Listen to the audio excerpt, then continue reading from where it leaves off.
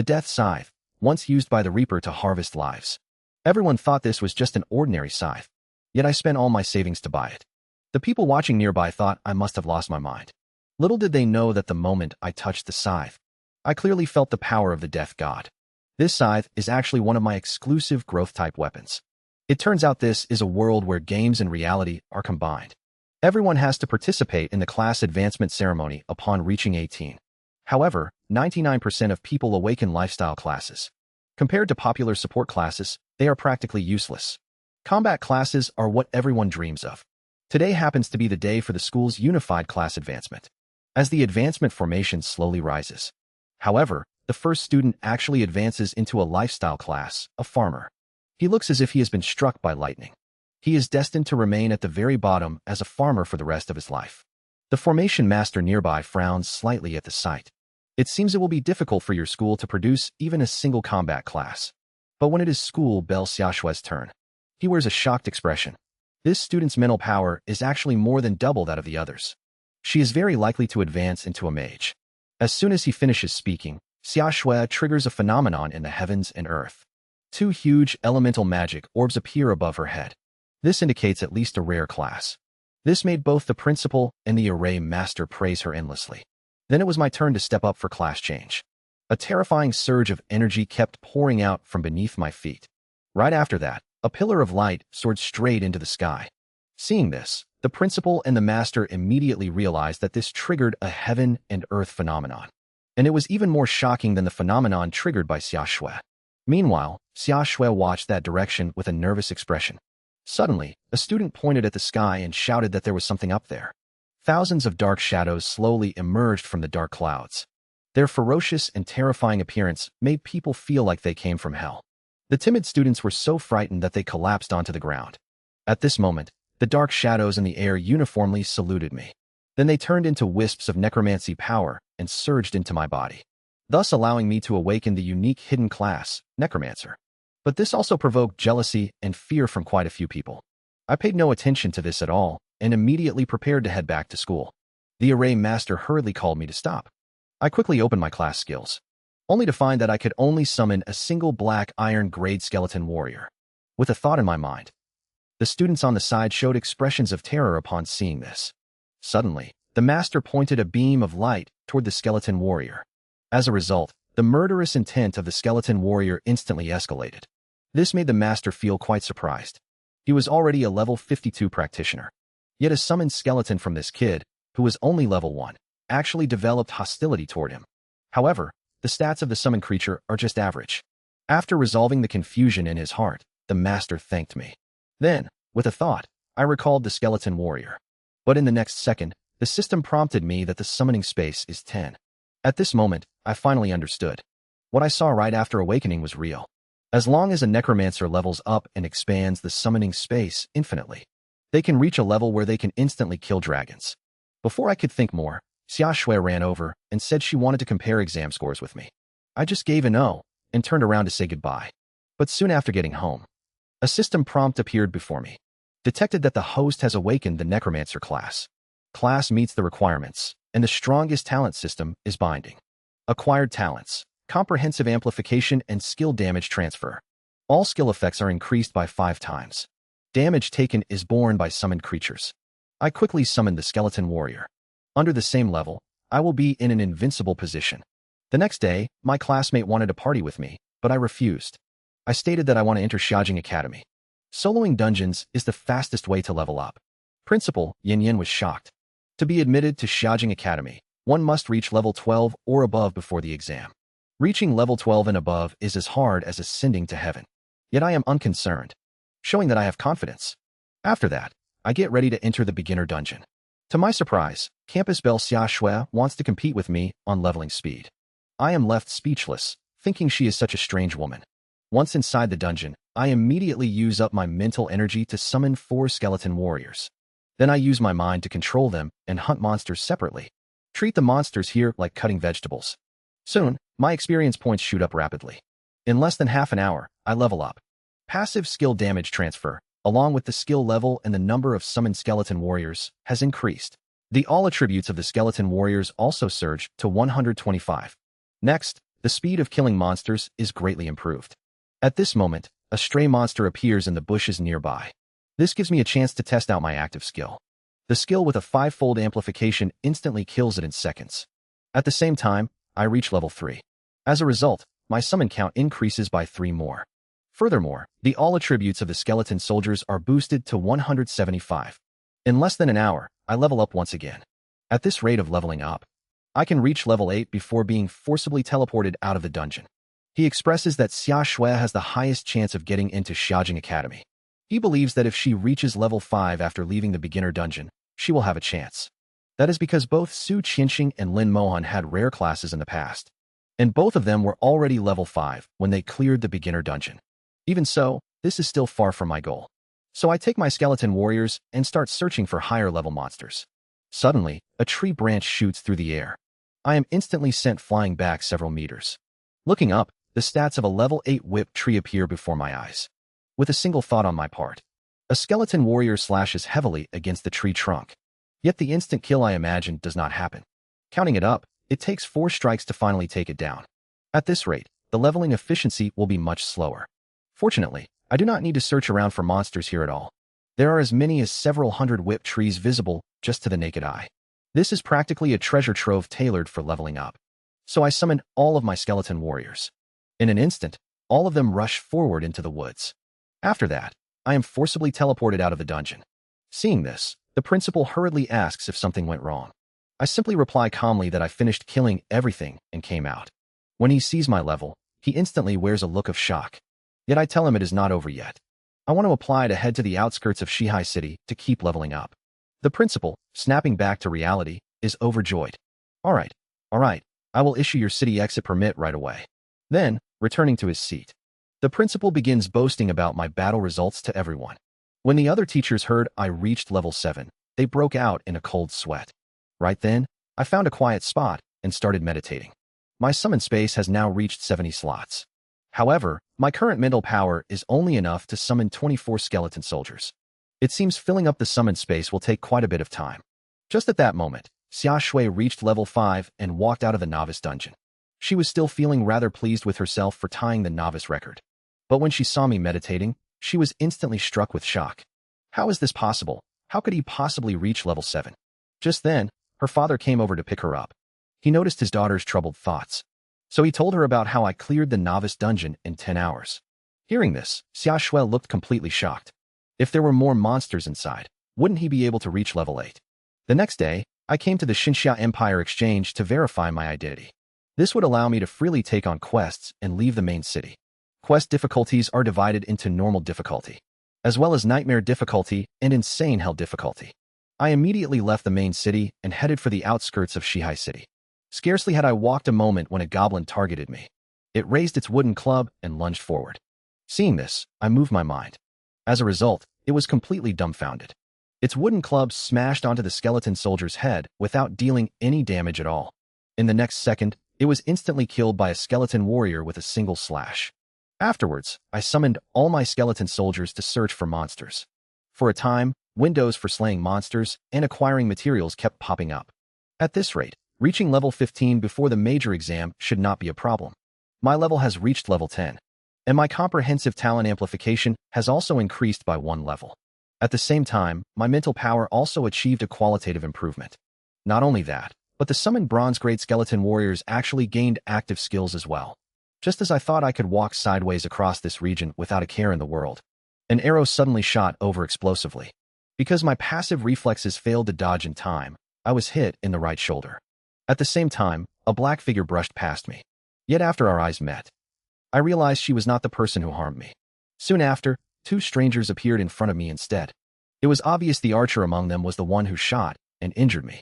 Yet they simply asked me if I had seen a person in black clothing acting as an assassin. However, I did not reply, and instead expressionlessly pulled the arrow out. Then my gaze narrowed. "Your arrow just hit me. Apologize to me." The man calmly said a brief sorry, while inwardly feeling shocked that just now. At this moment, another mage's expression sank. Upon discovering that the skeleton warriors beside me were undead summons, he then claimed that anyone who awakens this kind of class is definitely not a good person. Fortunately, his teammate reminded him on the side not to stir up trouble. So the mage reluctantly turned around and left. This also allowed the two of them to barely spare their small lives. You must know that if a real fight broke out, they would have died without a doubt. Next, I commanded the skeleton warriors to start crazily killing monsters. Since the experience required to level up after level 10 increased threefold, it calculation-wise required killing at least 5,000 goblins to advance one level. Following this leveling speed, I could at most reach level 16 before the major exam, even though she is a rare class blade dancer. Could it be that she cleared a nightmare difficulty dungeon with others for more experience points? Which was why she returned covered in injuries that time. After resolving the doubts in my heart, I decided to check it out myself tomorrow. Just at this moment, a figure slowly walked over. I immediately became alert. After all, people who come to this kind of place are never simple characters. Yet the first look at her revealed that she was the female assassin from daytime. She came right up and asked if I had any food. I took out a sweet potato and handed it to her. As a result, she wolfed it down in a millisecond. Then she frantically chugged a ton of water. After eating and drinking her fill, she started asking for my name. I just looked at her calmly without responding. Perhaps she saw that I was not good with words. So she suggested using detection skills on each other. Yet when our fingertips touched together, I did not get any useful information at all. Meanwhile, she looked at my status panel with a shocked expression. I have never heard of the Necromancer class. Could that skeleton this afternoon be your summoned creature? That is a rare undead creature indeed. Seeing that I still had no intention of speaking, she started to get anxious. Do not tell me someone as handsome as you is mute. I was instantly left speechless. Then I asked her why I could not see her information. Seeing that I could speak, she was extremely happy. Then she pulled a shielding badge out from her body. She told me that wearing it is enough to block detection skills. With that, she immediately destroyed the badge in her hand. Try using a detection skill on me now. I pointed a finger forward. Immediately, her information appeared before my eyes. She turned out to be a level 19 shadow assassin. Suddenly, she seemed to notice something. She quickly turned her head to look. And I also noticed 3 figures on the map surrounding us. Just then, Ningyi stood up and prepared to say goodbye to me. Suddenly, an arrow shot through the air. Fortunately, she reacted in time and barely dodged the arrow. Unexpectedly, this turned out to be an area marking skill. An arrow symbol appeared above both our heads. This is undoubtedly the most fatal thing for stealth assassins. Right after that, several figures walked out. I knew you guys were together. Rat-like filthy assassins paired with evil necromancers actually suit each other well. Seeing this, Ningyi quickly explained that I had nothing to do with this. She also stated that she was willing to hand over the intermediate skill scroll. However, they claimed they preferred killing people and taking their loot. Upon hearing this, Ningyi immediately reminded me to look for a chance to escape later. Then she smiled faintly and told me that night is the home turf of shadow assassins. She indicated that she had a way to get away, but I knew she was just comforting herself. If she could beat them, she wouldn't have been chased by them all afternoon. Not to mention, she had also lost her most important stealth advantage. At this moment, one of them shouted loudly and signaled to attack. The mage immediately cast Illumination. It can not only dispel the darkness, but also increase spell hit rate. The warrior raises his shield, preparing to defend against all attacks. Meanwhile, the archer's bow is drawn and ready to fire. The coordination between the 3 of them is seamless. Yet I remain completely unimpressed by this. With a wave of my hand, I summon a skeleton warrior. The mage instantly wears a look of disgust. He immediately casts a fireball spell at me. Seeing this, Ningyi hurriedly pulls me to dodge the skill. Unexpectedly, binding threads have already been laid beneath her feet. At the same time, the archer's skill shoots toward her as well. Ningyi's pupils constrict, thinking she is doomed. Yet the next second, her expression freezes completely. Several dark figures materialize out of thin air around her, shielding her in the middle. Simultaneously, the mage's fireball explodes against the skeleton warrior. The archer's skill is also easily blocked by the skeleton warrior. The charging warrior is sent flying by the skeleton warrior as well. Then, the skeleton warrior emerges from the blaze completely unharmed. The mage wears a look of utter disbelief at the sight. How is this possible, when this kid is only level 10? The other 2 are also filled with disbelief. Their own skills are completely useless against my summoned creatures. Suddenly, their expressions freeze. At the same time, necromantic flames begin to surface on their bodies.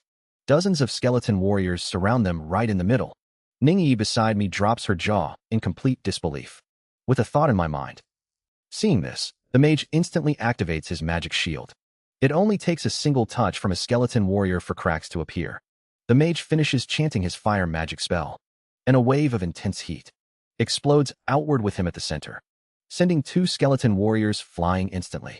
Yet right as his flames dissipate, the skeleton warriors charge straight at him, and in the next second his body is slashed into 3 pieces. The fleeing archer on the other side breaks out in a cold sweat. In less than 2.5 seconds, a level 20 combat class was taken down. Even with nearly 1,000 agility, he cannot shake off these skeletons.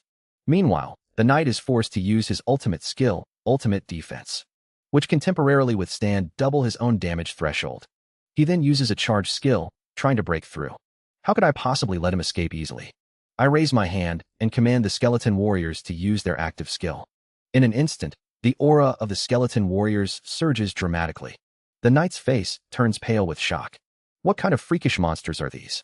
Having ridiculously high stats is one thing, but they can even use skills. As a red flash streaks past, his defensive skill is shattered in an instant. At this moment, he calmly accepts his death. Ning Yi is left completely dumbfounded watching from the side. Without even moving a muscle, 3 level 20 elites were wiped out. Following their deaths, their gear and items dropped to the ground as well. However, the dropped equipment is completely useless to both Ning Yi and me, so I have no choice but to sell them to the portable bank. The only useful item is a primary skill scroll, which grants the user a skill below level 20. The embarrassing part is that I have no idea how to use it. Ning Yi right beside me immediately notices my trouble and tells me to just shout the word use out loud. Hearing that, I follow her advice and yell it out. Nothing happens at all, and she even teases me for having a nice voice. It seems skill scrolls need to be activated through some kind of medium, so I try channeling my mental energy into it. In an instant, the skill scroll bursts into roaring flames. Along with a 10% body health cost, I also acquire the skill corpse explosion. Detonating a corpse can deal damage to targets within a 1-meter radius. Although this skill looks pretty trashy on paper, boosted by my talent's comprehensive amplification, and also detonate any killed corpses.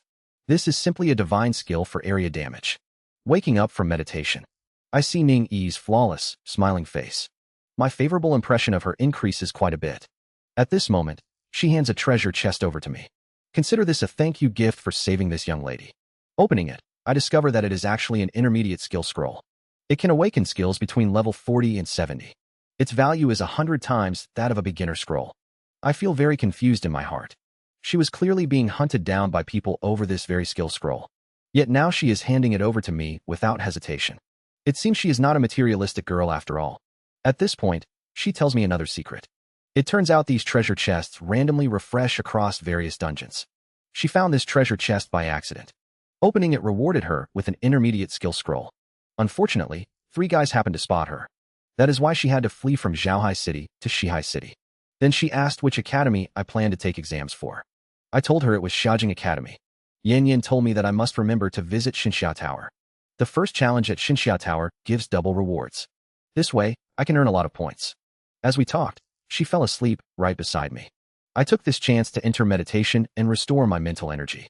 Early the next morning, Ning Yi and I parted ways. Before leaving, she reminded me to keep leveling up. She said once I get strong enough, I can take her along to level up. After she left, I returned to the spot where I fought yesterday. Looking at the 3 corpses on the ground, a bold idea formed in my mind. I slowly raised my right hand. Strange red light wrapped around my hand. At the same time, blazing flames ignited from the corpses. With a loud boom, they exploded.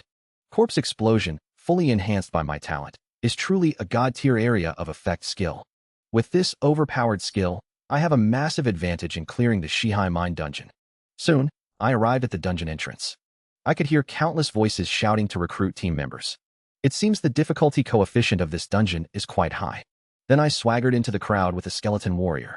I can freely choose between normal and nightmare difficulties for the challenge. Appraisal skill. A man used an appraisal skill on me at this moment. Not only did he fail to get any of my information, people nearby saw how strong I was and started inviting me to join their teams. However, I rejected them one by one. Everyone was shocked to see me enter the nightmare difficulty dungeon alone. Is this kid out of his mind? Our entire team is not confident about clearing the nightmare difficulty dungeon. How dare he solo it? As soon as I entered the dungeon, I spotted a goblin monster. I was surprised after seeing its stats.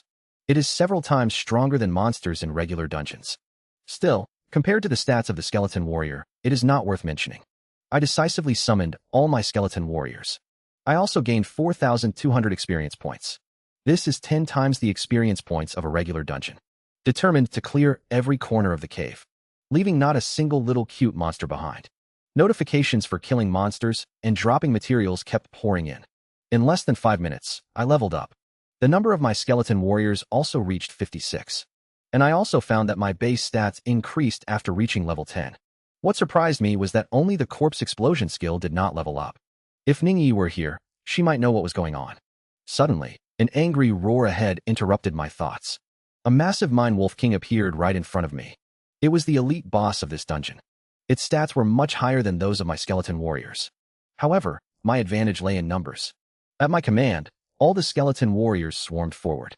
Meanwhile, the wolf king used its roar skill. But the damage was not enough to instantly kill my skeleton warriors. Next came the berserk strike from the skeleton warriors. In a fraction of a second, it was covered in wounds, knocking back the skeleton warriors on its body. Then it turned around and fled.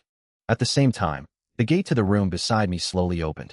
Dense pairs of glowing red eyes emerged from within, followed by hundreds of fierce wolves walking out. At the same time, their stat panels appeared as well. They were too weak, but they would do nicely as experience points. I immediately ordered the skeleton warriors to test their strength. They killed them instantly with a single slash. The experience points were as high as 2,800. Then I used the corpse explosion skill on its remains. The next second, a violent explosion erupted among the pack of wolves, wiping out a large group of fierce wolves in an instant. And I also gained a massive amount of experience points. Explosions echoed continuously one after another, going directly from 32% of level 11 to 72%. After the fierce wolves were wiped out, the figure of the wolf king suddenly reappeared. Fortunately, its feet are surrounded by the corpses of fierce wolves. Then I will be merciful and send them to reunite. Following a violent explosion, the wolf king collapses to the ground, and I only gain 15,000 experience points. However, the drop materials are quite valuable. Then I follow the passage deeper into the adventure. I find that the deeper I go, the higher the level of the monsters becomes. It has only been a little over an hour since I entered the dungeon, and I have already leveled up. At this rate of efficiency, if I farm a few more rounds, I can even reach level 19. At this moment, I notice a giant goblin sleeping in the deepest part of the mine. I immediately use detection on it. I find that its stats are terrifying, and it possesses 3 active skills. This is much more terrifying than the Wolf King. Suddenly, my detection wakes it up. Accompanied by a deafening roar, it leaps up. Then it swings a giant blade and slashes straight down at me. Yet just as the blade is 2.5 centimeters away from me, it abruptly stops. It seems an invisible force prevents the blade from moving forward even a fraction. All of this is due to the effect of the passive skill damage transfer. All damage is borne by the summons. I see the skull of a skeleton warrior begin to crack. The soul flame within its body also begins to dim. The next second, its body shatters into pieces. A casual strike has actually cost me 2 skeleton warriors. I suddenly realize my shortcoming is that my physique is too weak. Perhaps if this strike had landed directly on me, I was not killed in one hit, which means I need to stack more constitution from now on. At this moment, the skeleton warrior was being suppressed by the Goblin King. After all, the gap in their stats was simply too huge. So I summoned all the skeleton warriors to rush in together. The wounds on its body kept increasing as well. Suddenly, it radiated a dazzling light and leaped up fiercely. The shockwave generated the moment it landed instantly blew the skeleton warriors away. Right after that, it used the skill Flame Breath. In a split second, the skeleton warriors were swallowed by the scorching flames. I saw the health of the skeleton warriors begin to drop drastically. Seeing this, I felt a sense of danger and knew I had to interrupt its skill. Immediately, I tried using Soul Flame on it. Not only did it interrupt its casting, but it also set its head straight on fire. At the same time, all the skeleton warriors swarmed up. The recovering Goblin King showed unwillingness in its eyes. The next second, its huge body crashed to the ground. Then the system prompted that I gained 40,000 experience points, a bronze grade dagger, and a bronze grade wise robe, along with the crystal core of the Goblin King. I immediately put the robe on. It increased my spirit and constitution by 10 points each and reduced skill cooldown by 5%. At this point, my level reached level 12. My mental power reached 510, my summon count increased to 60, and my skills were significantly improved. Then I happily teleported out of the dungeon. Everyone watched me come out of the dungeon alive and instantly went into an uproar. Look at the knowledge robe he is wearing. He actually cleared the nightmare dungeon all by himself. Suddenly, everyone swarmed over. I chose to ignore them and slowly walked toward the outskirts. I figured I would use the dungeon cooldown period to meditate and recover my mental energy. At the same time, this dungeon made me realize the shortcomings of my physique. It also made me understand the uses of my skills. Corpse Explosion is an incredible divine skill for area damage when used well. Soul Flame can not only interrupt enemy skills, but its defense-ignoring attacks are hard for even bosses to endure. 12 hours passed quickly. My mental energy had basically recovered, so I prepared to head to the Shihai Mine dungeon to level up. But as soon as I arrived, I noticed something was wrong. The dungeon entrance was blocked off by a large group of people. I saw a man confronting a big shot from a guild. "Aren't you guys from the Dynasty Guild being too domineering? Why won't you let us enter the dungeon?" In the next second, members of the Dynasty Guild directly unleashed a fire skill on him. The man was instantly blasted, flying away. Seeing the man killed, the crowd was furious but dared not speak out. A mere freelance player dares to question our Dynasty Guild. Anyone else with a death wish is welcome to step forward and try. Seeing this, I asked a guy nearby about the whole story. From his words, I learned that the Dynasty Guild wanted to get the crystal core of the Goblin King.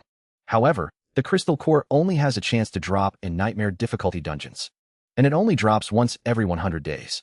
Today happens to be 100 days since the last drop. That is why they are not letting anyone enter the dungeon. Actually, they had already posted a bounty for collecting crystal cores long ago. However, the price was only 1/3 of the market rate. Not even a fool would sell the Goblin King core to them. And all this is because the young master of the Dynasty Guild wants to take the exam for Xiaojing Academy. That is why they are determined to get this piece of equipment. After clearing up the doubts in my mind, I walked straight towards the dungeon entrance. Who cares what guild they are? Trying to hinder my leveling is simply out of the question. The young man behind me kept trying to persuade me not to throw my life away. Yet I turned a deaf ear and continued forward. Then, I said coldly to the Dynasty Guild members, "Get lost. You are blocking my way into the dungeon." The redhead immediately flared up upon hearing this. "Do you even know who you are talking to, little punk?" My gaze instantly turned fierce. "Do not make me repeat myself." The redhead quickly cast inspection on me.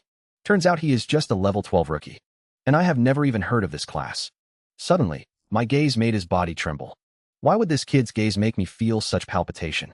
He then pretended to be calm and aimed his staff at me. "If you dare to take another step closer, do not blame me for being rude." The bystanders quickly advised me not to be reckless. Yet I paid no attention at all and walked forward a few more steps. In an instant, everyone in the Dynasty Guild drew their weapons in hostility. The next second, a skeleton warrior shot towards the red-haired mage like a bullet. "Even if you stand right there, you cannot break my shield." As a result, a skeleton warrior cracks it with a single slash. Before he can be surprised, the berserk strike of the skeleton warrior comes at him again. With a bang, the shield vanishes instantly. The red-haired man is also sent flying. Looking extremely battered, he immediately tells everyone to attack together. As his voice fades, a knight uses charge against the skeleton warrior. Watch me smash his summoned minion to pieces. Instead, he bounces back into the air as if crashing into a steel plate.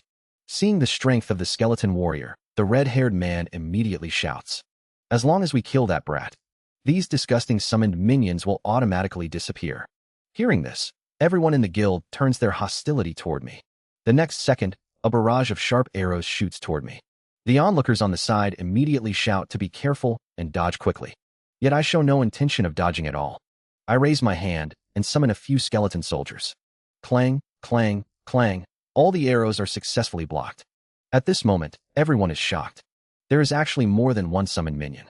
The red-haired man hurriedly tells the knight to block and buy time for his spellcasting. Immediately, a giant fire snake rushes toward me. This is the strongest skill of a level 20 mage, dancing fire snakes. And I still remain motionless. Black whirlpools appear in front of me once again. Just when the red-haired mage thinks he has succeeded, the fire snake skill explodes among the group of skeleton soldiers in front of me. Following that, dozens of skeleton warriors rush out from the firelight. Seeing this, red-haired completely panicked. This guy is a monster. Just how strong can a man who changed his class to Necromancer really be? Facing the siege of dozens of people from a top guild, he was completely unfazed. With a wave of his hand, he neutralized the attacks of top-tier powerhouses. On top of that, the skeleton warriors he summoned seemed impossible to kill no matter what. At this moment, the red-haired commander completely lost his calm. He hurriedly ordered all guild members to form up and face the enemy. Various buff spells from supports were cast upon everyone. Seeing this, I calmly reminded the onlookers nearby to step back. Then I raised my hand and cast a soul flame skill. The next second, on one of the men from the Dynasty Guild, raging flames ignited. The healer nearby immediately cast a healing spell on him. Red-haired smiled at the sight. However, the healer was now covering her mouth in terror. The next second, amidst everyone's terrified gazes, the man collapsed to the ground. At this moment, I led the skeleton army charging right into the guild's formation. The knight hurriedly activated ultimate defense to block them. In the blink of an eye, his barrier was shattered by the skeleton warriors. He was also swallowed by my soul flame. Nearby, red-haired completely panicked at this sight. This guy is simply a monster. At this moment, he had completely lost any will to fight. His mind was filled with only one thought, and that was to run. But how could I let him escape right under my eyes? Then I immediately used corpse explosion on the body of the knight on the battlefield. The next second, a violent explosion swept across a radius of 10 meters. The damage caused by the explosion was based on the knight's maximum health. Anyone caught in the explosion was instantly detonated as well. In an instant, everyone from the Dynasty Guild died in this explosion. Even their bodies turned into ashes. Afterward, I calmly wiped the bloodstains off my face. Then I slowly walked into the dungeon. Seeing this, the onlookers on the side panicked, claiming that the Dynasty Guild will definitely not let anyone go. They hurriedly told everyone to leave this place. Yet he was extremely puzzled. The place that was once bustling with activity was now completely empty. Even the people from his own guild were nowhere to be found. He began to suspect that something major had happened here, but thinking that the guild's strength could completely crush others, and seeing no signs of a fight here, he concluded that they had simply left this place ahead of time. After clearing his doubts, he led the group away from here. At this moment, I killed the Goblin King once again, but this time it only dropped a low-level monster core and some equipment. As expected, the Goblin King's core will no longer drop. Mage skill power increases by 3%, but the mage book that just dropped suits me right now. At this point, my level has already reached level 13. The remaining time is enough for me to run 5 more nightmare dungeons. Calculations show it can let me reach level 16. Immediately after, I stepped into the teleportation array. After coming out, I found that the surroundings were completely empty.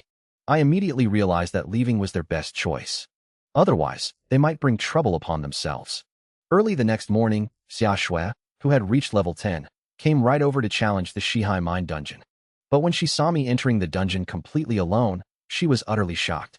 He is actually able to solo dungeons already. However, I am a rare class elemental mage. As long as I find a slightly stronger team, my leveling speed definitely will not be any worse than his. Thinking of this, her gaze became exceptionally resolute. Yet she could never have imagined that what I was soloing was not a normal dungeon, but a nightmare difficulty dungeon. At this moment, I arrived in front of the Goblin King once again. Without holding back at all, I raised my hand and summoned the skeleton army to surround and slaughter it. In less than 2 minutes, the Goblin King fell resentfully at my feet. I spread my hands, indicating that I did not want to kill it either, but it had no choice as it could help me level up quickly. There are only the last 3 times left, and it will be completely over. Afterwards, I came to the wilderness, intending to meditate and pass the dungeon cooldown time. Suddenly, a figure walked over. I saw Xia Shui looking disheveled as she asked about my level. I calmly told her that I was already level 14. Upon hearing this, Xia Shui instantly wore a shocked expression. What kind of freak leveling speed is this? She teamed up to run normal dungeons twice in a row just to barely reach level 11. Even if you solo, it is impossible to level up this fast. After speaking, she turned around and prepared to continue running dungeons. I was utterly bewildered, wondering if she did not have any cooldown time for dungeons. An hour later, she came out of the dungeon and saw that I was still sitting in the same spot. She immediately called for a party again. It was clear she intended to go all out. Another hour passed. Xia Shui collapsed breathlessly in front of me. At this point, her level had reached 12. Finally, I could not help but ask her why she could ignore the cooldown time of the dungeon. Just how strong is a man who changed classes to a necromancer? Dungeons that took others 2.5 hours to clear only took me 5 minutes. Campus Belle Xia Shui kept forming parties to run dungeons in order to catch up with my level. Yet she found that no matter how hard she tried, the distance between us only grew larger. So she finally gave up and collapsed beside me. I did not offer much explanation for this, but instead asked her why she could ignore the dungeon cooldown. Upon hearing this, Xia Shui was overjoyed. It seems there are still things you do not know as well as I do. Just say some nice things to me, and I will tell you. Hearing that, I was left speechless. Seeing that I stayed silent, she still pulled out a pocket watch and handed it to me. This cooldown amulet can cancel out dungeon cooldown times. However, it can only be used 10 times. I was very surprised to hear this. There really is such a good item. Something like this must be extremely precious. Seeing how heartbroken my dad looked when he gave it to me, it must be very expensive. Suddenly, she let out a loud cry. There are only 2.5 days left until the grand exam. I need to use up the remaining 7 chances. Even so, I still have to run the dungeon 9 more times to guarantee reaching level 15. After hearing this, an idea suddenly popped into my mind. I can take you through dungeons and guarantee you reach level 15. You do not even have to lift a finger the whole time. The condition is that we use this cooldown amulet together. Upon hearing this, Xia Shui agreed immediately. She figured she was tired and could use a strong fighter like me. After resting for 2 hours, I led her toward the dungeon entrance. Then I used the cooldown charm and selected the nightmare dungeon. This scared Xia Shui into a cold sweat. Did you just choose nightmare difficulty? When she entered the dungeon and saw the monster stats, she completely panicked. Lin Moyu, have you lost your mind? If this keeps up, we are going to die. She instantly thought about leaving the dungeon. Yet, thinking that quitting would make me laugh at her, she hesitated. In response, I explained that leveling up this fast is the way to go. And I told her that staying close to me would keep her safe. The next scene completely shocked Xia Shui. Those monsters, several times stronger than normal dungeon enemies, could not deal a single bit of damage to my skeleton warriors. Faced with my skeleton warriors, they could only flee in panic. Soon we fought our way to the lair of the elite boss, the Mine Wolf King. Then I threw the monster corpses around the Wolf King. Immediately after, I used Corpse Explosion. This effectively saves time in the dungeon. As corpse after corpse exploded among the pack of wolves, Xia Shui's experience points skyrocketed. The next second, the Wolf King crashed to the ground under her horrified gaze. She never expected that a Wolf King, which took her 4-person team half an hour to kill. I just raised my hand and instantly killed them. If she hadn't seen it with her own eyes, she wouldn't have believed a level 10 class could solo a nightmare dungeon. Yet the next scene shocked her once again. The Goblin King that took her team over an hour to meet now took less than 5 minutes. Just as she was in a daze, the goblin died under my corpse explosion skill. At the same time, my level rose to 15. Only now did she realize the gap between us could not be bridged by hard work alone.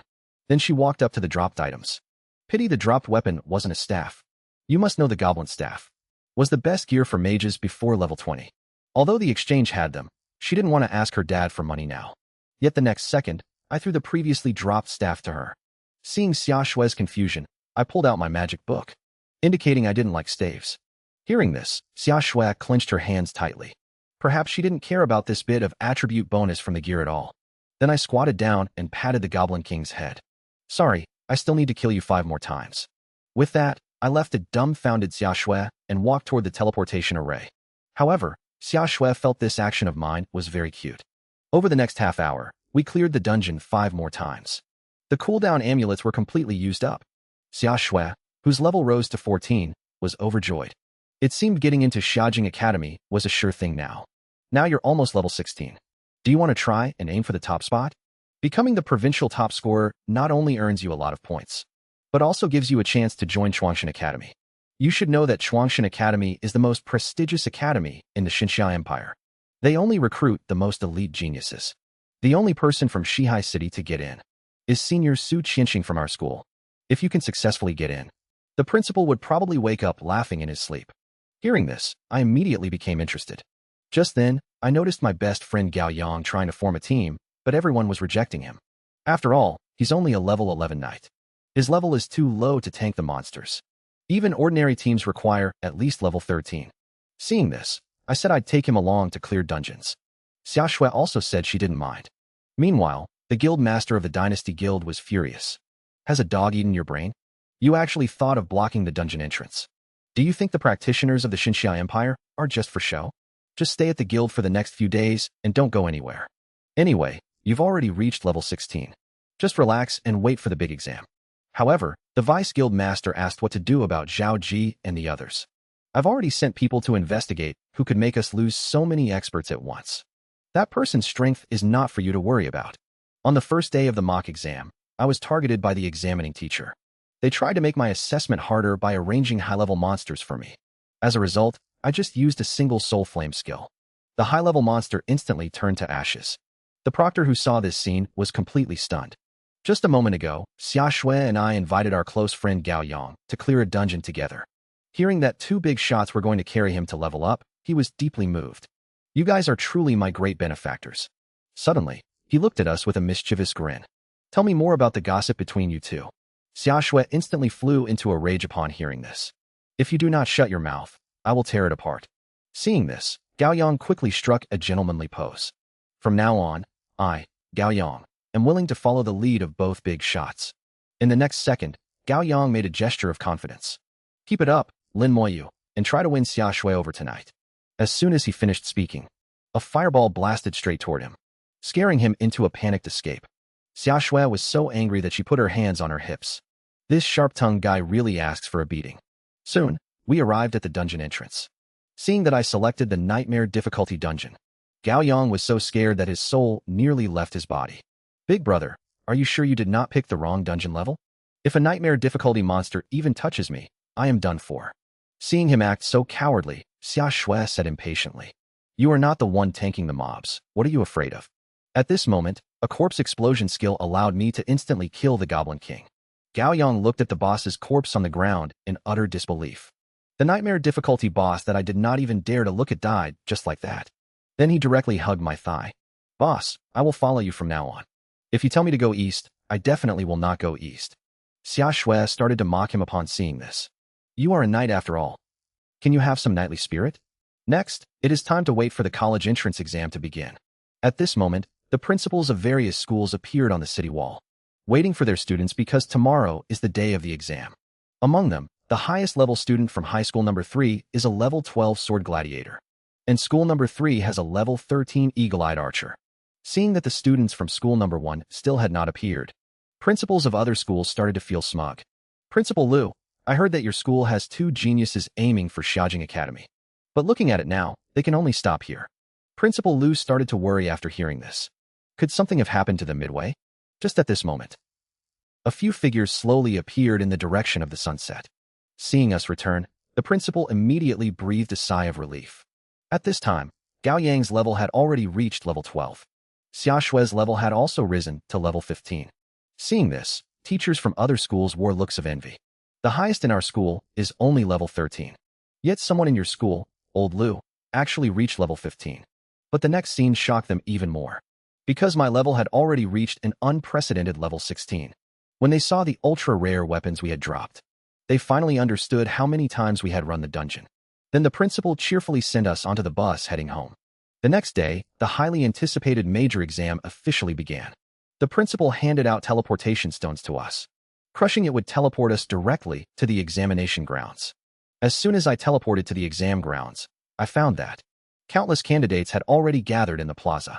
Suddenly, a voice echoed as a towering tower descended from the sky. The trial tower opened, arranging different test scenarios for various classes.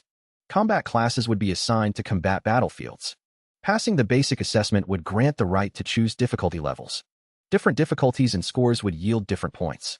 Points also represented the final score of this major exam. Equipment carried on the person could be used normally. Other than that, no other items could be used. Otherwise, qualification for the competition would be revoked entirely. At this moment, candidates began lining up to enter the trial tower. But when it was my turn to go inside, several people at the top of the tower started discussing. He is the new Necromancer class reported by Shihai City. According to the rules for rare mage classes, let us arrange similar monsters 2 levels higher than him. Suddenly, a high-level mage monster appeared in front of me. Meanwhile, the assessment task countdown was underway. As time arrived, I immediately used the Soul Flame skill. It took only 0.1 seconds to turn the monster into ashes. The proctor looked at this with utter disbelief. While other candidates were struggling hard in the exam, I was leisurely eating a sweet potato. The examiners watching this scene are all shocked. That is because the ones killing monsters in my examination room are my summons. Furthermore, every single skeleton warrior can instantly kill monsters. As it turns out, just moments ago, a single soul flame of mine instantly killed the mage monster. The examiners immediately lose their composure at the sight. What can we do when he kills monsters in an instant? It is completely impossible to test the upper limit of his class. At this moment, an elder puts forward a suggestion. That is to test me using the examination intensity mint for a legendary class. Soon, a level 20 examination monster appears before me. As a result, another soul flame of mine instantly kills it as well. Seeing this, the elder decisively states that testing is no longer necessary. Suddenly, a prompt is broadcasted. The next second, everyone's test scores appear in front of them, and my score of 0.1 is far ahead. Wang Hao, the vice president of the Dynasty Guild, sees this and gasps. He exclaims that I must have pulled strings. When I see the score rankings, I am also debating whether I should hold back. After all, my scores might actually scare people to death. At this moment, the broadcast announces that the second round of exams is officially starting. Candidates can freely choose one of 3 difficulty levels. Defeating higher difficulty monsters grants more points. The time limit is 30 minutes. In order to catch up to the top 3 in points, Wang Hao chooses hell difficulty without any hesitation. Xia Shui knows very well that she is not suited for soloing high-strength monsters. But she can win through sheer numbers. So she chooses the normal dungeon. As for the second-place stalker, she is a rare assassin-class profession. She is very strong in close combat and one-on-one fights. Therefore, she also chooses hell difficulty. At this moment, the gazes of all the proctoring teachers are fixed on me. They all want to know what difficulty I will choose. Of course I choose the highest difficulty, hell difficulty. After all, my combat stamina is enough to scare even myself. Suddenly, a level 13 elite monster appears before me. Yet I cannot even be bothered to look at its stats. It is simply too weak. 2 skeleton warriors should be enough. The skeleton warriors take out the elite monster with just a single basic attack. Unfortunately, it takes 5 seconds for monsters to respawn after being killed. The teachers watching this scene are filled with disbelief. He is actually able to summon 2 skeletons at once that can one-shot hell difficulty monsters. On the other hand, Wang Hao and the others are sweating profusely from exhaustion, while I am eating a sweet potato right in the middle of the exam venue. Soon, 30 minutes passed. Wang Hao slumped on the ground, panting heavily. He killed over 50. First place is definitely mine this time. Hearing the broadcast, Wang Hao was thrilled. He eagerly wanted to check the leaderboard. When he saw it, however, absolute disbelief filled his face. The spawn rate was 1 every 5 seconds. In half an hour, one could kill at most 320 monsters. Yet he somehow killed 301. Even the headmasters were shocked by my score. Mind you, the brilliant Su Pingxing back then only scored 700 points. Yet I still chose the difficulty. The highest held difficulty boss monster. The monster stats disappointed me once again.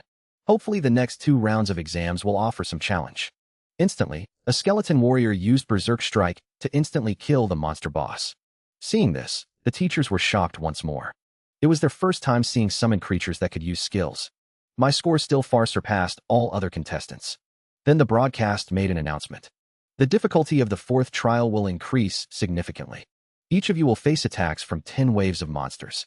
Regardless of whether the previous wave is cleared, the next wave of monsters will refresh in 1 minute. The final batch of monsters will be led by a boss. Kill all the monsters to clear the trial. I want to see how he handles this. The old man smiled upon hearing this. I think this round of trial still cannot stump him. As soon as his words fell, I raised my hand and summoned more skeleton warriors. Others revealed all their trump cards during the main exam. Yet I only used less than 1/10 of my strength. And the results still shocked the examining teacher to utter amazement. It turned out that just moments ago, facing the 4th round of trial, I summoned 2.5 skeleton warriors. Combined with my soul flame skill, I could still leisurely eat a sweet potato. It almost gave the examining teacher high blood pressure. Just how many trump cards does this kid have? The 4th exam was completely effortless for him. In contrast, other candidates wished their skills had no cooldown. The students who saw this scene were glad they gave up this round of trial. Seeing this, Gao Yang felt it was time to show off. He immediately told everyone the story of how I soloed the Nightmare Dungeon. As time passed, only 5 candidates remained in the trial ground. At the same time, the final wave of monsters was refreshing. Seeing this, Wang Hao used his trump card, Berserk. His strength and constitution increased by 500% for 5 minutes. After the effect wore off, he would enter a 30-minute weak state. At this moment, he slaughtered the monsters like a descending god of killing. The examining teacher quickly announced the trial results. 5 people passed the 4th round of trial, and my score is still far ahead of everyone else. At this time, Xia Shui and the others all thought their results were enough to get into Xiaojing Academy. However, the examiner stated that it is not that simple. Do not think you can rest easy just by entering the top 5. If your performance in the final trial is not outstanding enough, you will still be eliminated. You will be teleported into the war zone. Various types of monsters will spawn inside. The number of the first batch of monsters will exceed 100. This includes elite types, boss types, and even bosses. Monster kill score, 800, and the score for each stage is different. Once you enter the war zone, the examiner will only be able to see your score changes. So use whatever trump cards you have. At the same time, the first batch of monsters has already spawned. Moreover, I can only see their levels and not their stats. What surprised me even more was that a skeleton warrior could not kill one in a single slash. If one slash does not work, use two, and then use the corpse explosion skill on the monster's corpse, instantly killing 10.5 monsters. Meanwhile, the examiners outside looked at my score in disbelief. 500 points were added all at once. Did he kill 10 monsters at the same time? At this moment, I planned to wait for the monsters to get close and use the corpse explosion skill again. As a result, I found that the corpses here can only exist for 10 seconds before disappearing. Seeing this, I had no choice but to summon more skeleton warriors. 9.5 skeleton warriors are just enough to draw the remaining monsters. Soon, all the monsters are gathered together. Next, I use the corpse explosion skill. The explosions triggered by the monster corpses continue endlessly. At the same time, my points are increasing wildly. 4,500 points are added in an instant. The Elder is completely stunned upon seeing this scene. What kind of class is the Necromancer anyway? Where is his true limit? After clearing out all the monsters, I think I have to wait for them to respawn. Instead, countless fireballs rain down from above in the next second. Seeing this, I quickly have the skeleton warriors block this wave of attacks for me. Once the attack passes, a group of level 16 orc mages comes into view. Seeing this, I just smile calmly. Is it my turn now? While other candidates are paralyzed with fear facing the enhanced monsters, I treat them as experience to level up. Just by summoning 100 skeleton warriors, I leave the other candidates completely dumbfounded. A single corpse explosion skill breaks the Abyss Demon King out in a cold sweat. As it turns out, hundreds of monsters tainted by the Abyss power have just respawned simultaneously. Not a single candidate dares to step forward and fight after seeing this scene. But I do not want to sit around and wait like them. So I walk straight toward the monster group. Xiaoshui behind me hurriedly calls out to stop me. Lin dummy, what are you doing? There are hundreds of enhanced monsters over there. Yet I turn a deaf ear. However, my actions instantly caught the attention of the other examinees. At the same time, it stirred up their fighting spirit. The next second, all the examinees followed closely behind. The people of Xinxia do not fear battle, nor do they fear death. Then, when we were less than 50 meters away from the monster horde, I began summoning more skeleton warriors. In just a fleeting moment. Moreover, their speed directly shocked the examinees. Their damage and defense were even more terrifying. Taking a monster's full-strength blow head-on only cost them 1/5 of their health. From this, I deduced that the enhanced monsters had a strength of around 3,000. Based on the damage they endured, I estimated their constitution to be around 3,500. Although their health was relatively high, the damage from my corpse explosion skill would become even greater. What surprised me even more was that killing these monsters actually yielded a massive amount of experience points. In an instant, the violent explosion attracted the attention of all the examinees. Even more intense explosions erupted continuously within the monster horde. In a split second, all the monsters on the battlefield were reduced to nothingness. The examinees who saw this scene were stunned into silence. However, this also caught the attention of the Abyss Demon King within the Blood Moon. The next second, more monsters poured out from the Blood Moon. In a flash, the examinees were surrounded by monsters once again.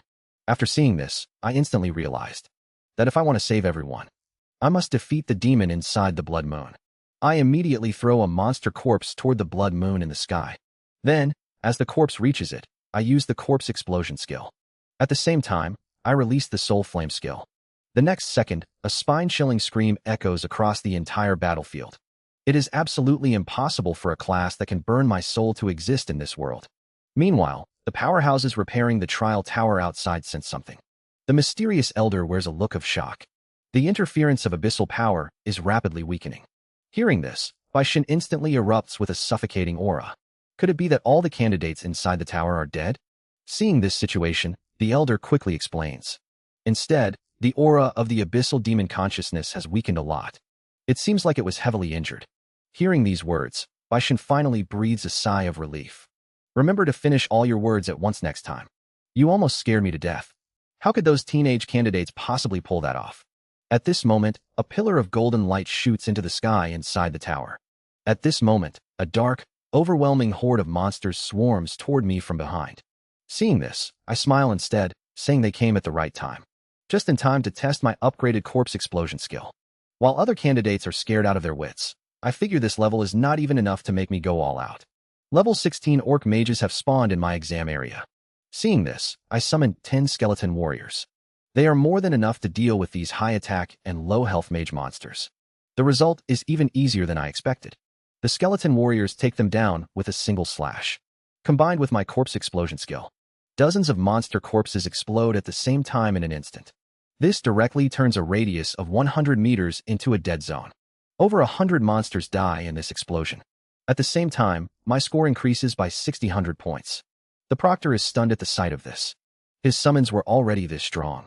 And now even this area of effect skill is so overpowered?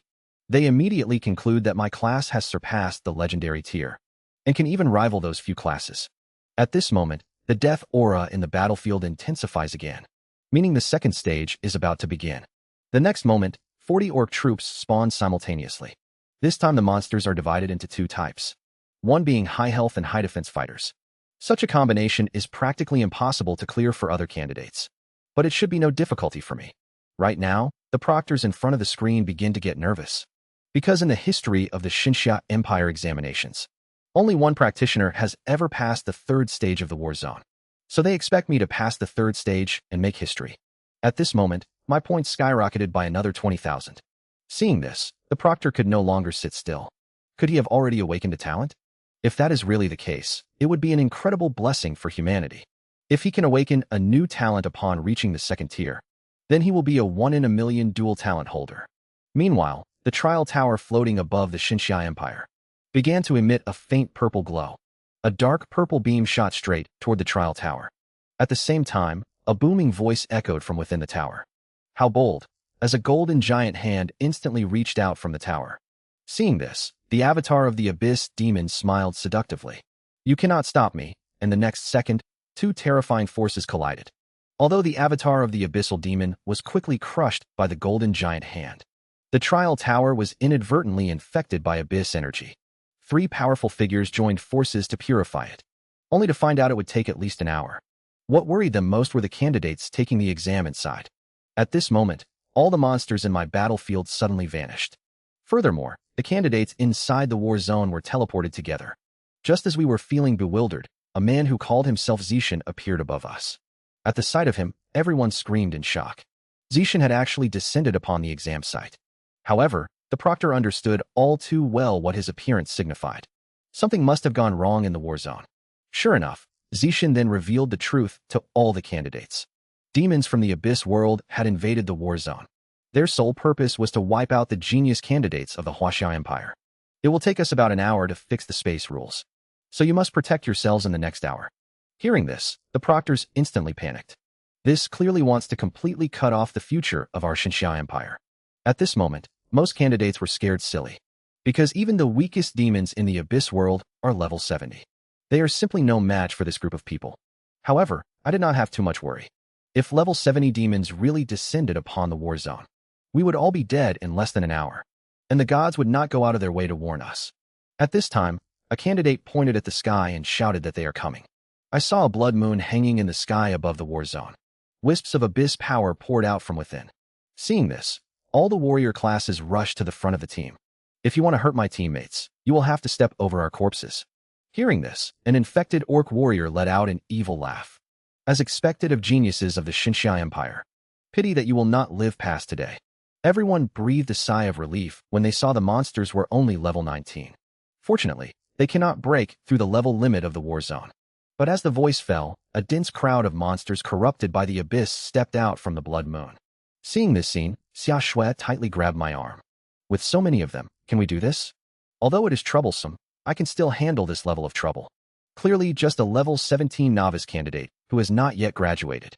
Yet he instantly killed a level 90 abyss demon king that even the examiners could not defeat. In the end, his score ranking crushed all opponents and won the national top scholar title. It turns out that just a moment ago, my corpse explosion skill unexpectedly upgraded itself during the battle, dealing 15% damage based on health, while the explosion range also doubled, allowing me to instantly kill monsters that previously required multiple attacks. In the blink of an eye, my level increased by 1. The candidates who saw this were completely shocked. This guy is actually using abyssal monsters to level up. At this moment, the monster corpses on the battlefield were thrown into the air, rushing toward the blood-red moon above. Seeing this, the Abyss Demon King knew that this remnant soul of his was about to perish.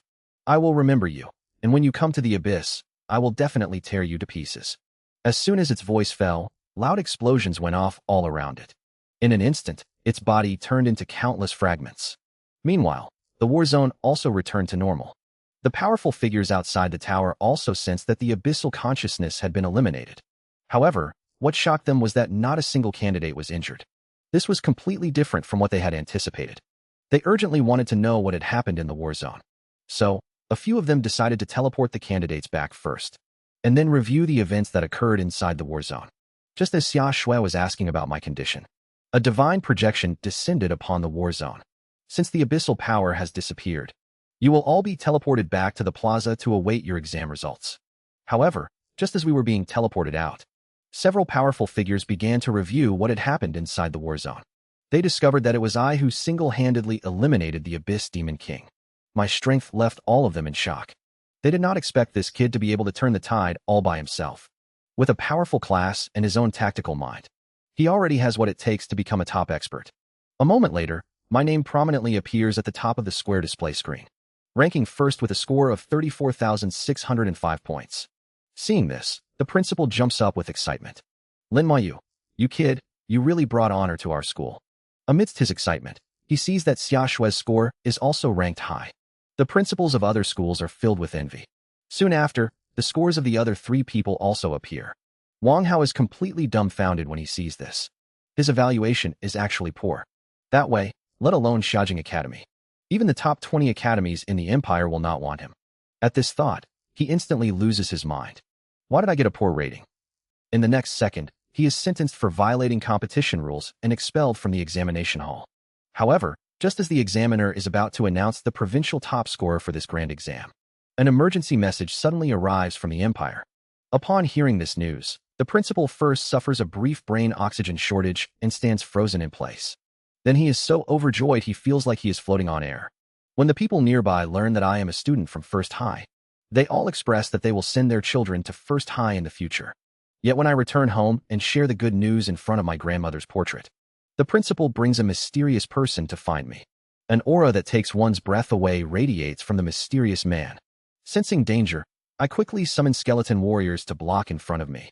Seeing this, the man immediately conceals his aura. Such a reaction is truly worthy of a national top scorer. Recognizing who has come, I quickly bow and salute him. It turns out this mysterious person is Bai Shun. He says he came to talk about my entry into Xiaojing Academy. During our conversation, he suddenly notices the skeleton warrior I summoned. Clearly, your summon's 4 basic stats are only 250. Yet how were you able to turn the tide in the war zone? Hearing this, I am taken aback.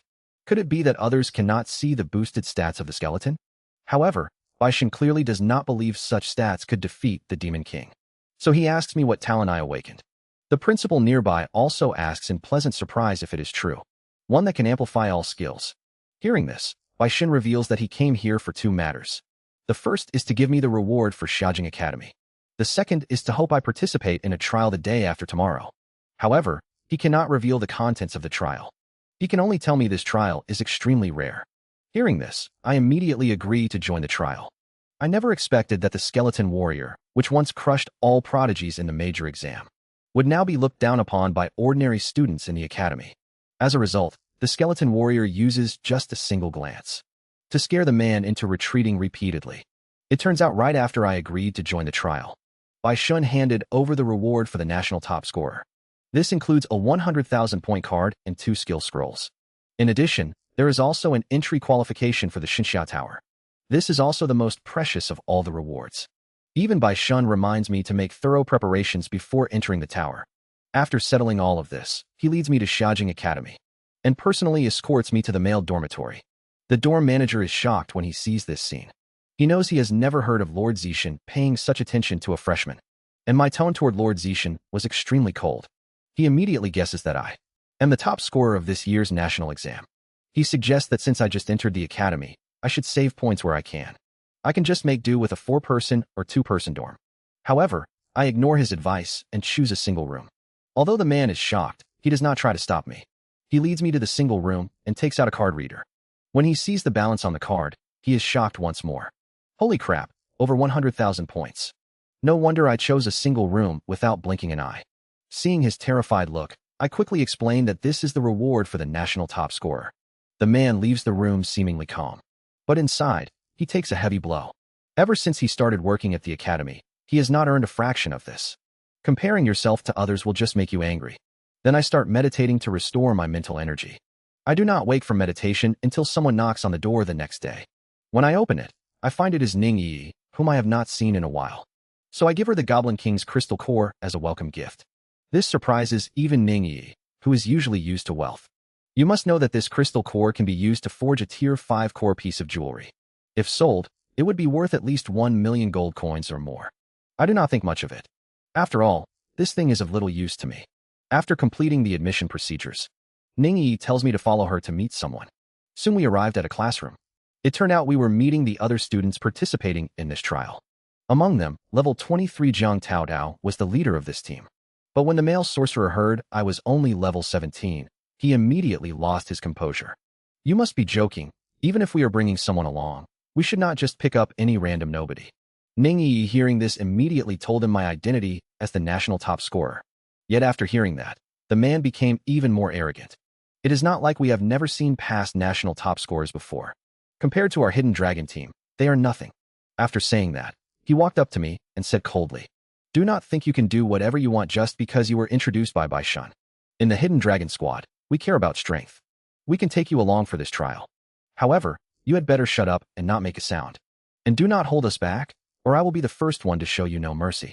Hearing this, I let out a deep sigh. I thought Xiaojing Academy would be a nice place.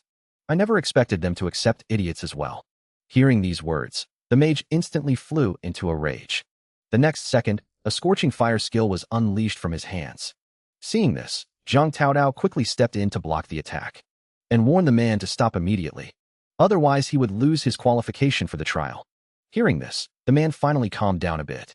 "Relax, I know my limits. I was just testing the newcomer who took my brother's place." Jiang Taotao reminded him once more not to cause trouble. Since he is someone personally introduced by Lord Bai Shun, he must have extraordinary abilities. If you remain this reckless, you will pay the price sooner or later. And at this moment, Ning Yi brought me to the shop to buy some items. After finishing everything, I returned to my dorm and used the skill scroll. Range not only reached 50 meters, the duration even reached 10 minutes. Although slightly inferior to summoning and attack skills, this curse skill is also exceptionally important. I really hope to learn more skills from other systems in the future.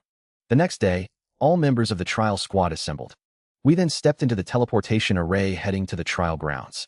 To my surprise, the legendary Xinxia Tower was actually floating in midair. We were quickly teleported to a small island named Mermaid Island. A mission stone also appeared in front of us. After touching it, I clearly understood the task for this trial. The mission is to defeat the final boss of the dungeon and obtain 3 Mermaid's Tears. However, Mermaid's Tears only have a chance to drop in Nightmare difficulty dungeons, and only a total of 3 will drop. Seeing this mission, Jiang Taotao became worried. This is because Mermaid's Tears can be used to craft a special piece of equipment. Therefore, not only the Xinxia Empire comes to Mermaid Island every year, but also geniuses from other empires. Therefore, there are no less than dozens of teams participating in this dungeon. Our team's chances of getting the Mermaid's Tear will be greatly reduced. As she speaks, Jiang Taodao's expression starts to turn serious. What worries me most is that the empires teams might start fighting among themselves. After all, this kind of thing has happened often in the past. So before setting off, Jiang Taodao had the priest give everyone buffs to ensure safety. After the buff, my overall attributes actually increased by 30%. My skill damage also increased by 20%. I wonder if this can be applied to the skeleton warriors. So I immediately summoned a skeleton warrior and had the priest use a buff skill on it. Seeing this, the mage starts mocking again. It cannot even receive status buffs. It seems this summoned creature is just as trashy as its master. But just as he finished speaking, the skeleton warrior emits a terrifying aura. The man is instantly scared back repeatedly by this aura. When he reacts and wants to save face, he is stopped by Jiang Taodao. Yet he knows very well in his heart that he cannot possibly be my match. Because the moment the skeleton warrior looked at him, he felt the breath of death. Then Zhang Taotao leads us toward the dungeon entrance. However, we encounter wild monsters blocking the way along the path. Fortunately, the levels of these monsters are not very high, so everyone starts clearing out the wild monsters while moving forward. But as we get closer to the center of the island, at this rate, it will take at least 3 hours to reach the dungeon entrance. So Zhang Taodao comes up with a plan. Miao Yu is responsible for controlling the monsters along the way, while everyone else just charges forward. As a result, they still fall behind the other teams, and the monsters ahead become even more numerous. Even Miao Yu states that she cannot control the higher-level monsters in front of her, and say that the task of clearing the monsters can be left to me. A man enters the trial dungeon for the first time, only to be besieged by the geniuses of the entire empire. Yet I merely summon less than a tenth of my skeleton warriors, and scare all the proud prodigies so much that they do not dare to get close at all. It turns out that while our team was heading towards the dungeon entrance in the middle of the island, we encountered a large number of high-level monsters blocking the path on the way. This caused our progress to lag far behind the other teams. For this reason, I state that I will handle the monsters along the road. Hearing these words, the blonde guy lets out a sneer. What can a level 17 rookie like you do? I have not seen you lift a finger the entire way. I think you should just honestly hide behind the women. Although Zhang Taotao knows he is just venting his frustration, she still has to ask if I really have a way to deal with the monsters. Instead of replying, I simply raise my hand and summon a single skeleton warrior. Seeing this, Zhang Taotao suddenly has a flash of realization. Right, you can use the skeleton warrior to draw the aggro of the monsters. The rest of them rush towards the center of the island with tacit understanding. They only stop when they reach a safe zone. Team leader Zhang Taodao quickly expresses her thanks to me. However, Blondie accuses me of should have done this from the start. Otherwise, we would have reached the dungeon entrance long ago. I turn back and warn him that this is the last time. Unexpectedly, he becomes even more insufferable. Even though your summons attracted the monsters and helped out, it still does not change the fact that you are trash. Just as I prepare to step in and teach him a lesson, Miao Yu beside me suddenly shouts to run. A group of monsters suddenly appears ahead, charging toward us. Zhang Taotao instantly recognizes that these monsters were summoned by someone. It is precisely the legendary class Shikigami Summoner from Y Nation. As the man flings the paper figurines from his hand, the paper figurines instantly turn into terrifying ancient deities. Zhang Taodao suddenly realizes he is doing this to stop us from going up. However, our team is not the only one affected. Other teams from the Xinxiao Empire are also being blocked by them. Before leaving, the man does not forget to taunt us. If you cannot hold on, just use your mission stones to teleport away. This year's Mermaid's Tear belongs solely to our great W country. Seeing me get ready to summon, the others now pin all their hopes on me. However, a single skeleton warrior can only attract 1/3 of the monsters. Just as everyone feels disheartened, then a third one appears right after. Everyone seeing this scene praises me repeatedly. Despite this, Blondie still wears a look of utter disdain. Soon, everyone starts charging toward the peak. The man who was just feeling smug is shocked by this sight. Those monsters should have been able to stall them for several hours. Why did they catch up so fast? So he tells the archers lying in ambush on the mountain to stop us. The next moment, countless arrows shoot out. Seeing this, I have the skeleton warrior block in front of everyone. The group, whose formation was disrupted by this wave of attacks, starts panicking and suggests forming a strongest team among everyone. Only then can they fight against the people from H Nation. Upon hearing this, Blondie instantly gets an idea. He tells Zhang Taotao that he wants to go to another team. He says she should kick me out of the team and he will stay. He is very confident in his heart. He thinks Zhang Taodao will definitely kick me out just to keep him. Just as he is ready to watch me make a fool of myself. Blondie wears a look of disbelief upon hearing this. You are actually making me leave the team for a level 17 weakling. Do you not want to enter Chuangshan Academy? Even though I really want to, as an elven knight, I have my own beliefs. Hearing this, Blondie sensibly quits the team. I hope you do not regret the decision you just made. To keep others from easily giving up on the trial, I state that I can carry them through the dungeon. At first, Zhang Taotao does not believe it. But seeing Ning Yi trust me so much, she gradually starts to believe it as well. So we set off towards our destination. As soon as we reach the mountaintop, we find two groups of people on both sides of the waterfall. The H Nation people on one side keep issuing threats. Anyone from the Xinxia Empire who approaches the dungeon entrance will die. However, I ignored them completely and walked straight toward the entrance. Seeing someone take the lead, the rest of the Xinxia country team rushed in as well. The blonde-haired guy sneered when he saw this. Are a bunch of fools going to their deaths? The people from Country Y responded the very next moment. They summoned ancient deities, unleashing countless arrows that rained down on us. Jiang Taotao quickly raised her shield to block in front of us upon seeing this. Yet she completely failed to notice my actions. I slowly raised my right hand, and black phantoms surged from the ground like a tidal wave. In an instant, rows of skeleton warriors blocked all the incoming arrows. With a casual slash from a skeleton warrior, that deity was instantly killed. Everyone stared in shock at this sight, finally understanding why Bai Shun had personally recommended me. Even the people from Country Y were stunned into silence with jaws dropped. What kind of monstrous class is this?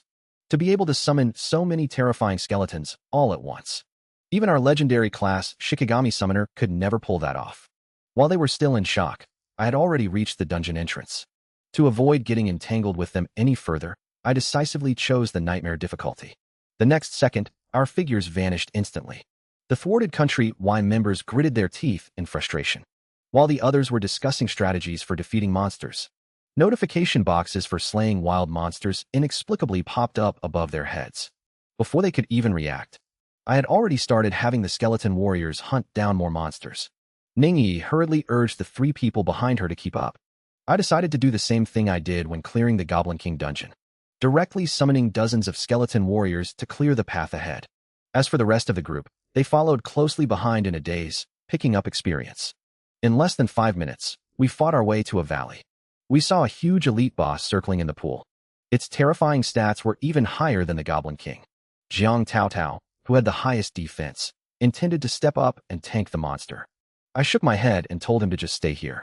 Right after that, I summoned several skeleton warriors to charge forward together. Yet its speed was far too agile. The skeleton warriors could not even touch a single hair on it.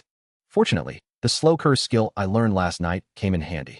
In an instant, the snake monster's speed was drastically reduced.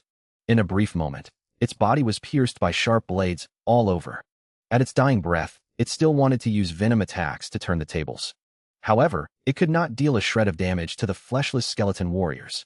In the end, its head was pierced right through by a skeleton warrior's sword. And as the snake monster was killed, everyone's experience points surged by a huge margin. This monster-killing speed was simply appalling. Then we began advancing toward the end of the dungeon. Soon, a magnificent palace came into view. This was clearly the residence of the final boss, the Mermaid Queen. Yet the monsters patrolling outside were too numerous to count. Moreover, all these monsters were enhanced elite monsters. Seeing this, Jiang Taotao began to feel timid in his heart. However, these were just experience points to me. So I summoned the skeleton warriors to rush toward them. The foolproof skeleton warriors finally hit a snag this time, facing the Mermaid Queen with her ultra-high 4-dimensional stats. A single strike alone caused me to lose a full 12 skeleton warriors. Thus, my skeleton warriors made their second all-out sortie. It turns out that just moments ago, we swept all the way to the palace of the Mermaid Queen. Yet there were hundreds of enhanced elite monsters surrounding us. Just as the others were still worrying about how to deal with these monsters, I had already summoned the skeleton warriors to charge in and kill them. The commotion instantly caught the attention of the mermaid guards. The next moment, they activated their skills and rushed straight at us. Seeing this, I ordered all skeleton warriors to use Berserk Strike, followed immediately by Corpse Explosion. Seeing this scene, the others could not believe their eyes. Good grief, what kind of overpowered skill is this? Experiencing the feeling of being flooded with experience points for the first time feels simply amazing. As all the monsters were wiped out, the palace gates slowly opened, and the true form of the Mermaid Queen appeared. I saw that all 4 of her core stats exceeded a terrifying 5,000. And the moment she made her entrance, the eyes of Ningyi and the others went blank. I immediately realized that the Mermaid Queen comes with a charm effect, so I used wakefulness to awaken them.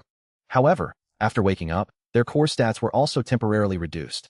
At this moment, the aura of the Mermaid Queen suddenly surged. I could tell she was preparing to cast a skill, so I ordered the skeleton warriors to interrupt her casting. The interrupted Mermaid Queen raised her trident and began to channel power. In the next second, the trident shot out like an arrow. The health bars of the skeleton warriors who were hit instantly vanished. Seeing this, Jiang Taotao quickly asked the priest to cast buffs on her. She intended to go up and tank the monsters to buy an opening for the skeleton warriors to get close. I told them there was no need. I raised my hand and cast Slow Curse on the Mermaid Queen. Chains of binding wrapped around her the next second. The slowing effect vanished instantly. That strike also cost me 12 skeleton warriors. Seeing this, Zhang Taodao quickly told me to recall the skeleton warriors, saying it was their turn to contribute. However, I raised my hand and summoned even more skeleton warriors. Hundreds of skeleton warriors burst out from the ground in an instant. This sight left everyone frozen in shock. After a war of attrition, the mermaid queen quickly fell into a disadvantage. Rained down on her continuously.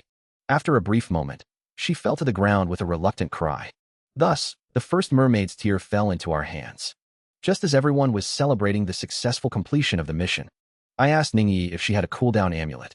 Everyone was utterly shocked upon hearing this. You do not intend to get all 3 mermaids' tears, do you? Soon we exited the dungeon. People from the Sakura Nation started mocking us. They came out in less than half an hour. They must have realized they could not beat it and retreated voluntarily. Ling Zhun, who loved watching the chaos, also kept sneering. In contrast, our compatriots from the Xinxia Empire comforted us that returning safely was enough. To everyone's absolute surprise, Ning Yi actually used a cooldown amulet right in front of everyone. Before anyone could react, Ning Yi and I re-entered the dungeon. The other 3 chose to stay outside so they would not drag us down. To avoid any potential complications, I directly activated performance mode. Using my previous experience, I formulated a strategic plan. It took less than 5 minutes to take down the sub-boss. I pushed forward and wiped out all the elite monsters around the palace in one go. Having fought the Mermaid Queen before, I had an even better strategy in mind. The moment she stepped out of the palace, I cast Slow Curse. At the same time, I used Corpse Explosion on the monster remains around her, accompanied by a continuous chain of explosions. The Mermaid Queen was instantly reduced to ashes. She never could have imagined that as a dignified final boss, she would be taken out before she even had a chance to speak. This time, not only did I obtain a mermaid's tear, but I also got 2 silver-grade daggers and a silver-grade magic book. Meanwhile, Ningyi's level also increased by 1. This excited even Ningyi, who normally dislikes grinding levels. So she quickly urged me to restart the dungeon. Seeing us teleport out in less than 10 minutes, Zhang Taotao and the others were once again shocked. It seems Lin Moyu's strength is even more terrifying than we imagined. Then Ningyi and I entered the dungeon again. This time, the clearance time was even faster than before. With this, all 3 mermaids' tears were now in our hands. As we teleported out once more, the people from Sakura Nation could no longer hold back their laughter. That is hilarious. Did you run away without killing a single monster? What a waste of that cooldown amulet. Just as their words trailed off, the light at the dungeon entrance begins to dim. Everyone understands this means the dungeon is disappearing. However, the dungeon only disappears when 3 mermaids' tears are obtained. And we happen to enter 3 times. Realizing this, the people from Sakura Nation immediately surround us. They force us to hand over the mermaids' tears, while our compatriots from Xinxia Empire join the fight upon seeing this. At this moment, the war between Xinxia country and Sakura Nation officially begins. Summoning 2 Shikigami at once. That terrifying pressure instantly leaves the weaker people breathless. Seeing this, I directly cast a soul flame. The cyan flame quickly flies toward the 2 Shikigami. The moment they make contact, both Shikigami perish on the spot. Seeing this, the Shikigami summoner flies into a rage. He pulls out a talisman. A creature holding a giant axe appears in the sky. This is precisely the Shikigami summoner's natal Shikigami, the giant axe god. Seeing this, I order the skeleton warrior to use Berserk Strike on it. As a result, it is killed with a single slash.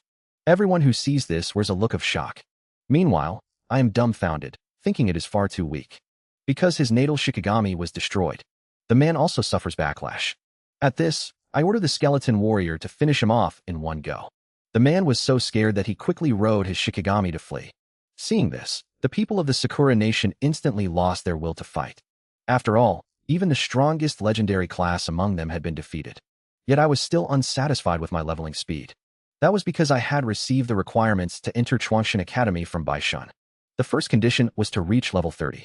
The rest of the Sakura Nation people completely lost their previous arrogance. As I summoned 5 more skeleton warriors to join the battlefield, the timid ones were instantly scared into fleeing in panic. With him taking the lead, all the people from the Sakura Nation also began fleeing the peak one after another. Seeing this, the people of Xinxia country were overjoyed. Look at how arrogant these cowards were before, and how pathetic they look now. Meanwhile, Ling Zhen on the side was filled with regret. If he had not left the party back then, he would have completed the trial by now as well. As Zhang Taotao crushed the teleportation stone, We returned to Xiaojing Academy. Soon, I received a message sent by Shun, asking me to find him at the Academic Affairs office, as he had already reviewed the recording of this trial task. He then told me about the use of the mermaid's tear. He would try his best to grant one of my requests. With that, he asked me what I wanted.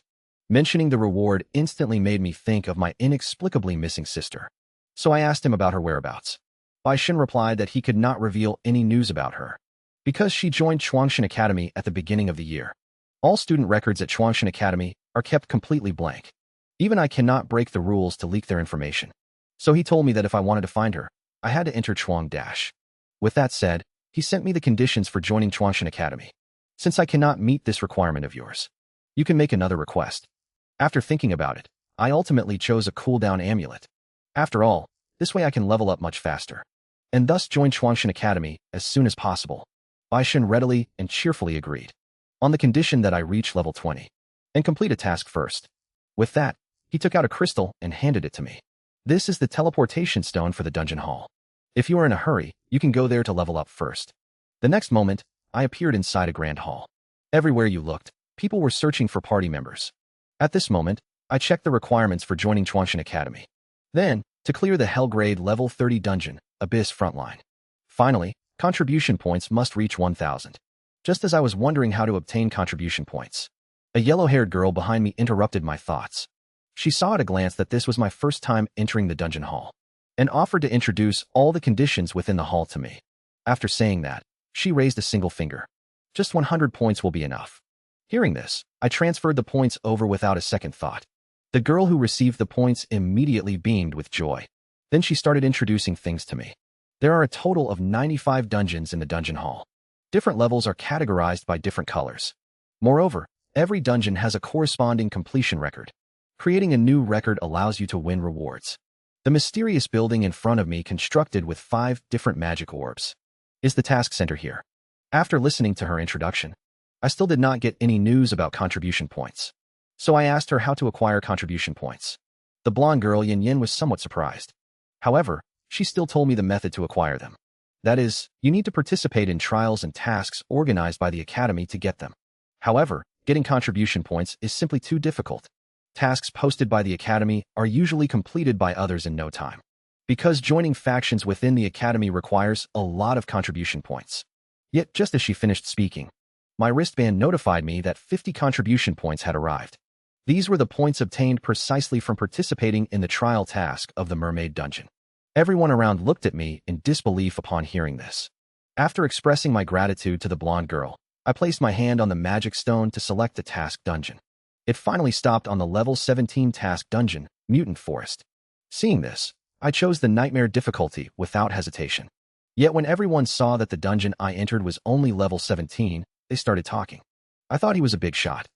Turns out he is just a rookie. Could it be he just got regular points instead of contribution points? After entering the dungeon, I immediately summoned skeleton warriors to clear out the mobs. As for myself, I went straight to look for the boss to save time. Soon, I found the tracks of the boss in a pool of water.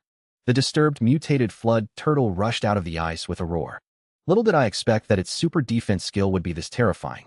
Even the berserk strike of the skeleton warriors failed to deal much damage. Seeing this, I finally understood why the clear record had never been broken. However, this defense meant nothing to me. With that, I threw a soul flame at it that could strike the soul directly. The moment it made contact, it let out a painful wail. Unknowingly, it exposed its most vulnerable belly to the outside. The next second, the skeleton warriors swarmed forward. In an instant, it lay on the ground and was finished. My experience bar also instantly surged by 30%. At the same time, the bell in the dungeon hall suddenly rang. The red orb in the center of the hall also lit up accordingly. The next second, the clear record of the mutated forest that I refreshed appeared.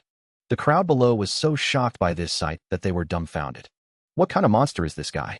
He broke the record of someone else's entire team all by himself. Just at this moment, I was also teleported out of the dungeon. The bracelet prompted me that breaking the record earned me 1,000 points and 5 contribution points. Seeing that breaking records gave contribution point rewards, I immediately decided to refresh all the dungeon records. But when I wanted to enter the level 20 dungeon spider nest, while I was still only at level 17, helpless, I had no choice but to go back and farm the mutated forest once again. With no other choice, I had to head back and farm the mutant forest again. After clearing the dungeon, my level finally reached 18. Afterwards, I set my sights on the clear record for the spider lair. Next up is you. The terror of my skeleton army finally ushered in an epic upgrade. The once tattered bronze-grade skeleton warriors have now evolved into silver-grade warriors clad in armor. At the same time, their four-dimensional attributes have also been massively boosted. A record that no one could break for 3 years will be broken by me today. Without hesitation, I selected the nightmare difficulty. The next moment, I appeared inside a dim cave. So I used Soul Flame as a lighting tool to start exploring. To save time, I directly summoned skeleton warriors to scout the path. But the speed of exploration caught me off guard. The skeleton warriors encountered monsters at the forks in the road almost at the exact same time. It seems these terrifying numbers of spiders are the monsters in the dungeon. I immediately threw a Soul Flame skill right at them. In an instant, hundreds of them were burned to death. Converted into experience, it was equivalent to 20 elite monsters of the same level with enhanced stats. I have to admit, this really is a great place to level up, but right at this moment, spiders crawled all over the bodies of the nearby skeleton warriors. They could not withstand hundreds of them biting at the same time. Just as I was about to recall the skeleton warriors into the war zone, I found that because there were too many small spiders on it, I couldn't recall them at all. So I directly used the corpse explosion skill. In the next second, the small spiders on the skeleton warrior instantly vanished. After more than 10 minutes of exploration, I finally found the boss, Spider, as the first dungeon that made me experience being ganged up on. I would not let you down either. Before long, I wiped out the Spider King. My experience value also increased by 80%. However, because I was delayed by the small spiders for too long, I failed to break the dungeon record. Meanwhile, everyone in the hall was laughing at me. The dungeon record time has already passed, and he still has not come out. It seems he died inside. Hearing this, the blonde girl could not help but worry. Yet in the next second, I was teleported out of the dungeon. She hurriedly stepped forward to comfort me. Before she could finish her sentence, I informed her that I had already cleared it. Yan Yan looked as if she had been struck by lightning. She could not believe that I alone cleared a dungeon that other 5-member teams could not pass. And looking at my calm and collected appearance, it seemed this was not even my limit. At this moment, I was calculating the leveling efficiency of the spider cave. So I asked the blonde girl if there was any dungeon with higher leveling efficiency. After thinking about it, she told me there was one dungeon that completely met my requirements. That was the level 25 large dungeon, Tyrant Desert. This dungeon not only required level 20 to challenge, but also allowed a team of 40 people to enter at the same time. Hearing this, my heart instantly skipped a beat. It seemed I must hurry up and reach level 20. So I thanked the girl and I entered the spider lair again to break the dungeon record. I did not choose to kill all the spiders this time. After killing the boss, my experience points increased significantly. Meanwhile, the bell in the dungeon hall rang again. Everyone exclaimed in surprise, certain that I had broken the record again. They even suspected that I might be a divine talent awakener. However, Ling Zhun on the side sneered. What damn awakener? He is just lucky. He is merely an ordinary student who just finished the big exam. He only got some kind of treasure by relying on his connection with Bai Shun. Otherwise, even with 10 lives, he could never clear a nightmare difficulty dungeon. As soon as he finished speaking, I walked out of the dungeon. At the same time, my clearance score was also displayed. I steadily broke the dungeon record. When I saw Ling Zhun, who had repeatedly troubled me, my killing intent could no longer be contained. I have tolerated you enough times. Do you really think I dare not kill you in the academy? He, who was arrogant just a moment ago, was now too scared to speak. Seeing this, I did not plan to waste time on him. The most important thing now is to reach level 30 and challenge the Tyrant Desert dungeon. At this moment, the big figures of Xiaojing Academy gathered together. In front of them was the footage of me challenging the spider lair. Bai Shun said with a gratified expression, even though I saw his battle footage during the big exam, seeing it again still gives me a shock. A white-haired elder on the side stroked his beard and nodded with satisfaction. Then he turned and asked Zishan what kind of talent he had awakened. Zishan also honestly told him that it was an amplification talent. As for the exact amplification rate, there was no way of knowing. After all, it was other people's privacy, so he could not ask too much. In the future, he would definitely enter Chuanshan Academy as well, because his older sister was also in Chuanshan Academy, and she was being nurtured by that old fellow. Hearing this, the white-haired elder said meaningfully, "It seems our human race will soon have 2 more rising stars." On the other side, I arrived before the Spider King once again. At the same time, all my stats had been greatly improved. Not only did the summon space increase from the original 120 to 200, so I hurriedly summoned the upgraded skeleton warrior. A skeleton warrior covered in armor abruptly appeared. However, summoning them also consumed much more mental power. It seemed it was time to go trade for some new equipment and props. Then I came to the trading market. First, I exchanged all the equipment dropped from the dungeon for primary skill scrolls. Then I went to the points shop to purchase high-tier equipment. Soon, my gaze rested on a long sword. Just as I was hesitating whether to buy them or not, the commotion nearby caught my attention. What kind of trash weapon is this, lacking even basic stats, yet they dare sell it for 50,000 points? But when I saw the stats of this blade, I was shocked. My globally unique class, Necromancer, has finally ushered in its exclusive gear. It sat in the sundry shop for 50 years with no one taking an interest. The price of 50,000 points made people curse in anger. They dared to sell this worthless piece of junk with no stats for 50,000 points. Yet without a second word, I bought it directly. That was simply because the moment I touched the scythe, I felt the power of the death god. At the same time, I learned this is a growth-type weapon belonging to the death set. It is not only able to summon spirit generals to command the skeleton army, but it can also absorb abyss souls to gain experience points for growth. After reaching a certain level, new skills can also be unlocked. Returning to my dormitory, I began using the primary scroll. As a golden light burst forth from the scroll, I successfully awakened the new skill, Bone Armor. With a duration of 5 minutes, this skill can be used on others. Buffed by talent, it can provide 1,000 points of defense based on physique.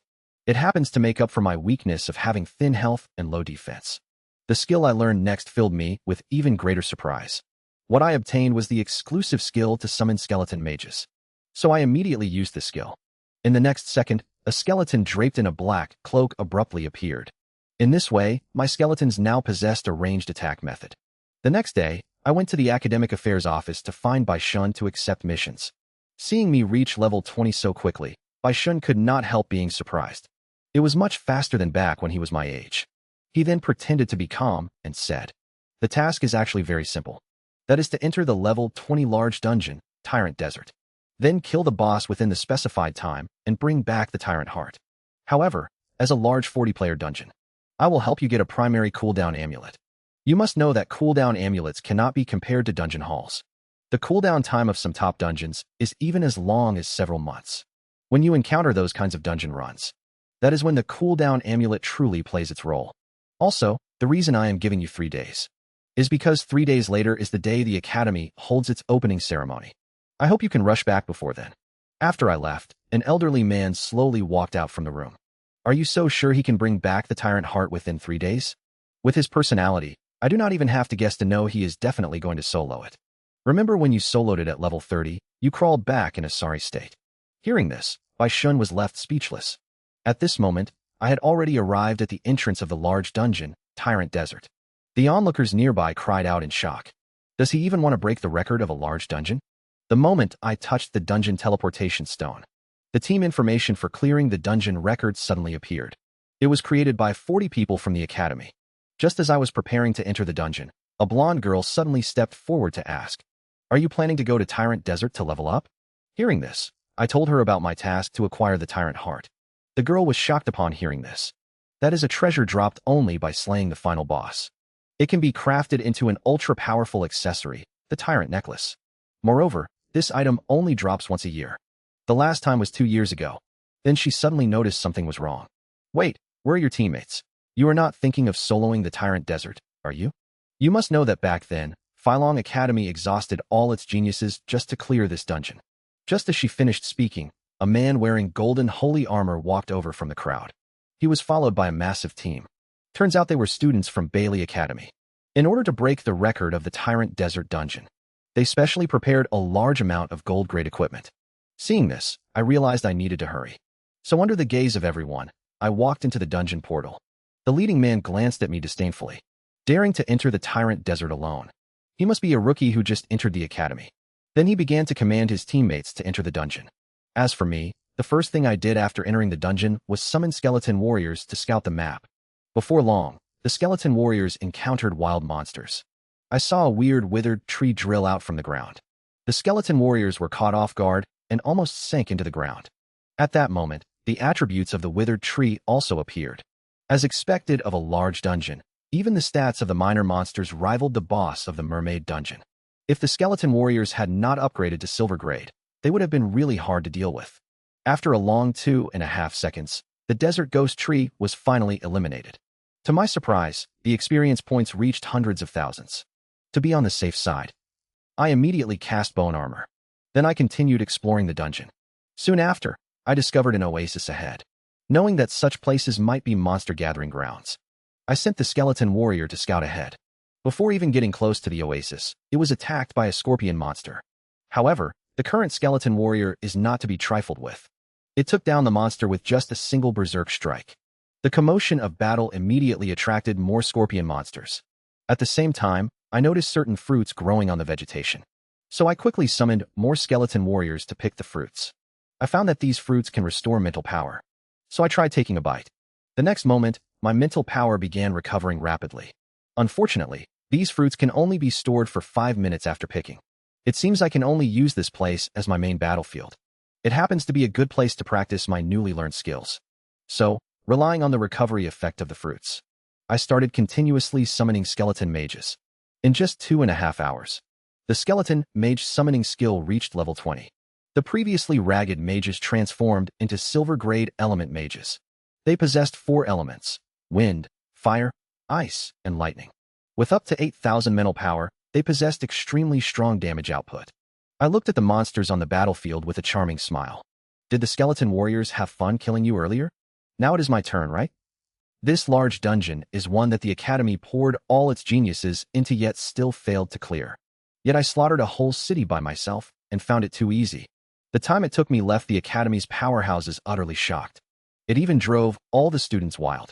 As it turned out, right after I conquered the final city of the dungeon, the final boss, the Lion Tyrant, finally made its appearance. In less than 2 minutes, I lost nearly 30 skeleton warriors to its spinning storm. This was the first boss to make me feel any real pressure. I cast Slow Curse on the tyrant. Unexpectedly, the bound tyrant was still able to unleash an attack. Its sonic wave instantly obliterated another 14 skeleton warriors in a flash. Even my bone armor could not last 2.5 seconds before shattering.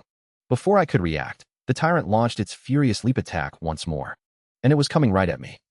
If I get hit, I might lose the rest of my skeleton warriors. So I hurriedly unleashed Soul Flame to block it.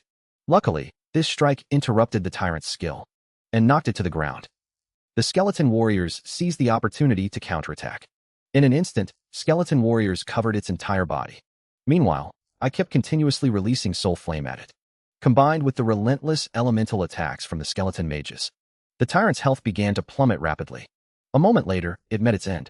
My level has also reached 21 now. Could it be that once a skill reaches max level, it levels up alongside the character? If that is really the case, I will have to run Tyrant Desert again to max out my other skills. Meanwhile, 6 loud chimes ring out inside the dungeon hall. Everyone in the hall is deeply shocked. Means a new record has been set for a large dungeon. Bailey Shang, the grandson of the Bailey Academy dean in the crowd, is extremely excited. It seems this record was set by our Bailey Academy. Yet a man nearby is unimpressed. I remember that Lin Moyu also entered Tyrant Desert. It is also possible that he broke the dungeon record once more. Hearing these words, Bailey Shang immediately becomes unhappy. Which academy is Lin Moyu from? He dares to compete with our Bailey Academy for the record. A lackey beside him immediately tells him about me soloing the dungeon. Upon hearing this, he bursts into loud laughter. Is he trying to make me laugh to death? A single person daring to challenge a 40-player large dungeon. He truly knows nothing about the immensity of heaven and earth. A Xiaojing Academy student nearby hears this and lets out a cold snort. He is the great god who has already created 2 dungeon records. Hearing this, just as Bailey Shang wants to say something, news of the tyrant heart drop spreads into the hall. Everyone seeing this scene is left completely shocked. It seems someone from Bailey Academy really set the record. After all, for a single person to want to within an hour kill the terrifyingly powerful tyrant is almost impossible. This sudden news made Bailey Shang grin so hard his facial features twisted. Yet the next second, he was heavily slapped in the face. I saw a notification float above the hall that I refreshed the record for Tyrant Desert, taking 14 hours, 11 minutes, and 43 seconds. The next moment, I walked out from the portal. Everyone looked at my figure, unable to calm down for a long time. At this time, a deflated Bailey Shang came before me. You are Lin Moyu, daring to snatch things from us at Bailey Academy. You really do not know how to live, but right now I was thinking about quickly finding Bai Shin to turn in the quest, and had no idea what he was barking about. So I completely ignored him and left the dungeon hall. Soon, Bai Shun received my incoming call notification, mistakenly thinking I came to him for help finding teammates. As a result, I informed him that the tyrant heart was already in hand. Hearing this, Bai Shun could no longer stay calm. Did you really break the record for the tyrant desert dungeon? However, he quickly calmed down and asked where I was. And just after I told Bai Shun my location, obtaining 5,000 points and 30 contribution points. Right at that moment, I sensed a spatial fluctuation coming from behind me. The next second, Bai Shun and I appeared at the home of an old man. It turned out the old man was the Divine Array Grandmaster, Elder Meng. Then Bai Shun asked me to take out the tyrant heart. When the two of them saw the tyrant heart I produced, they were both shocked. After asking further, they learned that not only did I solo the dungeon, but it also took me only 14 hours. The two of them were once again shocked and looked at each other in dismay. Then Elder Meng looked at Bai Shun with a mischievous smile. Old Bai, you should fulfill the promise you made to him. Bai Shun threw the cooldown amulet to me with a hint of annoyance. Without waiting for me to ask, he immediately told me a way to enter Chuanshan Academy as soon as possible. That is to enter the origin battlefield and obtain contribution points. However, usually only those at level 40 and of the second advancement are qualified to enter. But the task is to bring these items on the paper back to me. I looked at the materials above and could not help feeling a bit troubled. The names all start with the word dragon. At a glance, they are clearly not things that low-level monsters can drop. Seeing my worry, Bai Shun quickly explained. Do not worry, they are not true dragons. They are just a kind of beastmen known as the dragon race. Essentially, there is no difference from the lion race of the tyrant desert. What do you think? Are you interested in taking on this mission? Hearing this, I accepted the mission without hesitation. This way, I would be able to gain more contribution points. But after I left, Elder Meng worried that letting me enter the origin battlefield early would be life-threatening. Bai Shun expressed that since I could solo a large dungeon, he could let him go there to gain some real combat experience first.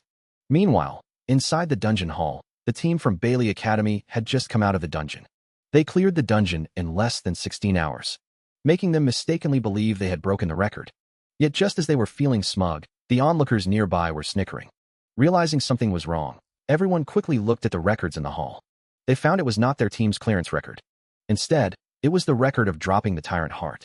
The leader was dumbfounded when he saw the record I refreshed. He thought of the kid he had ignored not long ago. The next moment, unable to control himself, he cried out. This is impossible. A level 21 kid is even faster than us at Bailey Academy. The next day, I came to the dungeon hall again to continue challenging Tyrant Desert. Seeing this, everyone rushed over to ask for help. They said each person was willing to offer 1,000 points, as long as I took them to complete the Academy's assigned tasks. Hearing this, I could not help but be startled. If I brought 39 people into the dungeon at once, then I could earn 39,000 points in a single trip. Afterwards, I could completely use the points to refresh the cooldown time. Thinking of this, I immediately agreed. I, a dignified necromancer, actually started doing boosting services, and the business was so booming that a long queue formed. This time, I directly summoned skeleton warriors to push towards the oasis. The wild monsters encountered along the way were all killed in seconds. However, the experience points gained gave me a headache. The hundreds of thousands of experience points originally now only give me a few thousand. Fortunately, the points I earned allow me to solo many times. Seeing this, I hurriedly summoned Skeleton Mage to attack. Then I cast the Corpse Explosion skill. In just an instant, all the monsters died on the spot. Everyone who saw this scene was extremely shocked. After finishing, I told them to wait in place. I said I would call them after clearing the ant cave myself. However, after 20 minutes of waiting, a man said he wanted to pull a monster over to help everyone pass the time. Seeing how easily Lin Dashan fought, surely so many of us can handle one monster, right? Instantly, everyone agreed and started moving. Unexpectedly, the man accidentally pulled one extra monster. Seeing this, everyone faced a formidable enemy. The knight quickly activated the taunt skill to attract the monster's aggro. As a result, just a single strike shattered his shield. He was sent flying heavily into the distance. Seeing this situation, the combat classes began to output with all their might. Yet hitting the monsters felt just like tickling them. In the end, they relied on sheer numbers to wear down and kill one of them. However, their stamina was also basically exhausted. The knight on the side was still bitterly resisting the other monster. Seeing that he could barely hold on, everyone finally began to regret their foolish decision. Just as the scorpion monster rushed toward them, the skeleton warrior I left behind to protect them finally made a move. It slashed and killed it with a single strike. The people who were saved could not help shedding tears. Good thing great god Lin left a summoned creature to protect us. Yet some people still doubted that I was slacking off. How come more than 20 minutes have passed, and we have not seen great god Lin kill a single monster yet? As soon as he finished speaking, dense kill notifications kept popping up, frightening him into crying out that this efficiency is too terrifying. At this moment, I had already arrived at the ant nest. And just like last time, I used the corpse explosion skill to instantly kill it. Afterward, I led everyone to find the tyrant castle. As I blew open the city gate once again, the tyrant appeared before everyone's eyes. However, I was much more composed this time. Sorry, old friend, I am in a rush today. Then I controlled the skeletons to start attacking it. In no time, the notification that the tyrant was killed appeared. The next moment, everyone was in tears. The quest that had troubled them for years was finally completed. And while they were cheering, I teleported straight out. After returning to the dungeon hall, I asked the senior sister to help arrange the next batch. This scene happened to be seen by someone from Bailey Academy, so he sneaked into the team to see how I soloed it. Soon, I led this batch of students into the dungeon again. Compared to the time it took to clear it last time, when he went back, he told Bailey Sheng about this matter. Upon hearing this, Bailey Sheng immediately came up with a way to deal with me. So he called Ling Zhun, who had a feud with me, to discuss countermeasures. Meanwhile, word reached the dean that I was leading people through dungeons. Old boy, that kid you fancy is being way too reckless. He is actually charging fees in the dungeon hall to carry people through the tyrant dungeon. Hearing this, Bai Shun remained nonchalant. What is so strange about that? This has always been a thing in the academy for years. But he carried 39 people all at once. The students who were originally stuck in this dungeon have basically all passed it now. This kid really has an investing mindset. He could even think of such a thing. However, the fee must not be cheap. Otherwise, those guys would be getting off too easy. These words made the dean furious to no end. It turned out Bai Shun had long been dissatisfied with the academy rules. Over the years, how many good talents could not find a team because they lacked social skills, and ended up getting stuck in this dungeon? I actually think Lin Moyu did the right thing. Even Elder Meng nearby expressed that the academy system needed reform. The dean was so angry upon hearing this that he stood up abruptly. You two are cut from the same cloth. The two of them watched his retreating figure and joked. This old guy's temper is still as fiery as ever. There is only one person in this world who can handle him. At this moment, I used the fruit to upgrade bone armor to level 21. With the talent bonus, it can provide myself with 21,000 points of defense. Even slow curse was upgraded to level 21. The slowdown effect is much stronger than before. Before long, my level rose to 22. Skeleton Mage reached level 22 and Corpse Explosion reached level 3. Aside from Corpse Explosion, other skills like Slow Curse and Bone Armor leveled up as well. After repeatedly carrying people through dungeons, my points increased by 39,000. My points have now reached 350,000. However, this is still far from enough. This is completely not enough to comprehend an intermediate skill. Yet right at today's opening ceremony, Ling Zhun wanted to defeat me in front of everyone to prove himself. So he issued a challenge to me. As the stakes, he was willing to put up 5,000 points as a wager. However, I replied that it was too little. With that, I directly raised a single finger. My world-exclusive Necromancer class has finally encountered its nemesis. My previously invincible silver-grade skeleton warrior was actually countered by a single crystal. As the man crushed the crystal in his hand, the skeleton warrior instantly turned into dust. Even my summoning skills completely failed. Turns out, when Ling Zhun wagered 5,000 points to challenge me earlier, I stated that 5,000 points was still far from enough. After saying that, I raised a single finger. Hearing these words, Ling Zhun just laughed, demanding 100,000 right off the bat. Do you even know what 100,000 points means? You are not even worth that much if you sold yourself. I did not offer much explanation for this, and instead put all my points on the line as a wager. Whoever loses must pay the other the corresponding points. My confident words leave Ling Zhun stunned. As the challenger, if he refuses, he would lose too much face, so after much thought, he agrees. Seeing this, Bai Shin starts calling him a fool. Elder Meng on the side smiles broadly. That brat has cleared dungeons many times over the past 2 days. He must have at least 30,000 points by now. The academy head just snorts coldly. It is just unorthodox tricks. The crowd below is extremely excited. They finally have the chance to witness Lin Moyu fight. Hearing this, Ling Zhun wears a look of utter disdain. What national top scorer bullshit? In front of me, you are nothing. I coldly reply that your level is lower than mine. My words nearly make him furious. A country bumpkin like you dares to compare with me. Ignoring him, I simply repeat the same words. He is provoked to the point of losing his filter. Did your elders not teach you how to speak, asshole? Hearing this, my gaze turns icy. I look at him as if he were already a dead man. He is instantly terrified by my aura. It is this exact look again, just like in the dungeon last time. However, he quickly calms down. You are just relying on summoning magic and corpse explosion. If you cannot summon without corpses, then how are you any different from trash? Without hesitation, I summon skeleton warriors directly. If this were not the academy, you would already be dead. In the blink of an eye, the skeleton warriors appeared above him. Just as the long swords slashed down fiercely, Ling Zhen pulled out a crystal. As the crystal was crushed, at the same time, I sensed that my summoning skills had been sealed. Let us see what you can fight me with now. With that, he raised his staff and began to chant a spell. Scorching flames began to gather.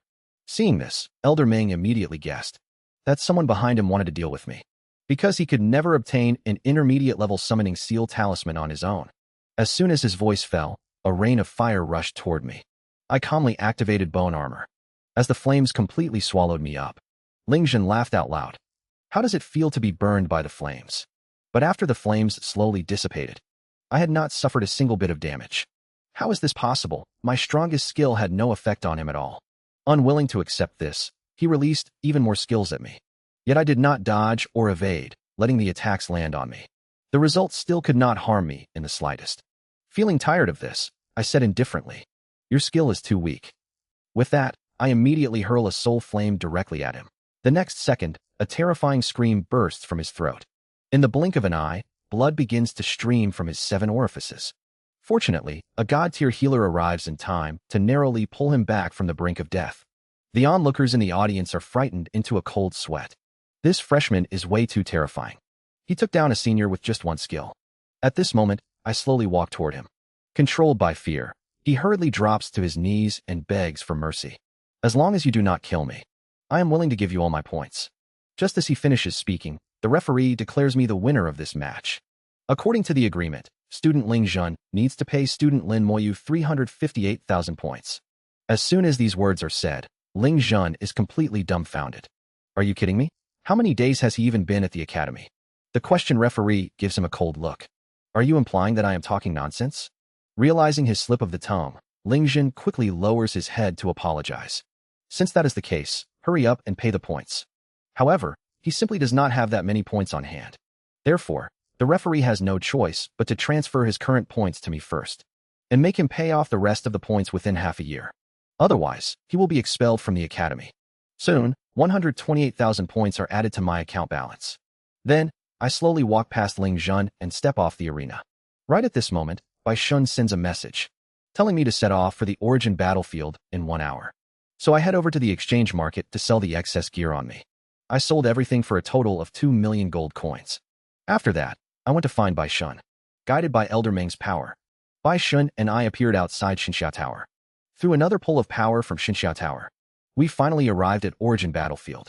Even though it was my first time here, I inexplicably felt a sense of familiarity. Then we headed to the human base. The soldiers noticed the 5-star badge on Bai Shun's chest, and immediately greeted him with the highest human military honors. Seeing this, I could not help but be shocked. Is this the extent of his influence? Seeing my thoughtful look, Bai Shun quickly explained. Kid, I know what you were thinking. They are not recognizing me personally, but the badge on my chest. Soon, we arrived at the military permit office. The staff member was busy playing a video game, and did not notice us at all. When Bai Shun spoke up and asked him to issue me a military permit, the man instinctively cursed out loud. Which blind fool is interrupting my important business? But when he saw the 5-star badge on Bai Shun's chest, he was scared out of his wits. He hurriedly processed my military permit right away. After getting the badge, Bai Shun began to explain its uses to me. Killing monsters in Origin Battlefield grants merit points. Once your merit points reach a certain level, your badge upgrades automatically. The highest rank is the general tier, and the stars above represent the military achievements earned in this rank. The more achievements, the higher the star level. Each rank is further divided into 5-star levels. After the introduction, Bai Shun said he would take me to another place. Soon we arrived at the Hall of Valor, and I learned from his words that this is a place to honor the past sages of Xinxia. Every seal floating in the air belongs to a hero who died in battle. The sole power they left behind after death will forever guard the Xinxia Empire. With that, Bai Shun cupped his fists in salute. As a junior of Xinxia, Zi Yuan, I implore the sages of the Empire to protect our younger generations. As soon as his voice fell, one of the three great divine towers, the demonic tower, erupted with dazzling light. Immediately after, a pillar of light shot out and covered me. I saw that a gold star on Bai Shin's chest badge was also slowly fading away. The demonic tower has already left your spiritual imprint. That way, even if you perish in the origin battlefield, Bai Shin actually didn't hesitate to consume a whole star's worth of merits, just to leave a lifeline for me. While others are chased and forced to flee from monsters in the origin battlefield, I treat monsters as prey to wildly farm military merit values. In less than 10 minutes, my military merit value reached 1 star. Even my death scythe finally leveled up. It turns out that just moments ago, Bai Shin didn't hesitate to consume a star of merit to leave a spiritual imprint for me. Thus, even if I die in the origin battlefield, I can still be resurrected once. Then he told me that many dungeon entrances are distributed throughout the origin battlefield, and abyss monsters may exist around them. They will try to stop humans from entering the dungeons. So you should buy more teleportation stones that can send you back to the stronghold. After arranging all this, Bai Shin said goodbye to me. Without further ado, I immediately left the city to start hunting monsters. Not long after leaving the city gate, I was attacked by an unknown creature. And it was an undead monster that I could not even see. The skeleton warrior, being of the same undead type, took the initiative to launch an attack. The next moment, the monster's form was revealed. The skeleton warrior followed up by slashing across its body. To my surprise, it did not deal a single bit of damage. It was only after seeing its stats panel that I finally understood. It turned out to have a passive skill that grants immunity to physical damage. So I immediately summoned the skeleton mage. Since physical damage is useless, let us try elemental attacks. The battlefield ghost was instantly swallowed by flames. The next second, a wisp of soul aura fell into my hand. To my surprise, this thing can actually enhance weapons and equipment. However, at this moment, I did not dare to lower my guard at all. Since there are monsters immune to physical attacks here, there might also be monsters immune to magic. Even dual immune monsters are possible. Just as I was on my way to the dungeon entrance, 3 figures suddenly appeared ahead, fleeing wildly. Behind them was a pack of abyssal hounds. When the man reached me, he told me to run quickly. Yet I walked straight toward the hounds instead. Seeing this, several people cried out that I was doomed. When I saw the human remains lingering in the hounds' mouths, my killing intent instantly erupted. All of you deserve to die. With that, I immediately summoned skeleton warriors and skeleton mages. In the next second, the elemental attacks of the skeleton mages rained down among the abyssal hounds. The skeleton warriors did not show weakness either and charged straight in. As the first abyssal hound was killed, the emblem on my chest began accumulating military merits. At the same time, the death scythe also absorbed a trace of the abyss soul. At this rate, I only needed to kill 30 more to level up. Accompanied by a violent explosion, my military merit value was frantically increasing. The death scythe directly leveled up to level 2. Meanwhile, inside a dim cave, a pair of blood-red eyes suddenly opened. Sensing that its subordinates' auras had instantly vanished, it immediately assumed it had encountered a high-level practitioner. So it sent out another group of subordinates to continue searching for food. At this moment, I had already found the dungeon entrance. Yet in the eyes of others, I was just a rookie. Then I discovered that the dungeon here actually had hell difficulty. To experience something different. Compatriots from Xinxia country saw this and wanted to step forward to stop me, but it was a step too late. The two of them wore looks of utter disbelief. He actually went in alone. Meanwhile, a person from the Sakura nation sneered coldly. Come on, let me see what difficulty this reckless punk chose. With that, he directly threw out a dungeon detection talisman. In the next second, the information inside the dungeon surfaced. Hell difficulty, 1 person present. Seeing this result, compatriots of the Huaxia country felt their hearts turn to ash. Entering the dungeon alone was one thing. This really is a desperate situation now. Meanwhile, people from the Sakura nation nearby joked. Guess how many minutes he can survive inside. As soon as those words were spoken, a man drew his long sword and pressed it against him. A tiny Sakura nation dares to provoke my Xinxia country. Shut your mouth if you do not want to die. On the other side, as soon as I entered the dungeon, I noticed something was wrong. My storage space seemed to be restricted. This means I cannot use potions and supplies. Even the teleportation stone cannot be used. Because of this, I can only leave by clearing the dungeon. Just at this moment, I was discovered by a monster patrol squad. They rushed toward me swiftly at the very first moment. Skill, Spear Sweep. To my surprise, the stats of mere ordinary soldiers were actually higher than the Ant Queen in the Tyrant Desert. Not daring to be careless, I summoned over a dozen skeleton warriors to defend at once. Yet after merely a single clash, in the blink of an eye, I lost 3 skeleton warriors. Since close combat was failing, I summoned skeleton mages for ranged attacks. These monsters were quickly wiped out. However, this battle also made me become much more cautious. Although my skeleton warriors were numerous in quantity, once they were stunned by the monsters, the skeleton warriors had almost no hope of survival. In the past, clearing dungeons was always a smooth and unstoppable push. This is the first time I have encountered a dungeon that requires caution. Even though I was already very careful, I was still discovered by the second Dragonspear squad. This could not help but make me admire the difficulty of this dungeon. With no other choice, I had to summon skeleton warriors to draw aggro. To my surprise, the sent-out skeleton warriors were trapped in place by some kind of force. I could tell at a glance that this was a mage control skill called Wind Shackles. It seems they still possess a certain level of intelligence, unexpectedly even capable of using simple tactics. Therefore, I had no choice but to use the Zerg strategy once again, crushing them with sheer numbers. Finally, at the cost of 5 skeleton warriors, I managed to kill several Dragonspear soldiers. Right at this moment, the dragon mages suddenly launched a sneak attack on my skeleton mages, clearly knowing that the skeleton mages posed a greater threat. However, this move was anticipated by me in advance, so I immediately cast Soul Flame to counterattack. The defense ignoring Soul Flame instantly killed them in one hit. What surprised me was that after their death, they actually dropped dragon horns, materials needed for class advancement. However, this drop rate is truly heartbreaking. I killed so many monsters and only got one. Afterwards, I retrieved the heavily injured skeleton warriors and continued walking deeper into the dungeon. Who would have thought that a hell difficulty dungeon would hide such a shocking secret? Just after the final boss of the dungeon fell, I actually obtained the exclusive hidden title Dragon War King and acquired a class advancement certificate that others could only obtain at level 40. Turns out, right after I killed the second batch of dragon soldiers, a dragon horn unexpectedly dropped. However, the quantity is still far from what the quest requires, so I begin searching for more traces of dragon monsters. Soon, I encounter the third group of Dragonspear soldiers. To minimize the losses of the skeleton warriors, I use my usual pulling method once again, combined with my slow curse skill. Then I order the skeletons to counterattack. At this moment, Bai Shun has already returned to the academy. Elder Ming immediately notices that 1 star is missing from his military merits. It seems you really value him.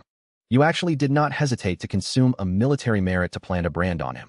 Compared to that kid Lin Moyu, it is not worth mentioning at all. Besides, I also need him to gather some materials for me inside the dungeon. Consider it a trial for him. Hearing the mention of the dungeon, Elder Ming's expression suddenly tightens. The Dragon Frontline dungeon has a hell difficulty. Did you remind him not to challenge it rashly? Hearing this, Bai Shun cannot help breaking out in cold sweat. I really forgot about that. Could that kid actually be challenging hell difficulty? Elder Ming quickly reassures him. You do not need to worry too much. He easily cleared a large dungeon alone with 39 people. At worst, it will just make him suffer a bit. Besides, he still has the spiritual imprint you planted on him. He will not die. Meanwhile, I have already wiped out all the dragon soldiers inside the dungeon. However, the dungeon progress has only reached 1/3. My skeletons have already suffered heavy losses. I have to admit that the hell difficulty dungeon is simply too insane. I want to see what kind of monster the final boss really is. After 2.5 hours of fighting, I finally reached the castle where the final boss resides. Just as I ordered the skeleton warriors to charge straight into the castle, one of my skeleton warriors behind me was suddenly killed by an invisible attack. The sudden attack made me extraordinarily alert. Monsters capable of killing a skeleton warrior at this speed must be very strong. Then a second skeleton warrior was killed right under my eyes again. I immediately realized it was a stealth monster. So I ordered the skeleton mages to carry out a blanket strike. As the range attacks of the skeleton mages kept raining down, the monsters hidden in the void were quickly knocked out of their stealth state. At the same time, their stats surfaced as well. Seeing these extreme stats, I finally understood why the skeleton warriors were instantly killed. However, with their stealth broken, they posed no more threat. The next second, the skeleton warriors launched a counterattack against them. Teaming up with the mages, they quickly wiped them all out and obtained a dragon heart required for the quest. Yet right at this moment, a barrage of arrows shot out from the city walls. I quickly activated bone armor to defend myself. Then I ordered the skeletons to throw all the bodies of the assassins at them. The moment the bodies got close to them, I used the explosion skill. With a boom, it exploded directly on the city wall. The huge destructive power instantly wiped out a group of archers and dropped a drop of dragon blood essence. Without the archers blocking the way, the skeleton warriors soon fought their way into the city. However, I still could not see the final boss anywhere. Just as I was wondering what was going on, the huge stone statue beside me started to crack. As the debris completely fell away, a dragon chief radiating a terrifying aura appeared right before me. At the same time, its stat panel popped up as well. Feeling its terrifying pressure and stats, I could not help breaking out in a cold sweat. Without any hesitation, I put some distance between us. At that exact moment, the dragon chief let out a roar. A berserk power instantly burst forth from its body. Sensing that it was about to attack, I immediately hit it with slow curse. In an instant, chains of binding wrapped tightly around it. The next second, it was greeted by the elemental attacks of the skeleton mages. I thought this round of attacks would deal heavy damage to it, only to find that it had already activated resistance enhancement. Not only did it shrug off all attacks completely unharmed, but even the slow effect I applied was drastically reduced. The skeleton warriors closest to it were instantly swiped away and killed. Right after that, it slammed its weapon fiercely into the ground. All the skeleton warriors within 100 meters were stunned. This directly resulted in the loss of 12 of my skeleton warriors. Seeing this, my expression instantly turned grave. Although I could continue summoning skeleton warriors, my mental strength simply could not sustain such a drain. So I directly summoned the undead general to apply a military buff. To my surprise, however, the buffed skeleton warriors instantly shook off the stun state. Seeing this, I was overjoyed because the boss crowd control skills were no longer a threat. The next moment, all the skeleton warriors swarmed forward. Combined with the attacks from the skeleton mages, half of its health bar was instantly depleted. The injured dragon chief used its group stun skill once again. However, as the undead general's battlefield buff fell upon the skeleton warriors, the stun effect completely vanished in less than 2.5 seconds. Just when I thought victory was secured, the dragon chief unexpectedly rushed straight toward me. It clearly knew I was the enemy posing the greatest threat to it. Fortunately, the bone armor resisted its full-powered strike. Seizing the pause after its attack, I cast Soul Flame. The defense-ignoring Soul Flame instantly made it let out a miserable scream. As the elemental attacks from the skeleton mages continued to rain down, the dragon chief finally exhausted its last drop of health. Following its downfall, a title suddenly appeared above my head. This turned out to be the hidden reward for soloing the Hell Difficulty Dragon Outpost. Not only did all attributes increase by 500, but skill costs were also reduced by 50%. Additionally, I obtained a class advancement voucher. Other veterans in the Origin battlefield could only end up as food for the Abyss monsters, while I regarded these terrifying monsters as military merit points. I even killed hundreds of abyssal hounds surrounding the people single-handedly. The strength I displayed directly left the other veterans dumbfounded. Right after I killed the dragon chief in the Hell Dungeon, not only did I obtain the unique title Dragon War King, but I also gathered over a third of the materials needed for the Divine Ascension, along with Dragon Cores. My level also rose to 23. Most importantly, my attributes received a massive boost.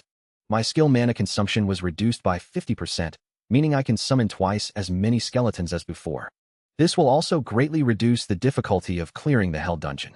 So I left the dungeon and prepared to use the cooldown amulet to keep farming materials. As soon as I teleported out, I found corpses everywhere, looking like a purgatory. The smell of blood in the air made me frown.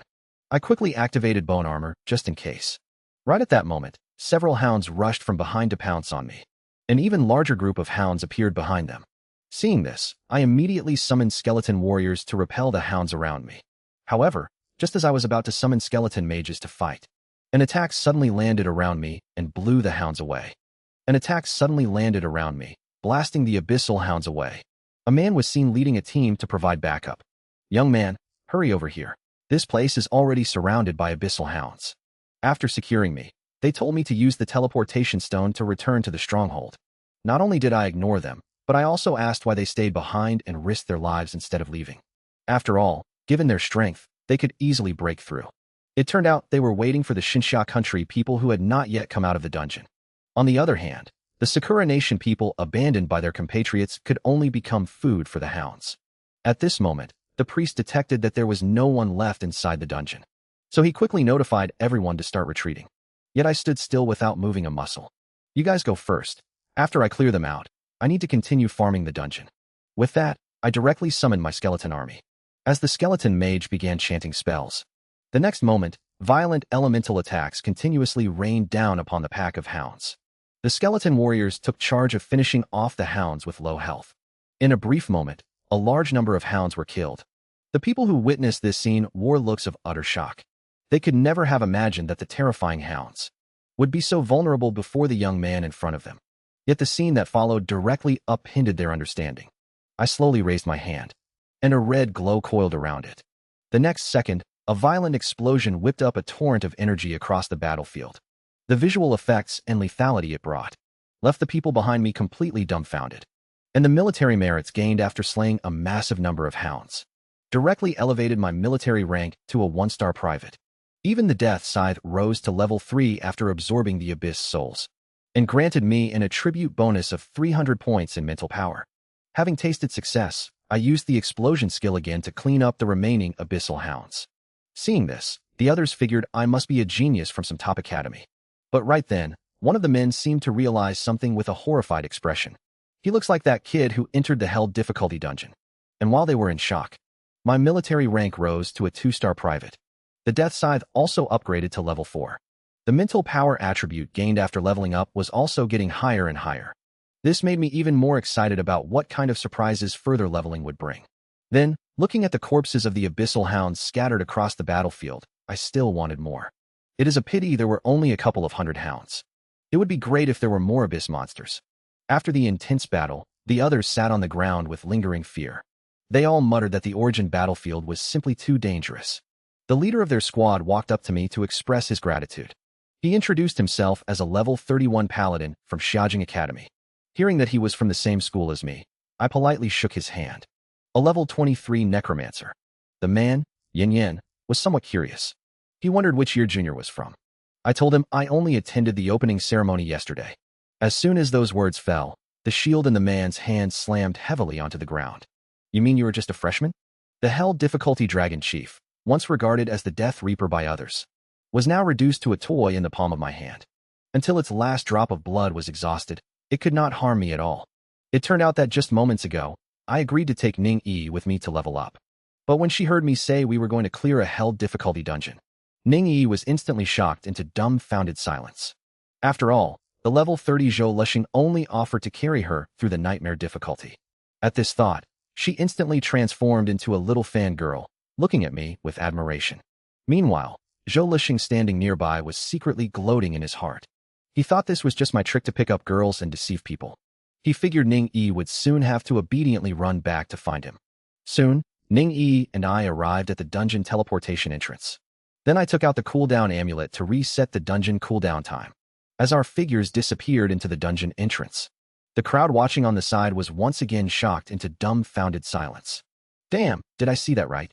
The two of them actually entered the Hell difficulty. They are dead for sure. As soon as they entered the dungeon, a set of bone armor appeared on Ning Yi's body. She immediately understood that this was a defensive skill to protect her. Looking at my steady appearance, her heart was filled with a sense of security. With the experience of the last clearance, this time the skeletons cleared out the dragon soldiers with exceptional ease.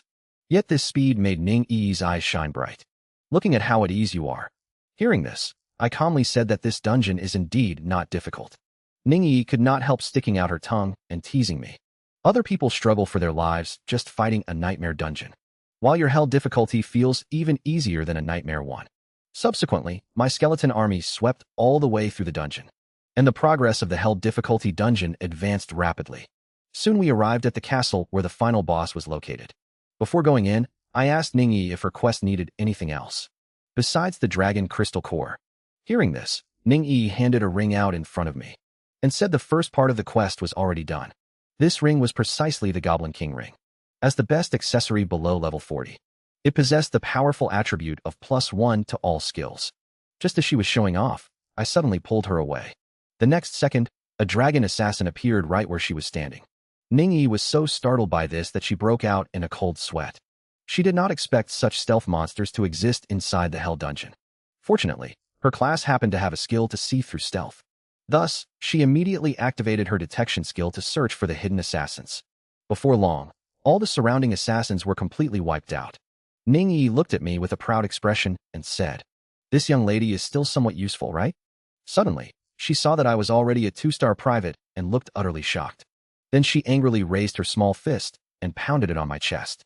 Your military merits are way ahead of mine. You have to bring me along from now on. After promising her, we arrived before the statue of the dragon chief. I cast bone armor on her and told her to retreat to a distance. It was Ningyi's first time seeing me act so cautious, so she was very puzzled. Yet she still obediently hid far away to watch. As the stones on the surface of the statue slowly peeled off, that terrifying dragon chief revived once more. Even Ningyi in the distance was shaken by its aura. I cast Slow Curse to restrict its movement. Just like last time, the dragon chief used resistance enhancement to instantly break free from the Slow Curse. Right after that, it unleashed a group knockback skill. In an instant, the surrounding ground began to shatter under this force. Even Ningyi in the distance was blown away. However, I not only relied on bone armor to withstand this wave of impact head-on, but also unleashed Soul Flame to counterattack. I then summoned the undead general to grant a military momentum buff to the skeletons. The skeleton warriors, having shaken off the stun, began counterattacking the dragon chief. The enraged dragon chief released a stun skill once again. Meanwhile, I had already recalled all of my skeletons. This completely caused the boss skill to miss entirely. Once the shockwaves completely dissipated, I summoned the skeletons out again. Compared to last time, this greatly reduced the casualties of the skeletons. Following the fierce attacks of the skeletons, the powerful dragon chief was easily killed by me once more. The earned experience made Ningyi, who was still dazed, level up. This sudden surprise made her hug me directly.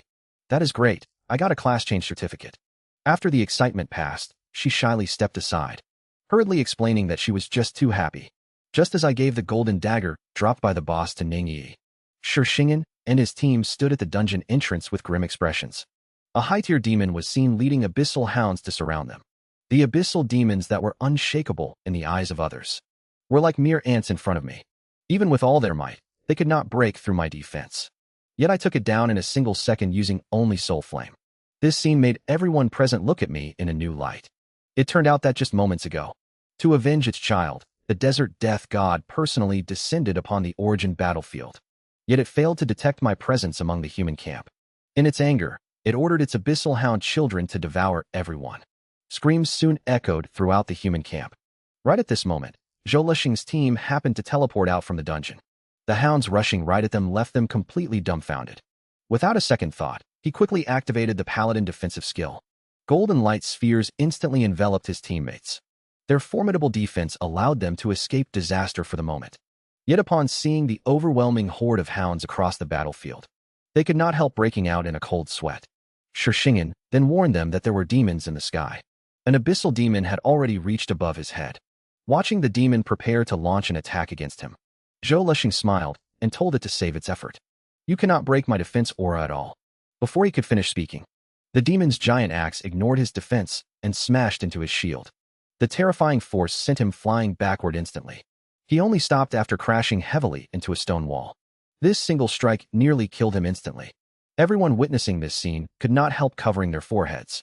They thought a legendary class paladin would be much stronger. He turned out to be so weak, and the demon noticed Zhou Lixing's class. Killing a legendary class Holy Light Knight here would be an absolute bargain. Hearing this, Zhou Lixing quickly claimed that he had already sent out a distress signal. Human powerhouses would arrive shortly. He tried to scare the demon into running away. The demon remained completely unfazed, vowing to kill him to earn merit for himself. Right at this critical moment, Ningyi and I teleported out of the dungeon. At the same time, the demon's movements instantly stopped, because it smelled a familiar aura on me. You are the one who killed my child. I will crush you to pieces. I looked up with a blank expression, but the next second, the demon's giant axe slashed down fiercely toward me. Meanwhile, my skill bone armor was triggered. After the attack, I showed a look of utter disdain. Did you not eat today? Seeing this, the crowd could not help but breathe a sigh of relief. Hearing this, the demon began a frenzied attack on me. Yet it still failed to break through my bone armor. Taking advantage of the gap in its attacks, I cast Soul Flame on it. The cyan flame instantly ignited its dog head. This strike directly caused it to lose its courage to fight, and it began to flee in panic. How could I let it escape? So I used Slow Curse.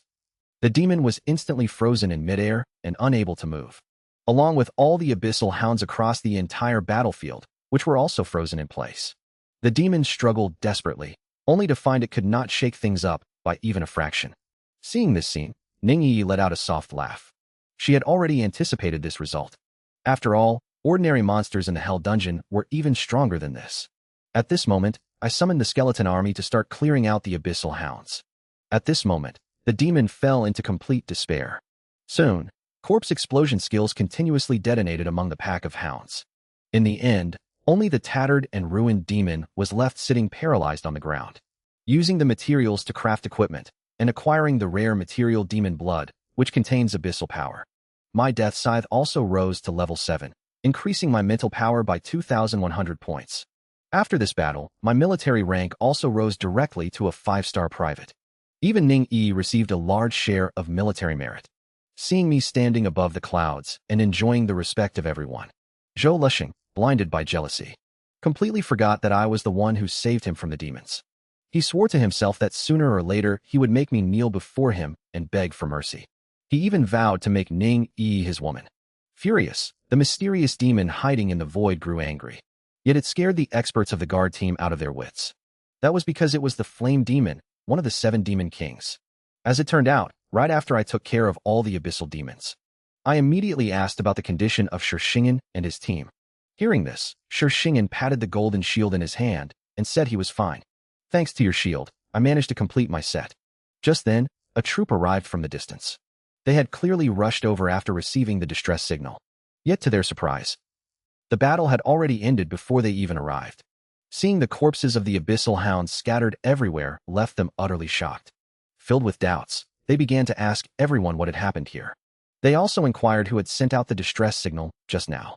Learning the truth, the guard captain walked up to me. At first, he refused to believe that a level 23 rookie could pull this off. It was only when he saw the 5-star badge on me that he finally understood. You guys did a great job. I will report everything that happened here back to headquarters. Just at this moment, another group of people appeared behind them. The woman leading them was a holy summoner. Shishingen instantly recognized her as Mo Yun, the princess of the Mo family in Xiaojing City. Moreover, her class was of legendary rank. Her stunning appearance made all the men present fall for her. Then the woman asked what happened with the distress signal just now.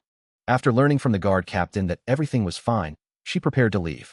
Yet I and the crowd instantly caught her attention, because the aura emanating from my body filled her with extreme disgust. However, she only gave me a meaningful look before leaving. At the same time, I also noticed that the badge on her chest was actually a 4-star lieutenant rank. Seeing me lost in thought, Ning Yi immediately told Shishingen beside her that the woman was searching for the Nirvana Soul Crystal. Shishingen was enlightened as soon as he heard it. No wonder she usually stayed deep in the origin battlefield, yet appeared here this time. That was an ultra-rare material that increased the probability of class sublimation.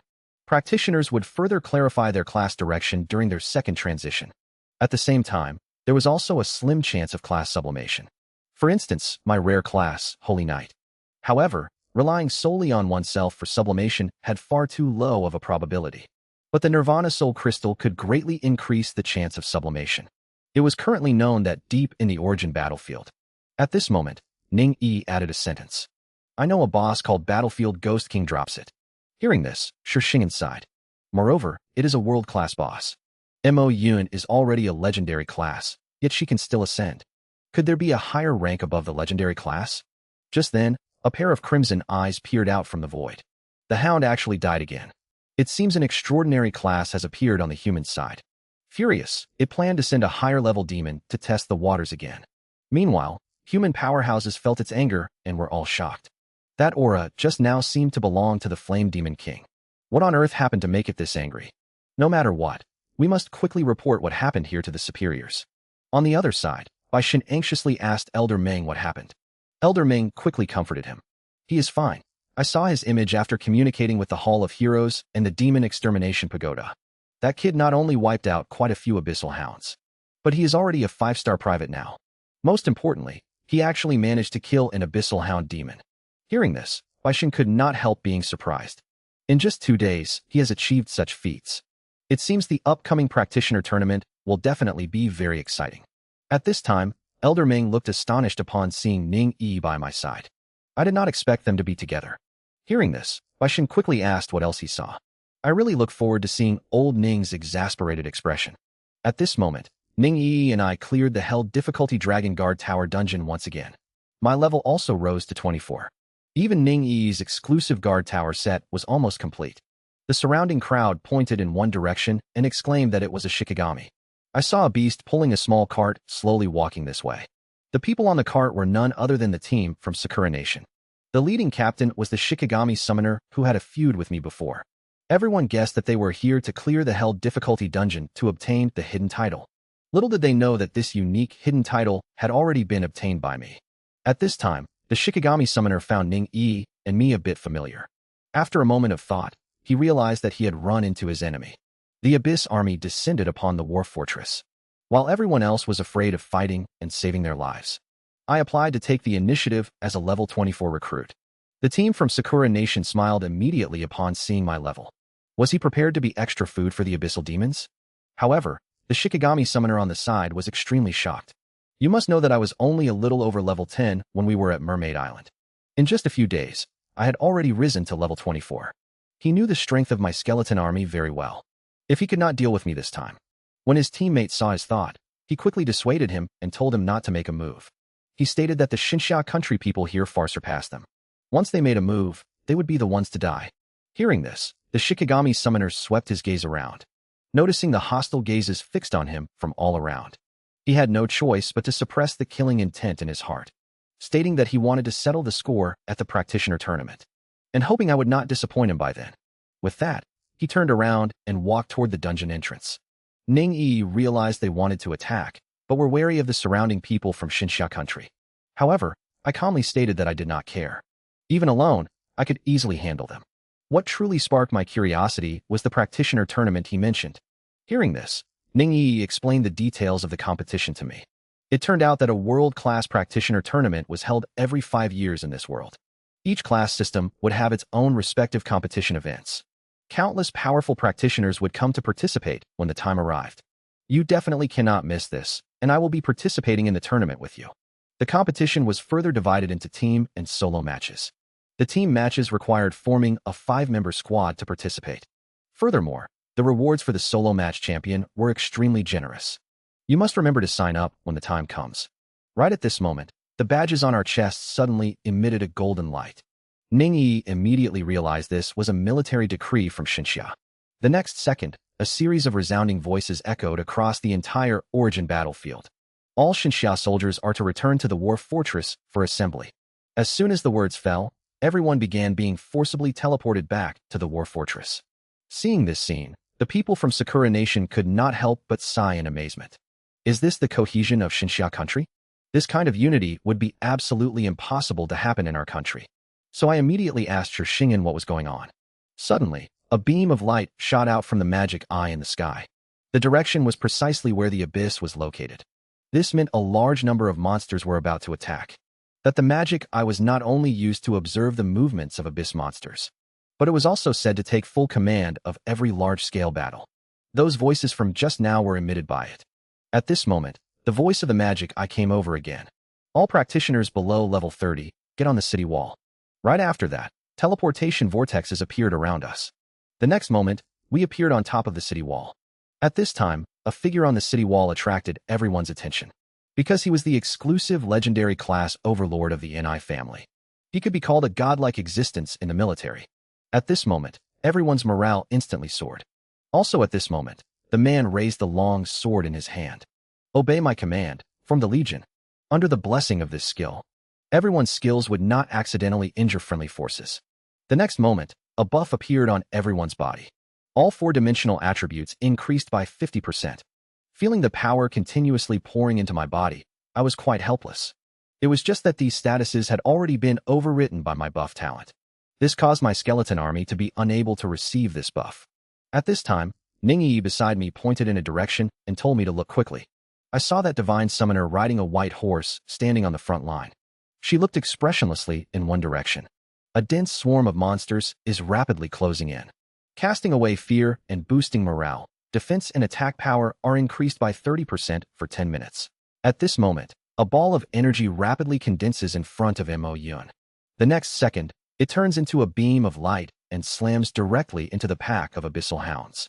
Seeing this, the lower-level demons realize the threat posed by Moyu. Thus, it charges straight toward Moyu.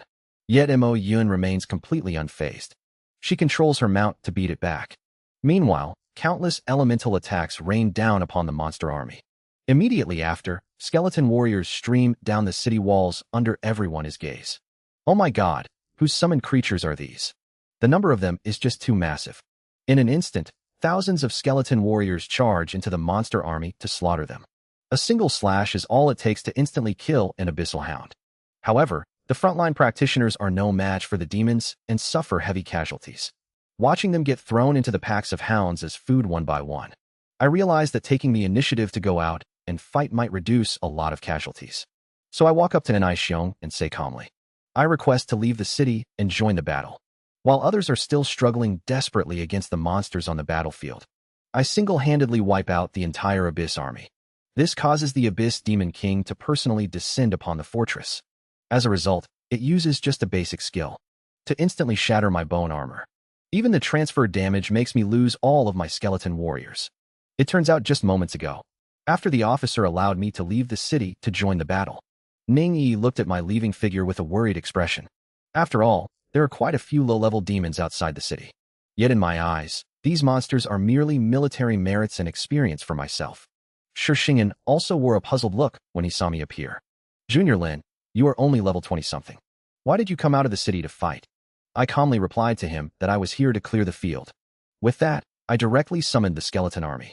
My appearance instantly drew the attention of the demons as well.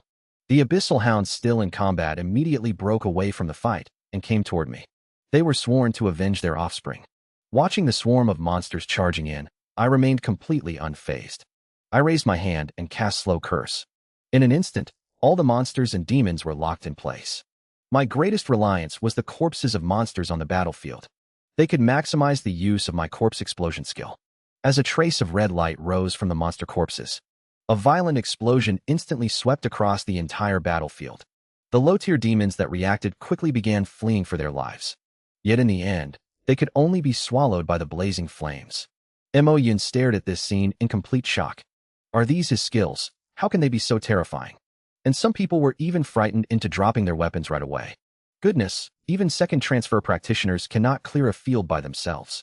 Yet he pulled it off, showing just how powerful his Necromancer class truly is. Shi Xingyan wore a look of relief instead. Good thing Junior Lin is a student of our Xiaojing Academy. After being baptized by the explosion skill, only a few injured hounds remain on the battlefield. Now I just need to leave it to my skeletons. Moyu finally understands upon seeing this. It turns out that the aura she loathes comes from these undead summons. Just as the last hound is slain by the skeleton warrior, the Abyss Demon King instantly locks its gaze on this skeleton warrior. At the same time, I notice that I have lost connection with this skeleton warrior. The next moment, an angry roar from the Demon King echoes from the Abyss portal. So it was you, Lin Moyu of the Xinxia Empire. I will definitely kill you with my own hands. Hearing these words, I walk straight toward the portal. I want to see who is trying to play the ghost inside. Everyone is frightened silly when they see my actions. That is a portal created by the Abyss Demon King after all. Could he possibly be planning to mess with the Dark Fog? That is definitely not something our level can handle. The skeleton warrior carries a monster corpse right up to the portal. As the monster corpse explodes inside the array, the voice inside does not disappear at all. Instead, it makes its hatred for me even more intense. Seeing that I cannot hurt it at all, I realize that I still have a long way to go. Just as I am about to leave, a pair of 2 rays of red light burst forth from the eyes, instantly piercing through the skeleton warrior, blocking my back. Yet its momentum does not decrease in the slightest. Seeing this, I quickly activate bone armor to defend myself. As a result, it shatters in an instant before lasting even 2 seconds. The next moment, the red light strikes my body directly. The transferred damage instantly cost me 124 skeletons. Even so, this red light still did not weaken. At this critical moment, the demon eye in the sky suddenly emitted a golden light. The shot beam struck the black mist directly. A piercing scream immediately rang out. This also barely allowed me to save my life. Ning Yi also hurriedly ran over to ask about my injuries. What I did not expect was that the Abyss Demon King could actually attack me across the teleportation array. And the power was so great, almost causing me to lose the mental brand planted by Bai Shan. At this moment, my ambition to grow stronger became even more intense. And the distribution of military merits would begin next. My death scythe finally ushered in an epic transformation.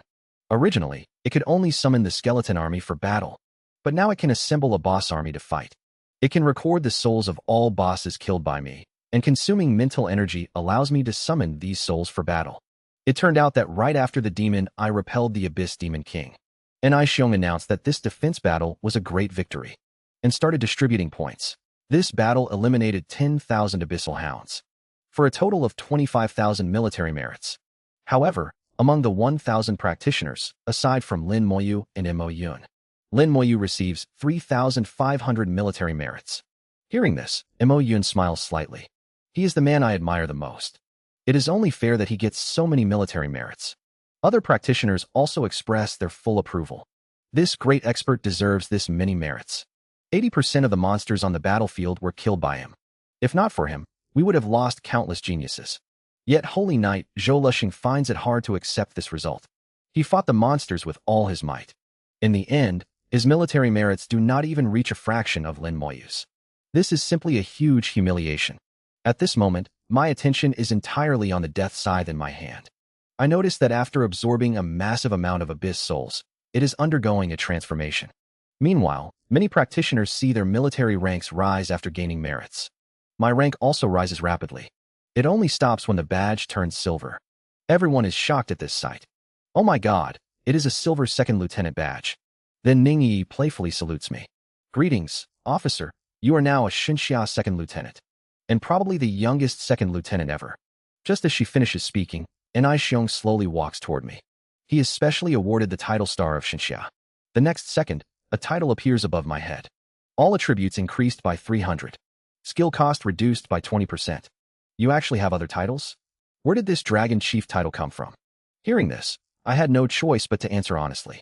I explained that this title is a unique hidden title, which requires clearing the Hell Difficulty Dragon Frontline Outpost dungeon alone. Its effect is to increase all attributes by 500 and reduce all skill costs by 50%. Mo Yun was filled with disbelief upon hearing this, because she had also tried soloing the outpost dungeon before, and ended up almost dying inside. And Xiong patted my shoulder after hearing this. Not bad. Our Xinxia country has gained another genius today.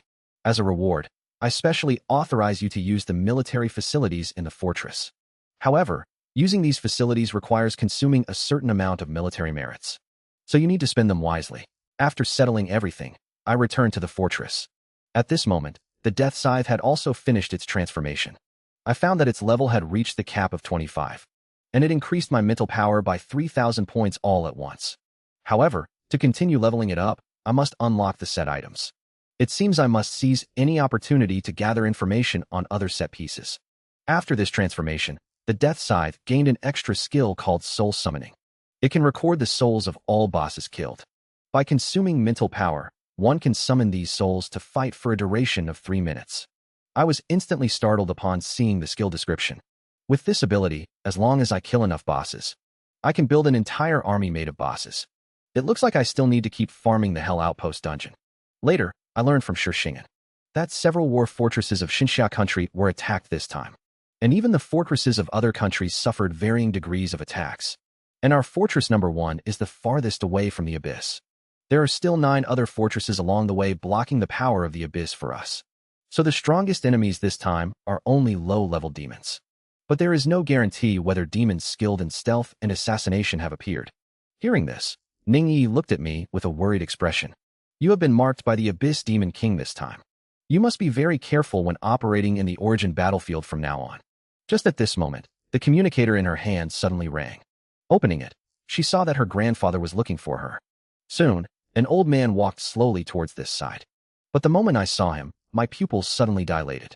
The badge on his chest turned out to be a 5-star Divine General. I never expected that the figure on par with Bai Shan would actually be Ning Yi's grandfather. At this time, Ning Yi quickly greeted him. Grandfather, why are you here? But after discovering that I was with his granddaughter, the president became furious. Lin Moyu, how did you end up getting mixed up with my granddaughter? Just as he clenched his fists to teach me a lesson, he was stopped by Ning Yi. Seeing this, the president quickly claimed that he was only testing this kid's guts. Under Ning Yi's introduction, I also politely bowed to the president. Junior Lin Moyu greets Senior Ning. In my heart, I already knew that he was probably the headmaster of Xiaojing Academy. Seeing me be so polite, he also intended to let the matter go. But suddenly, he went berserk again in an instant. That old bastard Bai Shun actually took it upon himself during the few days I left the academy to let you come to such a dangerous place to execute a mission. Good thing you are fine, otherwise I would not let him off easily. Now come back with grandfather. Grandfather will arrange other tasks for you to do. Ningyi, however, stated that she wanted to finish the remaining tasks together with me. Hearing this, President Ning instantly aimed his spear at me. Lin boy, what kind of potion did you give my granddaughter? However, Ningyi told him she was willing to be with me. Hearing this, Dean Ning had no choice but to drop it. Then grandfather will send a few people to help you with the quest. But hearing this, Ningyi quickly took out a dagger. Grandfather, look what this is. He instantly recognized it as a gold dagger dropped by the Hell Outpost dungeon. And when he saw the faint Dragon War King title hovering above my head, huge waves churned in his heart. No, this kid is too freakish. I need to go back and ask Lao Zi what is going on. Little did he expect that the god of slaughter who once wiped out tens of thousands of demons single-handedly would now be blocked at the dungeon entrance by a team from a foreign country. The squad leader among them even wanted to put me in my place. As a result, a single sword strike from a skeleton warrior scared him so badly he collapsed to the ground. As it turned out, just moments ago, Ning Tairan came to the origin battlefield wanting to take Ning Yi away from my side. But when he saw the Dragon War King title above my head, he immediately changed his attitude and let Ning Yi stay by my side instead, because he knew my future achievements would definitely surpass his. Afterwards, I came to the military facility inside the war fortress to buy supplies. After opening the military merit store, I found that the dungeon escape scrolls inside were quite suitable for me. They could serve as preparation for farming the Hell Dungeon Dragon Outpost next. So I decisively bought 2 and gave one to Ningyi. Yet right at this moment, the divine summoner Mo Yun suddenly found me and Ningyi. It turned out she wanted me to help her deal with the battlefield Ghost King together. With that, she tossed 2 crystals to Ningyi. These are fixed-point teleportation talismans, and I only need 1. The rest are for you, and that item will be of great use to you too. Hearing this, I agreed without any hesitation. What puzzled me was why she came to me instead of asking someone else for help. After all, my level is only 24. I might not necessarily be able to beat a level 38 world-class boss. Ningyi stated that the fact I could solo a Hell Dungeon meant I was already stronger than Mo Yun. The most urgent task was to quickly raise my level. So I decided to use the cooldown amulet to continue grinding the Hell Tier Dragon Chief Outpost. With my stats increased, my level quickly rose to 25. After the attribute bonuses, my dungeon clearing speed became even faster. In less than 2.5 hours, we arrived before the Dragon Chief. After killing it, I immediately used Soul Summon on its corpse. The next second, the soul of the Dragon Chief began to pour into the Death Scythe. Just as Ning Yi happily walked out of the dungeon and prepared to continue, she noticed a massive procession marching imposingly toward us. Get out of the way, people in front. With that, the man tried to push me aside. However, he found that he could not budge my body at all. The man was somewhat shocked. Yet he immediately roared at Ning Yi instead. Get lost, all of you, because you soiled our highness's red carpet. Saying that, he wanted to push Ning Yi away. At that moment, a long sword suddenly descended toward his arm. Seeing this, the man was frightened and collapsed to the ground. A skeleton warrior was staring intently right at him. At this time, Ning Yi reminded me to be careful. They are all people from the Gullo Holy See. Just then, a voice of command suddenly came from inside the carriage. Hearing the voice, the knights respectfully bow and salute. Then, a man of noble status steps out from the carriage. When he lays eyes on the stunning beauty of Ning Yi, he immediately turns to the man who just offended us and says, "How dare you be so rude? Get back down right now." He then bows deeply to Ning Yi. My subordinate was out of line earlier. I apologize to the 2 of you on his behalf. After that, he starts introducing himself. He claims to be a level 31 pyro gladiator from the Gullo Holy See. The surrounding crowd is shocked upon hearing this. And this pyro gladiator has inherited the power of the fire god. Yet some people are extremely dismissive. He is nothing more than a legendary class user with fire attributes. Compared to the great expert who slaughtered tens of thousands of abyssal demons, he is nothing. Right at this moment, Roves extends a hand toward Ning Yi. Beautiful lady, I wonder if I have the honor of inviting you to run a dungeon together. Hearing this, I immediately step in front of Ning Yi. You do not even have the qualifications for that. Who would have thought that the god of slaughter, who once wiped out tens of thousands of demons single-handedly, would now be targeted by a foreign group trying to kill and loot inside a dungeon? As it turns out, my strength far exceeds their understanding. With just a wave of my hand, I instantly kill all the practitioners. Even a skeleton warrior can crush rogues, despite him being a legendary class user. As it turns out, after I brought Ningyi out of the Hell Dungeon, we unexpectedly ran into the Pyro Gladiator from the Gullo Holy Sea. Shocked by Ningyi's beauty, he immediately demanded to take Ningyi along to level up. But I stated that he does not have what it takes. Hearing this, Rogue said with utter disdain, "You are just a level 25 rookie. I should be much more qualified than you. Besides, I came here this time to solo the Hell Difficulty Outpost dungeon and claim that legendary title. Given your strength, it would probably even be hard for you to clear the Nightmare Dungeon with her." Yet at this moment, Ningyi let out a chuckle. Meanwhile, the surrounding crowd could not help snickering either. Seeing this, Rogues were a confused look. Just then, a subordinate hurried over and told him that the outpost title had already been taken, and it was taken by the young man right in front of them. Hearing this, Rogues looked completely dumbfounded.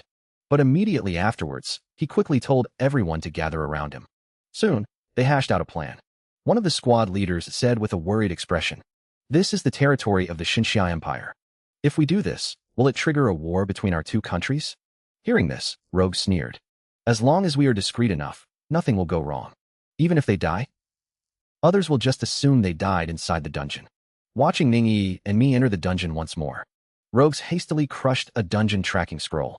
The next second, their entire squad also vanished from the dungeon entrance. And in the blink of an eye, they appeared right in front of Ningyi and me.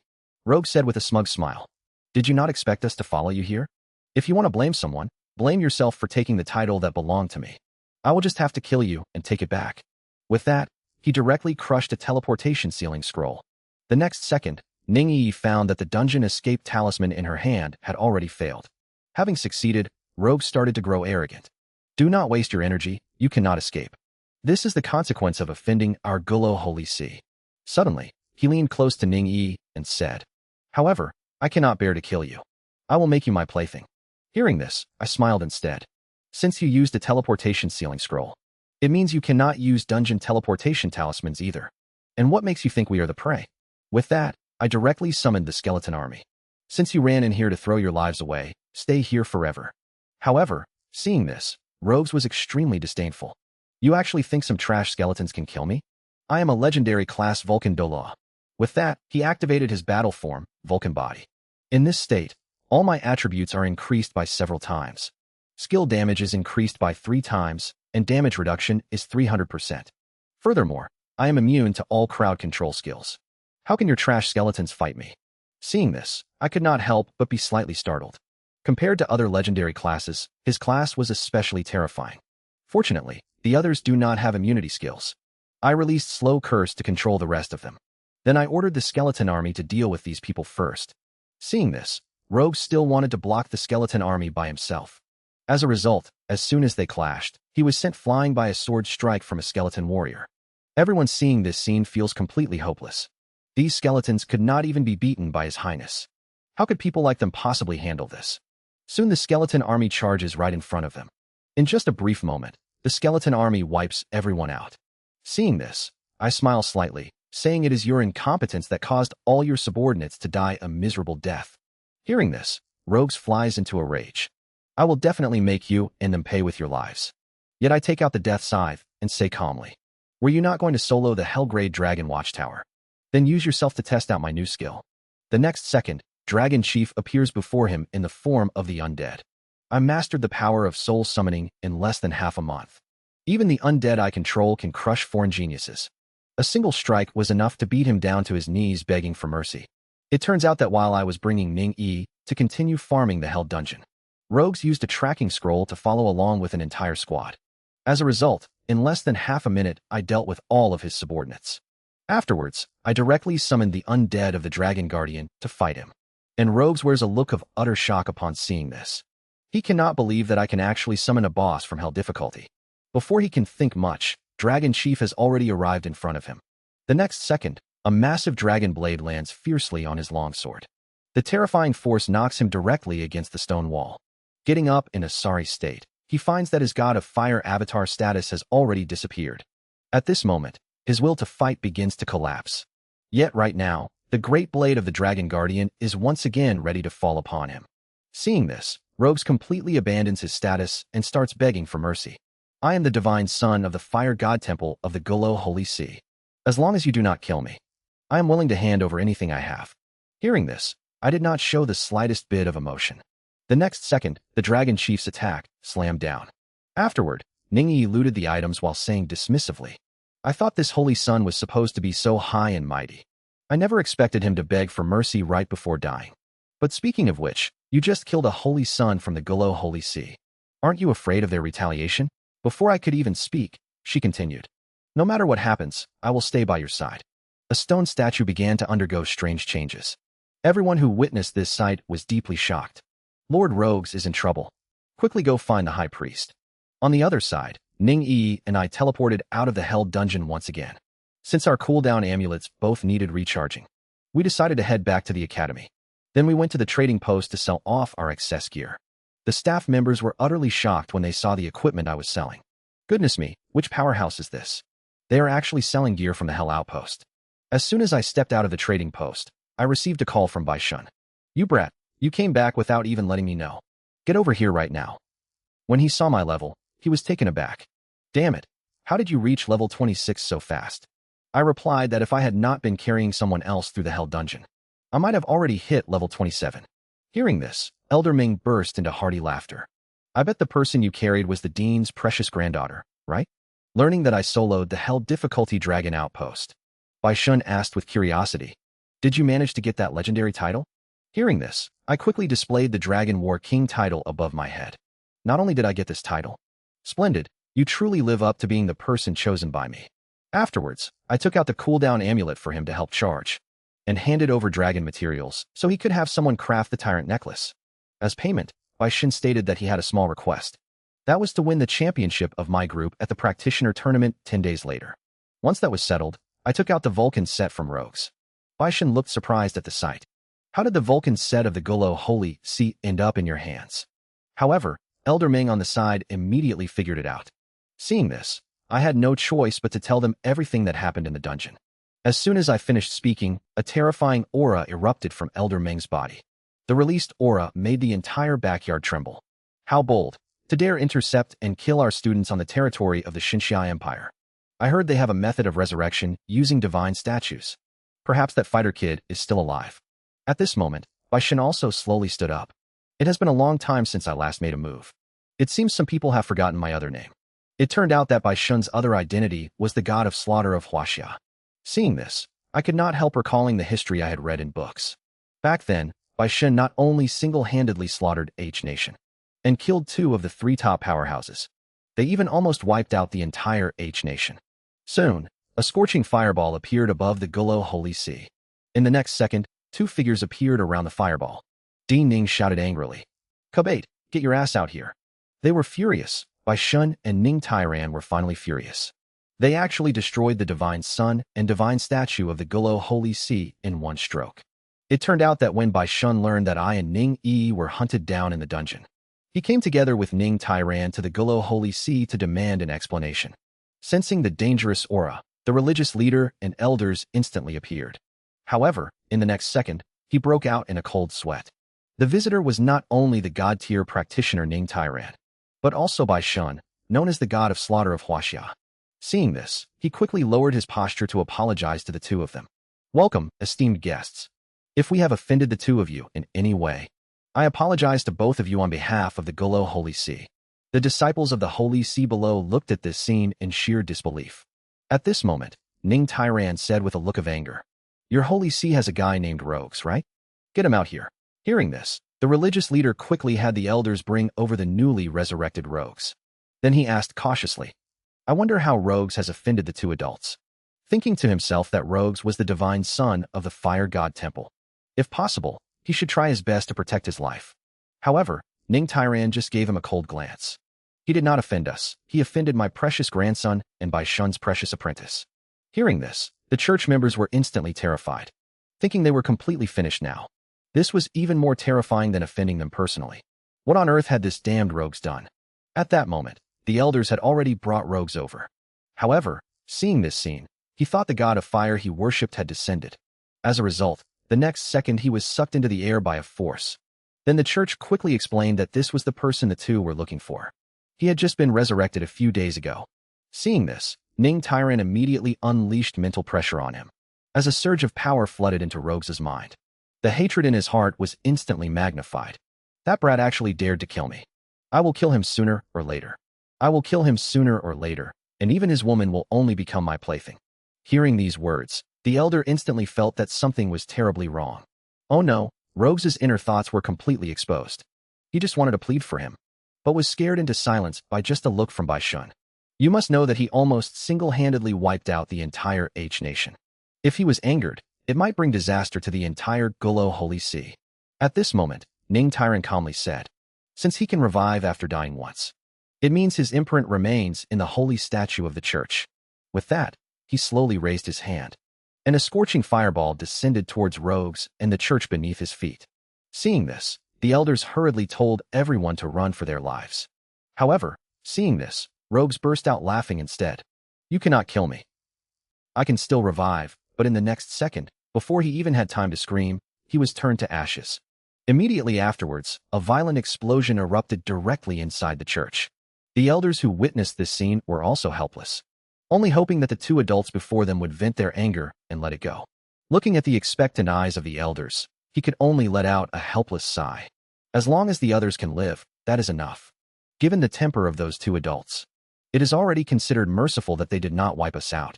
Just think about how many people died in H Nation back then. Now that the holy statue has been destroyed, our Gullo Holy See has suffered a severe blow. Next, we will probably have to lie low for a very long time. Meanwhile, Bai Shun and Ning Tairan returned to Xiaojing Academy. Old man Ning, when did your temper become so good? Could you be getting used to spoiling your granddaughter? You are no different. The people of the Gullo Holy See would have been wiped out by you long ago. Although Bai Shun explained that he simply grew tired of killing. Only Elder Meng knew. The only reason he kept them alive was to let them slaughter more abyss monsters. Soon time arrived for the 100th practitioner tournament. And right now I am planning to register and participate in the competition. As far as I know, this competition is divided into 3 seasons, which are the team match, solo match, and challenge match. Moreover, every 10 levels is divided into a tier, and I happen to fall into the tier of level 20 to 29. The rewards are also extremely generous. For team matches below level 40, the champions of each group can receive a flashing primary scroll, along with a bottle of primary divine potion and 50 million gold coins. With my current strength, taking the championship should not be much of a problem.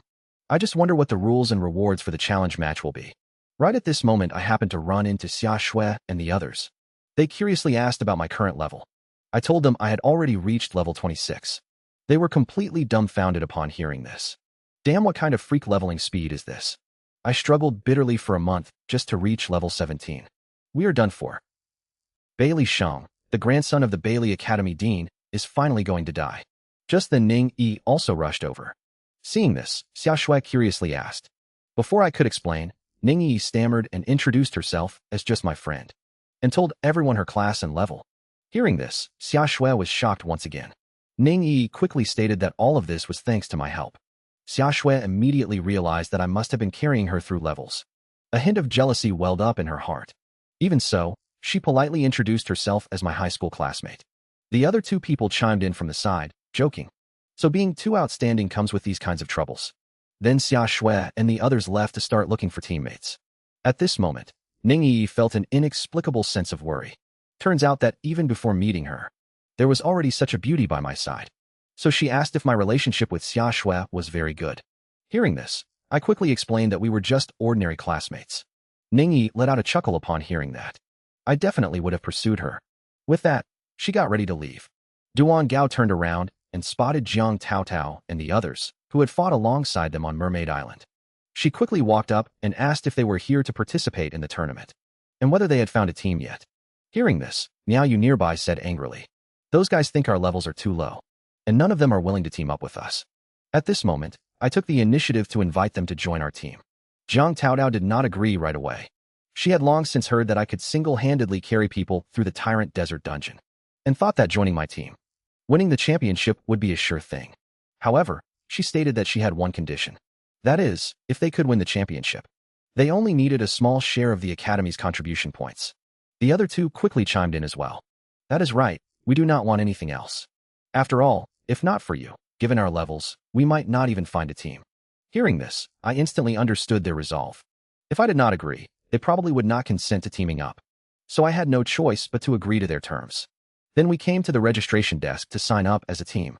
Right at that moment, Bailey Sheng walked over from afar with a lackey, with the boss's strength and a few more reliable teammates.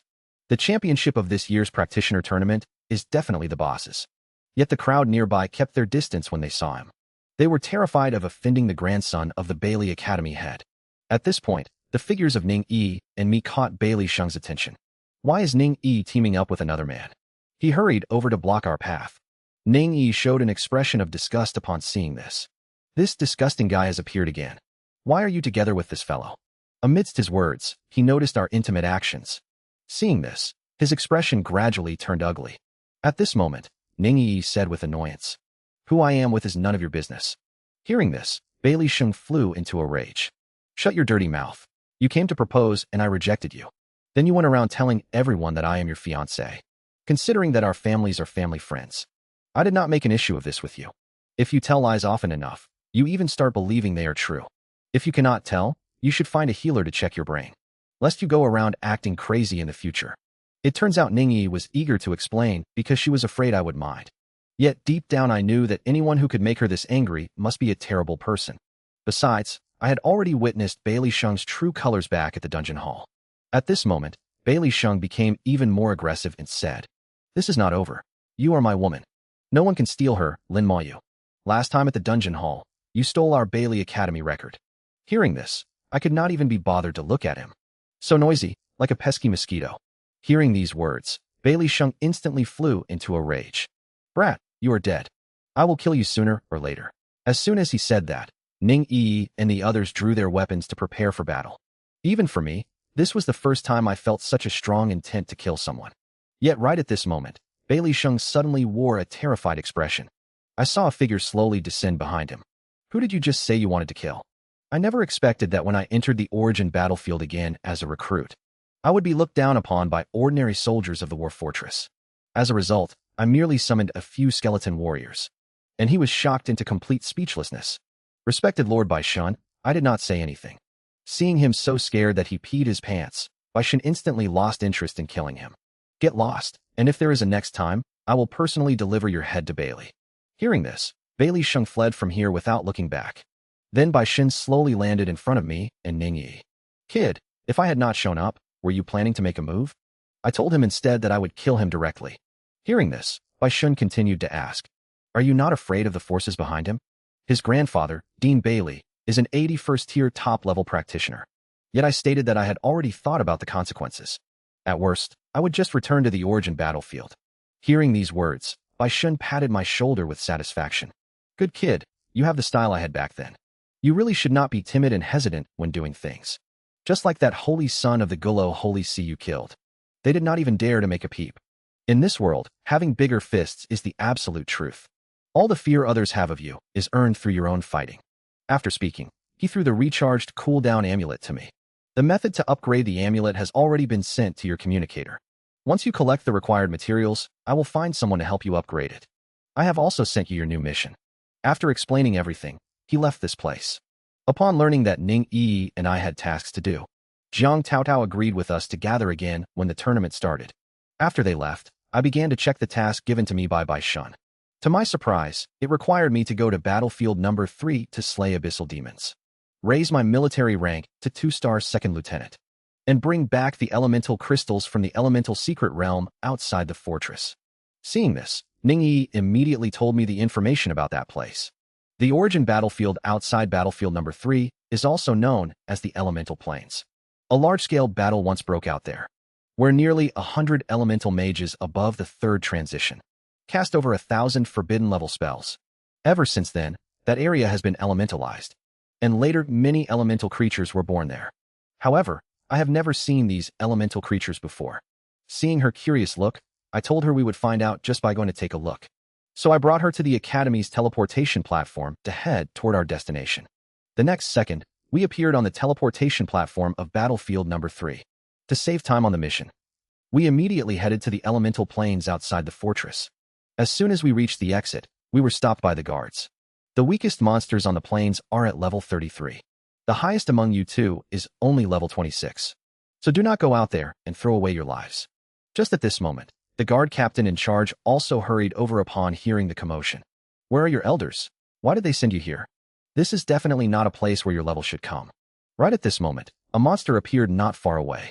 It turned out to be a level 33 elemental spirit. Suddenly, the guard captain wore a look of shock. Before I even realized it, several skeleton warriors appeared by my side. What shocked him even more was the speed of these skeleton warriors. Their power far exceeded anything he could have imagined. A single sword strike instantly killed the fire elemental spirit. This scene completely shattered their view of reality. They could not believe that the summon of a level 26 practitioner could instantly kill a level 33 monster. The garrison captain was shocked once again by what happened next. He noticed that the badge on my chest was actually that of a second lieutenant. Recalling that he was already 38 when he became a second lieutenant, while I had just turned 18. He quickly apologized to us and let us through. Soon after, Ningyi and I set out on our path to find materials. Not long after walking, we encountered a monster. It was a wind elemental spirit with the ability to fly.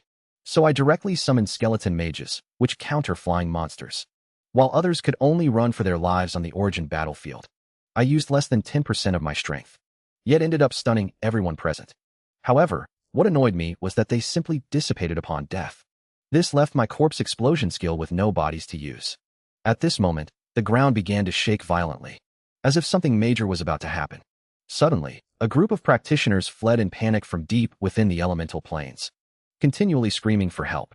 Looking ahead, I see a massive number of elemental spirits chasing them. Seeing this, Ningyi is instantly shocked. Did these guys poke a nest of elemental spirits? Meanwhile, I am extremely happy, because I realize this is due to the appearance of the elemental secret realm. This is what breeds a large number of elemental spirits. So I walk straight into the depths of the elemental planes. Yet everyone thinks I am courting death. Kid, can you not see the elemental spirits behind us? Hurry up and run, but I pay them no mind. Instead, I directly summon my skeleton army. With a single command from me, the skeleton army charges forward to slaughter the elemental spirits. Facing skeletons with heaven-defying stats, these elemental spirits are instantly suppressed. In no time, a massive number of kill notifications pop up continuously. Right at this moment, a scream gives Ning-Yi a splitting headache. Due to my high mental power, I am not affected at all. However, I know this sound comes from the elemental queen inside the secret realm. It seems I need to finish this quickly. I immediately raise my hand to cast Slow Curse. In an instant, all the elemental spirits are locked in place. The skeletons seize the opportunity and begin going wild with their damage output.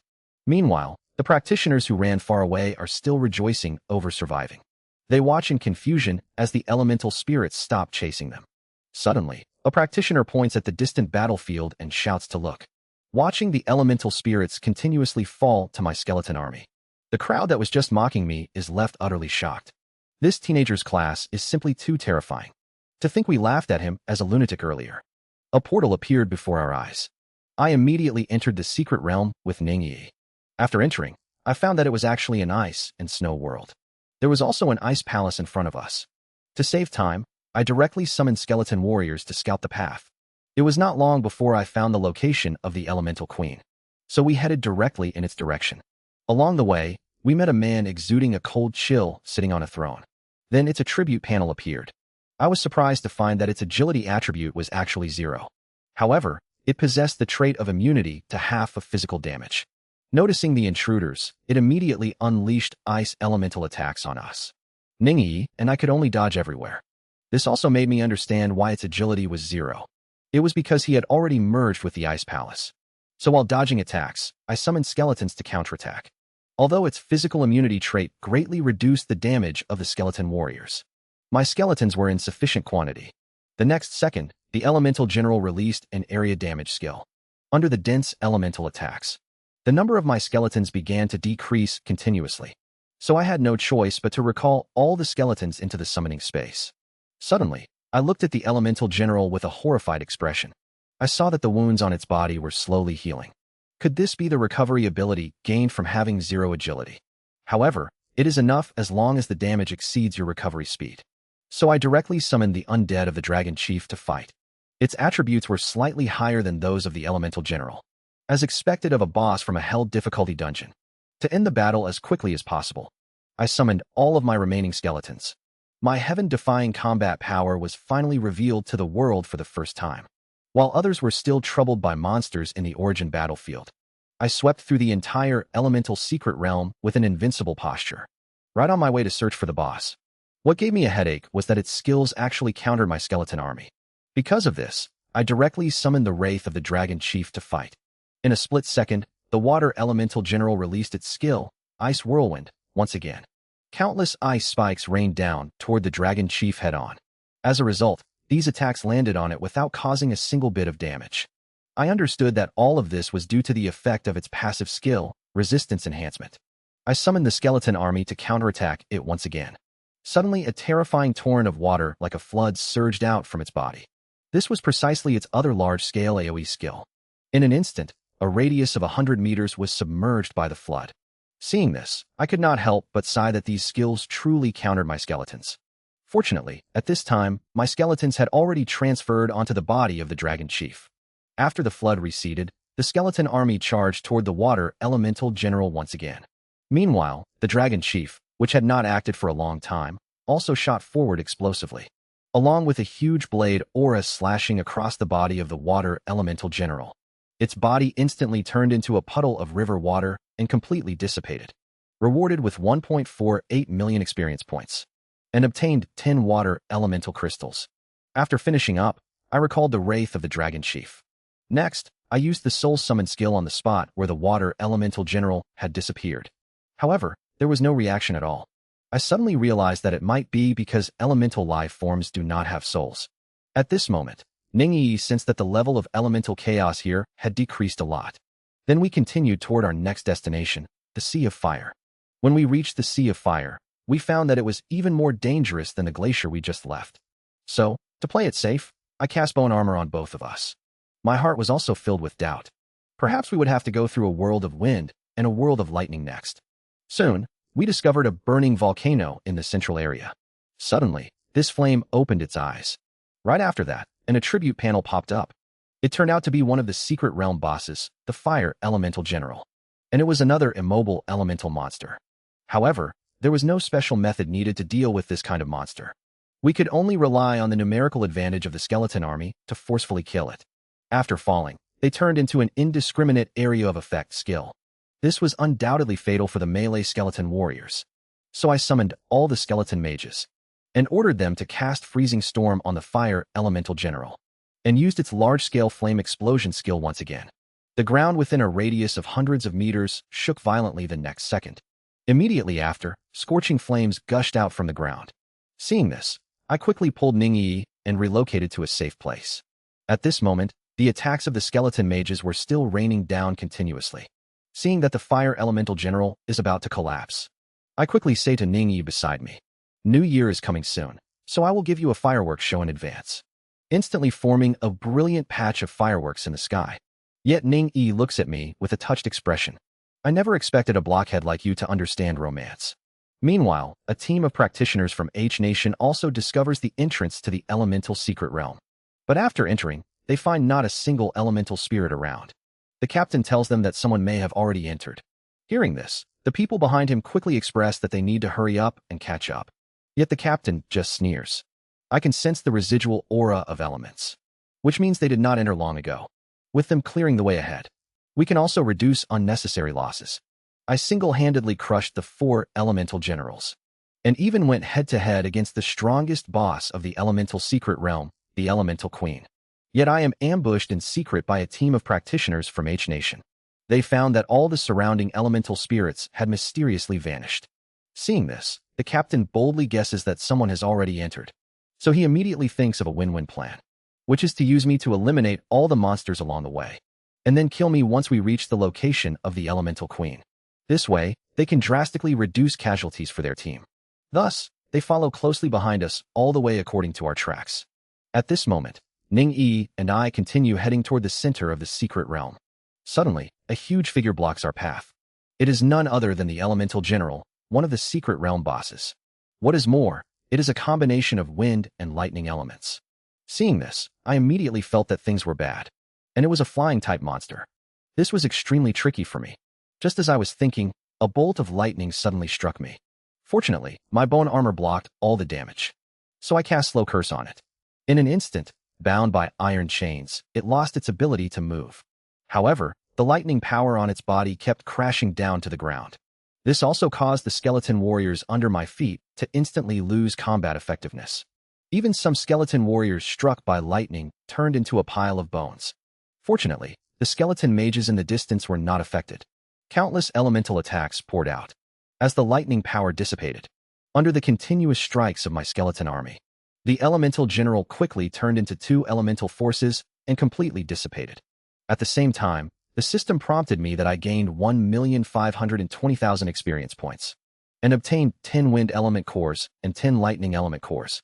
I knew that if I did not quickly kill the elemental queen, these elemental generals I killed would soon revive again. So Ning and I hurriedly rushed to where the elemental queen was located. Sitting on the throne was a blonde beauty. It was the final boss of this elemental secret realm, the elemental queen. She actually possessed the trait of having physical and elemental damage. This was the strongest boss I had encountered so far. Even the elemental power radiating from her body prevents the skeleton warriors from getting close. Her casual attack instantly kills several skeleton warriors. Seeing this, I instantly grow worried. My skeletons are already scarred after multiple battles. They probably cannot handle the elemental queen before me. Just as I am thinking, she begins gathering elemental energy. In the next second, 3 elemental rays shoot forth. They instantly kill 5 skeleton warriors. Seeing this, I cannot help but marvel at her strength. As expected of the queen of the elemental secret realm. Before I can recover from my shock, she uses her skill Elemental Starburst. Watching my skeleton warriors constantly die, this is the first time I have fallen into such a predicament. Because elemental creatures have no souls and physical bodies. My ultimate moves Corpse Explosion and Soul Flame have no use here. It looks like I can only summon the Undead General and Dragon Chief to fight her. On the other side, the H-Nation team notices that I am fighting the Elemental Queen. The team leader quickly orders the mage to cast a lethal attack on me. As the mage begins chanting her spell, a massive surge of power gathers around her. Yet this power is instantly detected by Ning Yi, who is an assassin. So she quickly warns me that someone is launching a sneak attack. No sooner has she spoken than a massive magic array appears beneath our feet. Dense flames rain down upon us from above. However, that is not all. As the mage completes her spell chanting, a huge meteor falls from the sky and heads straight for us. Seeing this, I just smile because they came at the right time. They really asked for this. Lin Moyu is truly furious, not only taking on the strongest boss of the elemental secret realm single-handedly, but also wiping out the entire professional team from H-Nation during the battle. I immediately activated Bone Armor to block all incoming attacks. Then, with a single thought, I summoned 95 skeleton warriors. That should be enough to deal with them. The professionals from H-Nation were shocked when they saw this. In their understanding, the Elemental Queen did not have any Necromancer subordinates. That leaves only one answer, which is that these skeletons must be my summons. Realizing this, the group quickly assumed battle stances and prepared to attack at any moment. Suddenly, their movements froze in place. This was precisely my slow curse. At the same time, I gave the attack command to the skeleton mages behind me. The skeleton mages began to chant their spells, and all attacks rained down upon the enemy healer. Hundreds of elemental attacks landed on him in a single second. After just one round of attacks, he was already on the verge of death. The knight captain was completely shocked by my strength. In less than 2.5 seconds, one of his teammates had been severely wounded. If this continued, their entire team would die here. Thinking of this, he immediately used a group taunt skill, and then cast a group binding skill on my skeletons, to draw all the aggro onto himself. Then he took out a potion and signaled his teammates to drink it. As they drank the purification potion, the slow curse on them instantly disappears. They seize the chance to rescue the dying healer. The moment the curse is lifted, the healer immediately casts a healing spell on themselves. At this moment, the next round of attacks from the skeleton mages rains down on them again. The knight captain immediately uses a defensive skill called Group Protection, and manages to block the skeleton mage's attack. Ning Yi hurriedly tells me that their levels are all above 40, and they are all Tier 2 practitioners.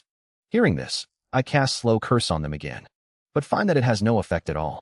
That is when I realize they just drank curse-resistant potions, which can immunize them against any curse for a short time.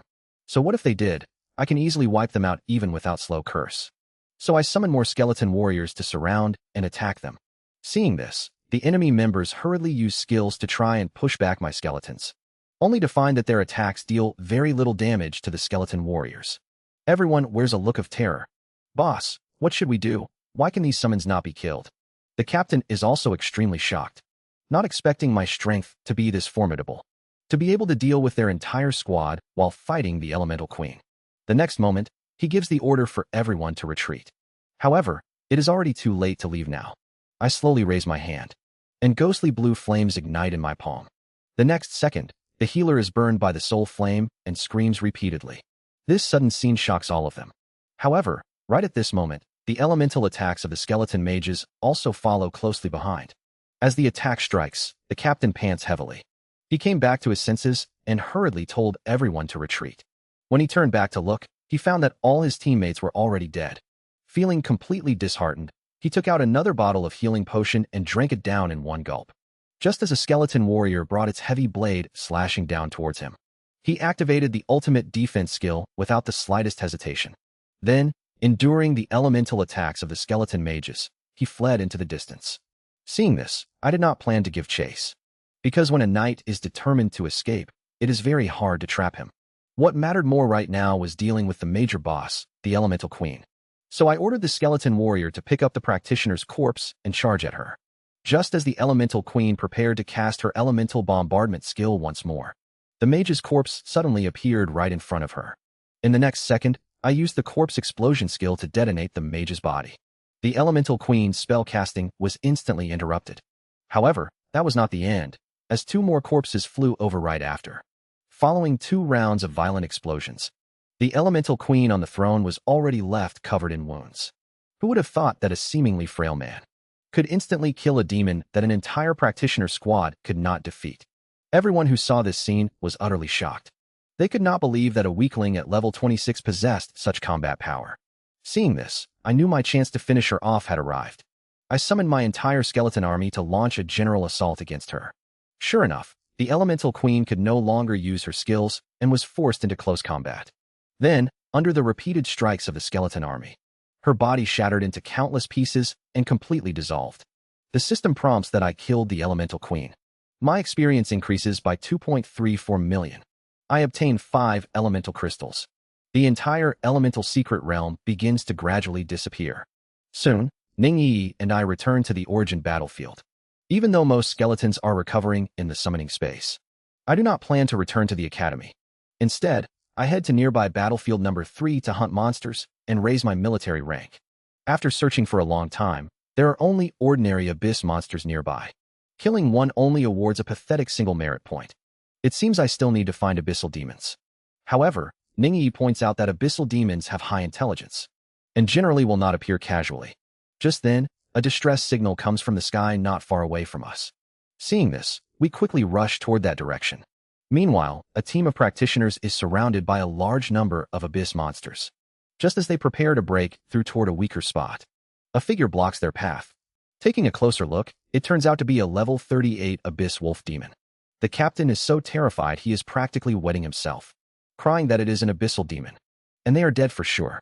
On the other side, Ningyi and I have also arrived nearby. It thought the rescue personnel would be high-tier practitioners, not expecting just a level 26 little fellow, and even a level 25 chick. Seeing this scene, the crowd falls into complete despair. They never expected the rescue to consist of 2 weaklings. At this moment, the abyss wolf demon moves. Its first target is Ningyi behind me. With such delicate skin and tender flesh, you must taste amazing. As the words fall, its figure has already arrived before me. Just as its sharp claws are about to descend, I cast Slow Curse, freezing it midair and leaving it unable to move.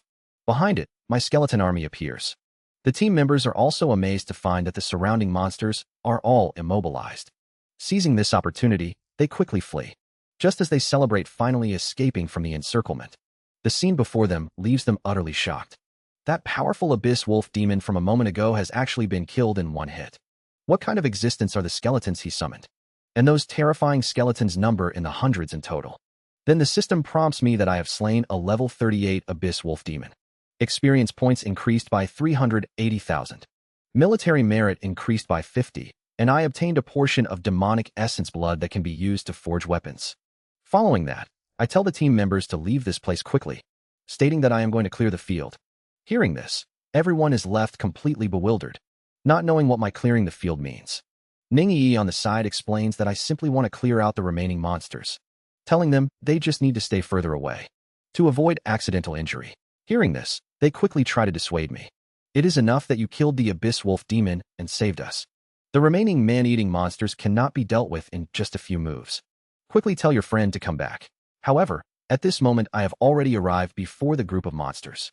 I slowly raise my hand. The monster corpses all around explode in an instant. A violent blast sweeps across the entire battlefield. The ultimate battle to challenge the Abyss entrance has finally begun. Even level 40 advanced practitioners on their second promotion can only end up as food for the demons here. Yet at level 26, I took down the demons of the entire Abyss. Just moments ago, I used Corpse Explosion on the monster remains on the battlefield, instantly wiping out all the remaining monsters. The military merits gained from eliminating the monsters elevate Ning to a 6-star private. This speed leaves her quite satisfied. However, I know that if I want to earn even more military merits, I must find higher-level demons. Just as I prepare to leave with Ning, the leader of the practitioner team behind me calls out to me. We owe our survival this time to your help, little brother. I can see your strength will not keep you in this area for long. The Abyss is divided into multiple regions, namely the surface, the middle layer, and the deep layer. Battlefields number 1 through 3 correspond to the Abyss surface, with layers of barriers set up by powerful figures. Powerful Abyss demons cannot enter the surface area. Only some weak demons manage to sneak in. Yet they are still not opponents ordinary practitioners can handle. Just like human practitioners, demons face a watershed at level 40, known as higher demons. Deep inside battlefield number 3, certain areas overlap with the entrance to the Abyss. You can actually see the true Abyss there. Abyssal demons are also much more numerous in that place. Not only that, there is also a dungeon located there. Perhaps that place is your true home turf. Hearing this, I instantly became interested in the place he mentioned, because more demons meant more military merits to be gained. So after asking him for the exact location, I set off toward that place with Ning. As we met more and more demon hunting squads along the way, we got closer and closer to our destination. Finally, after 2.5 hours of travel, we reached the Abyss entrance. Countless eerie eyes emerged from the other side of the entrance. This made Ning and me feel our scalps go numb. Suddenly, a miserable scream came from above our heads. Accompanied by this, an abyssal demon plummeted toward the ground. Seeing this, I immediately became alert. Yet I found that this abyssal demon was already dead. Right after that, a mysterious assassin class came into view. He was clad entirely in dark gold equipment. He even possessed the ability to fly through the air. Ning immediately recognized this as a second transition practitioner over level 40. No wonder he could instantly kill a level 38 abyssal demon. However, this also meant we came to the right place. So we also began searching for other abyssal demons. Yet half an hour passed, and we only encountered ordinary man-eaters. Without seeing even a shadow of a demon, just when I thought all the demons had been killed by that assassin just now, a group of abyssal demons suddenly appeared in the sky. Fresh blood kept dripping down from their spots. Right after that, a dagger fell from the sky. The moment Ning and I saw the dagger, we instantly recognized it as the dark gold gear of that assassin from earlier. Clearly, that mysterious assassin had already been torn apart and devoured by these demons. Ning looked terrified at the sight, but I remained extremely calm, even though they were a pack of abyssal demons. Only one of them gave me a slight sense of oppression. Then its attribute panel came into view. It was a level 40 high-tier demon, and its stats were not much different from the Elemental Queen in the Elemental Secret Realm. From the looks of it, I had a great chance of taking it down. At this moment, the abyssal shadow demon in the air looked at me and sneered. A puny level 26 brat dares to come here. And the minions beside it remarked that they had an extra snack. With that, they charged straight toward us. Seeing this, I first activated bone armor to shield Ning behind me. Then a wicked smile appeared on my face. I am always the one ganging up on others, so it is not your turn to gang up on me. Without hesitation, I summoned the skeleton army. Seeing this, the abyssal shadow demon immediately activated shadow form to retreat. I raised my hand and cast slow curse. The next second, it was trapped in the air by red shackles. Following closely behind were hundreds of skeleton army soldiers. As the berserk strike of the skeleton warriors continuously landed on its body, it still was not killed. I understood this was due to the shadow demon's physical resistance trait, which could immune half of the physical damage. So I directly summoned all the skeleton mages. The shadow demon panicked instantly. If this wave of attacks hit it, it would surely die. Thus, it immediately used the entanglement skill. to possess its main body onto the skeleton warrior. This not only got rid of my slow curse, but also gave it a body capable of absorbing damage. In the next second, the elemental attack from the skeleton mages landed on its head, beating it right back to its original form in one round. Utterly battered, it started calling for its minions to come help. Seeing this, I smiled. Are you looking for them? As my voice fell, the corpses of all its minions were lifted high by the skeleton warriors. The Abyss Shadow Demon was furious upon seeing this. I will tear you to pieces. In that case, I will return them to you. Then, I used the corpse explosion skill on the corpses. The Shadow Demon could only watch helplessly as the minions' corpses rapidly expanded. Then, the system notified me that I killed a level 40 Abyss Shadow Demon.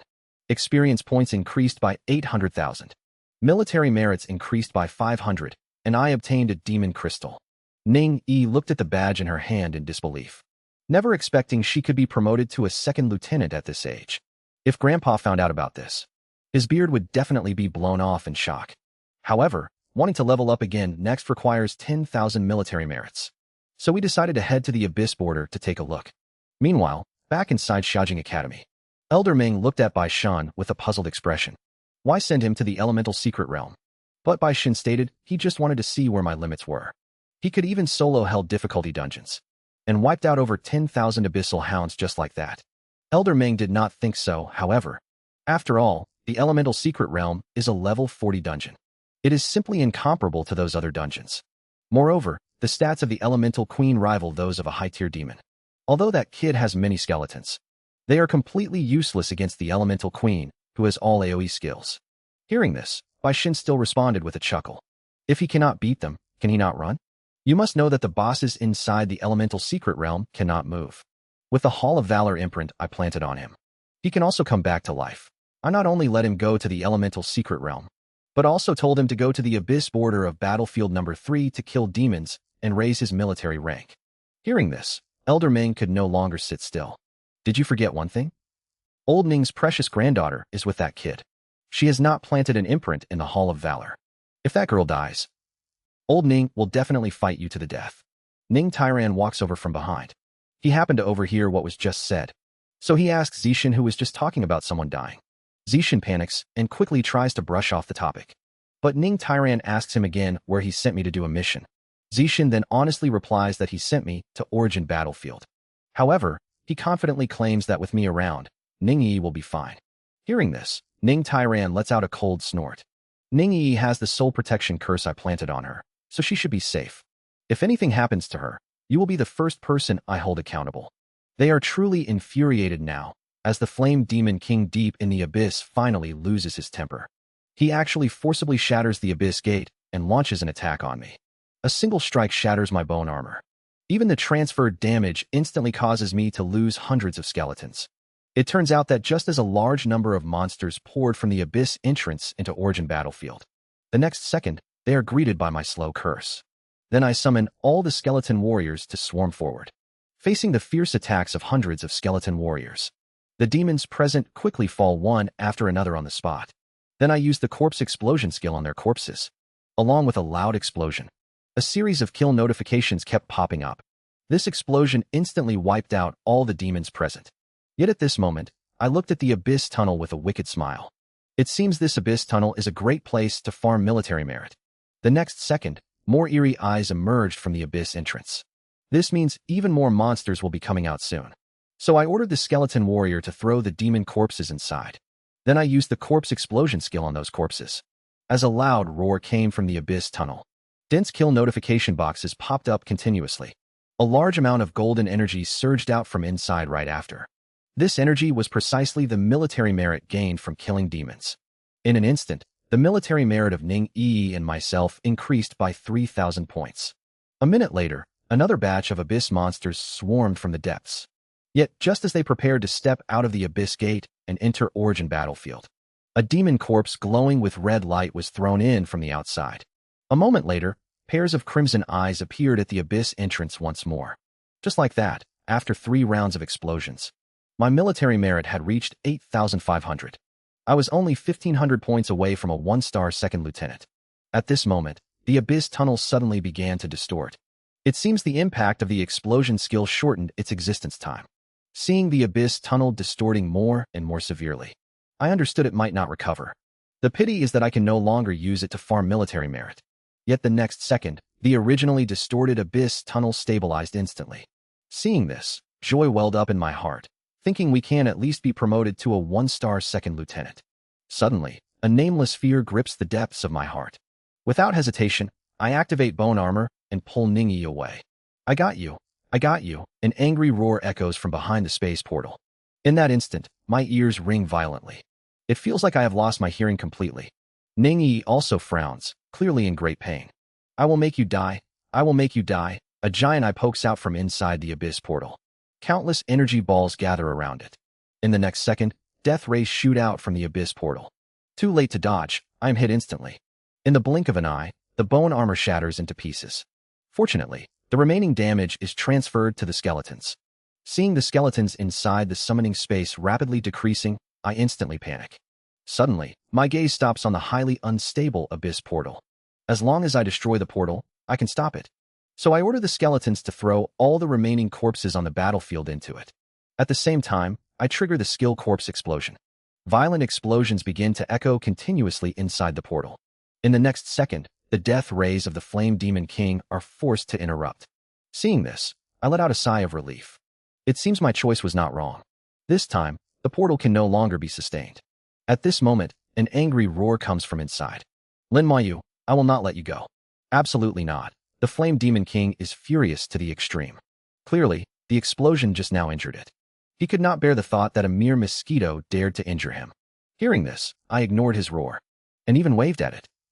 Goodbye, next time we meet, I will definitely blow you to pieces. As the sound faded, the abyss passage completely vanished. At this moment, Ningyi hurried over to ask if I was injured. I comforted her that I was fine. I only lost some skeleton warriors. However, this score will definitely be repaid with interest in the future. The highlight moment of my unique hidden class, Necromancer, arrived once again. Not only did I sweep across battlefield number 3 single-handedly, I even blasted a high-level demon from the abyss. Unexpectedly, my actions alarmed a demon king in the depths of the abyss. With a casual strike, it shattered the bone armor I was so proud of. In the end, sacrificing over 100 skeleton warriors allowed me to escape. At this moment, Ningyi repeatedly confirmed that I was fine and finally let out a sigh of relief. As a dignified demon king, it actually came to ambush us. Good thing it was you. If it were any other practitioner, they definitely would have died. When I get stronger in the future, I must go deep into the abyss to beat it up hard. Ningyi waved her small fist with a fierce expression. I rubbed her little head and comforted her. I blew it up twice in a row. Although I could not injure it, I still made it lose face. It is normal for it to hate me, but it does not matter. Later on, I will let it know whose fist is bigger. There was not a shred of fear in my heart. Right now, I am only level 26. The opponent still could not kill me. They can forget about it even more in the future. Then I put the skeleton warriors back into the summoning space to recover. Thinking back to that strike from the Flame Demon King just now, I still felt a lingering fear. That death ray that landed on me not only shattered my bone armor, but also dealt massive damage to me. Even though all this damage was transferred to the skeletons, it left both the skeleton warriors and mages injured. If that kind of attack hit 1 or 2 more times, I figure the skeleton army and I would have perished on the spot. Compared to when I was at battlefield number 1, the enemy's attack was not this strong back then. My bone armor could still hold out for a second or two at that time. Unlike now where it shatters at the slightest touch. You have to know that today's bone armor is much stronger than it was back then. Mind you, my bone armor is much stronger now than it was back then. This can only mean that the closer it is to the abyss entrance, the greater the power it unleashes. It seems I need to grow stronger as fast as possible as well. Otherwise, if I run into it next time, I might be wiped out directly. So after resting for a moment, Ningyi and I set off again. We followed the abyss border to the deepest part of battlefield number 3. Normally, this place should have the highest number of abyssal demons. In my mind, battles should be seen everywhere around here. Yet, quite the opposite, it is very quiet. I see a dungeon portal vortex spinning wildly, making a peculiar sound. About 500 or 600 meters away from the dungeon, a crude, small fortress stands tall on the ground. There are high-level practitioners both inside and outside the fortress, along with a teleportation array. Ningyi cannot help letting out an exclamation of surprise. Even I am filled with shock. Does this mean we could have teleported straight here through the fortress? If I had known, Why would I bother walking such a long and hard way here? At this moment, I notice a large group of practitioners gathered at the dungeon entrance. Just like the practitioners at other dungeon entrances, they sit around together chatting and laughing, not paying any mind to the abyss world right in front of them. Seeing the surprised look on Lin Moyu and Ning Yi's faces, it draws a wave of laughter. Here come two more fools who do not know about the teleportation array. Indeed, pretty much every day has fools like that. This is what happens when you do not check the information properly. Some guards are more reasonable. Or maybe they just want to save some military merit. After all, teleportation costs military merit. It is also possible that they want to flirt along the way. Unlike a single dog like you. Amidst the banter of the crowd, suddenly one of the guards let out an exclamation. Look at their levels. One is level 26, and the other is level 25. In their eyes, any elemental spirit in the elemental planes could easily kill us. Yet everyone had a huge question mark in their hearts as to how they even got here. At this moment, the teleportation array suddenly flashed. The next second, a team of practitioners teleported over. However, upon seeing the newcomers, Ning Yi immediately smiled and said, "It is Sister Yaya." Seeing them, Shishingen and the others also smiled. "Why did you guys come here too?" Ning Yi hurriedly replied on my behalf. "We are here to do a quest and kill some demons along the way to earn military merit." Suddenly, they noticed that the badge on Ning Yi's shoulder had also been promoted to second lieutenant. Yet thinking of my strength, killing a few demons was no difficult task. After all, the battle at battlefield number 1 was still fresh in memory. I slaughtered across the fortress defense battle at battlefield number 1, looking like a god of war. At this moment, Ning Yi curiously asked what they came here to do. Liang Yu told her that she was here to level up. The experience in this dungeon is quite good. The leveling speed can be even faster than the Hell Outpost dungeon. At this point, their levels have already reached level 31. The experience generated is no longer enough to satisfy them. The battlefield number 3 spatial dungeon here is level 30. Shishingen relies on the outpost set, especially the Hell Outpost shield in his hand, to completely clear this dungeon. They have already cleared the nightmare difficulty once. Although the difficulty is quite high, and it was a tough fight, overall the experience is much higher than Hell Outpost. At this time, Shishingen talked to me about the situation inside the dungeon. The battlefield number 3 world dungeon is somewhat special. It is mixed with the forces of the human world, the abyss world, and the elemental planes, giving the dungeon the characteristics of all 3 sides. The entire dungeon appears a bit bizarre. The monsters inside will all attack each other. The whole dungeon is like a battlefield, and the practitioners who enter the dungeon need to choose a side to clear it. You will know the specific situation once you go inside. Shishingen told me everything he knew. However, I wanted to ask him about hell difficulty. Hearing this, Shishingen shook his head like a rattle drum. I still want to live a few more years. Going to hell difficulty with my level 31 strength is just seeking death. Look at the hundreds of practitioners here. That being said, I never even considered nightmare difficulty. For any dungeon that offers a hell difficulty option, the rewards for hell will be several times greater than nightmare. Naturally, my first choice is hell difficulty. Back when I was level 21, I dared to solo the level 26 hell difficulty dragon frontline outpost. Now that I am level 26, I am confident to take on the hell difficulty battlefield number 3 world dungeon. If I really cannot beat it, I can always use a dungeon escape talisman to get out. Moreover, unlike the dungeon entrance at battlefield number 1, there is no need to worry about demons appearing outside the dungeon, because the dungeon continuously absorbs power from both the abyss world and the human world. Within a radius of several thousand meters covered by the dungeon, no spatial portals will appear, and there are plenty of practitioners here. Even if a few dozen demons rushed over, it would just be easy prey, not to mention the simple base nearby. So people resting outside the dungeon do not need to worry about demon sneak attacks. Hearing that I was determined to challenge the hell dungeon, Shishingen made an agreement to meet me right here after we came out. He was very eager to hear what hell difficulty was really like. Then Ning Yi and I prepared to step into the dungeon entrance. Right at that moment, some kind practitioners outside advised me not to be reckless.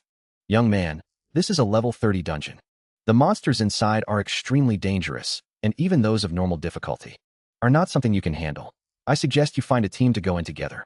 However, I just smiled at them, and then thanked them. Then, without hesitation, I chose hell difficulty to enter the dungeon. I brought a girl in there all by myself to level up. The practitioners nearby could not help but let out a sigh. In their eyes, Ning Yi and I were already corpses.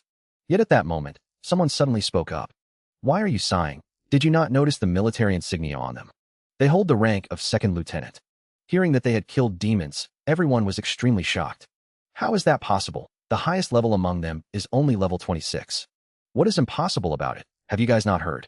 And he even soloed the Hell Difficulty Outpost dungeon. The practitioners could not help but let out gasps of amazement.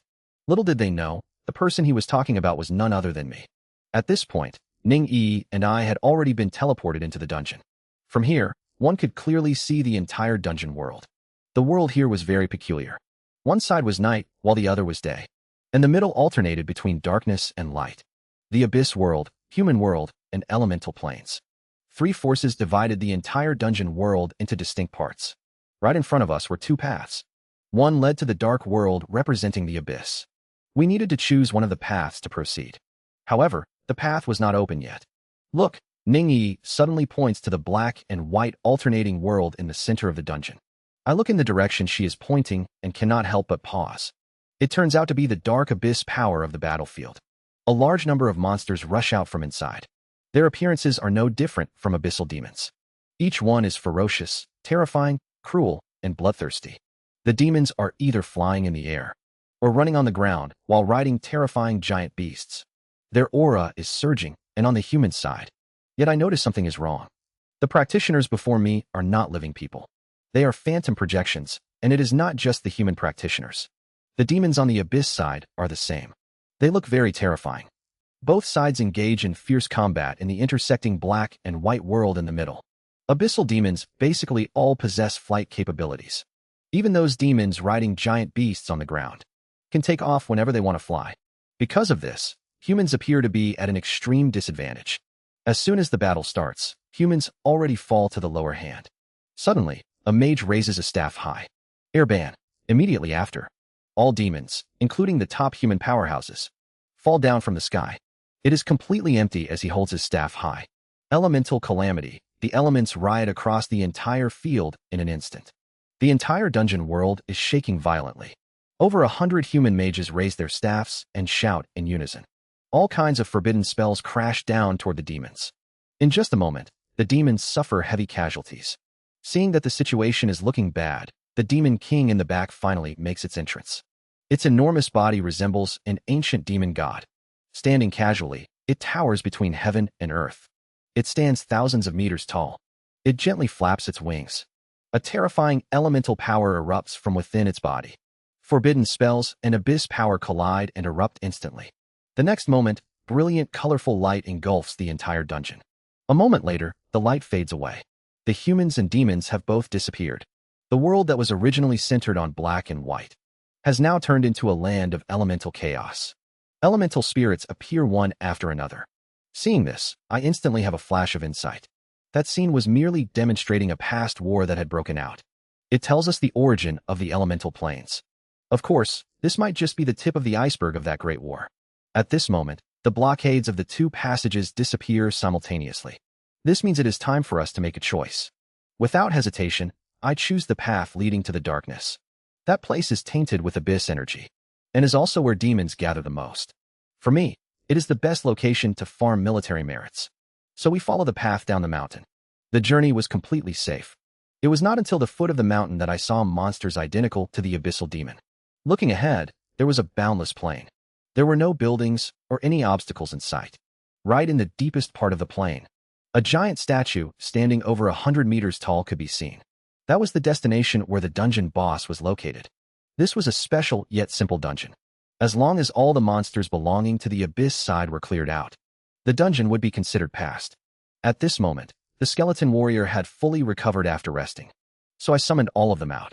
Because facing a level 30 hell difficulty dungeon, I did not dare to lower my guard. Generally speaking, a dungeon like this required reaching level 35, wearing top-tier equipment, and a full team of 12 people to dare venture in and raid it was probably the only one. Soon we encountered our first monster. Its appearance was somewhat similar to an abyss wolf demon, except its build was much larger than any wolf demon I had ever seen. Sitting on top of the green wolf, its height even exceeded 5 meters.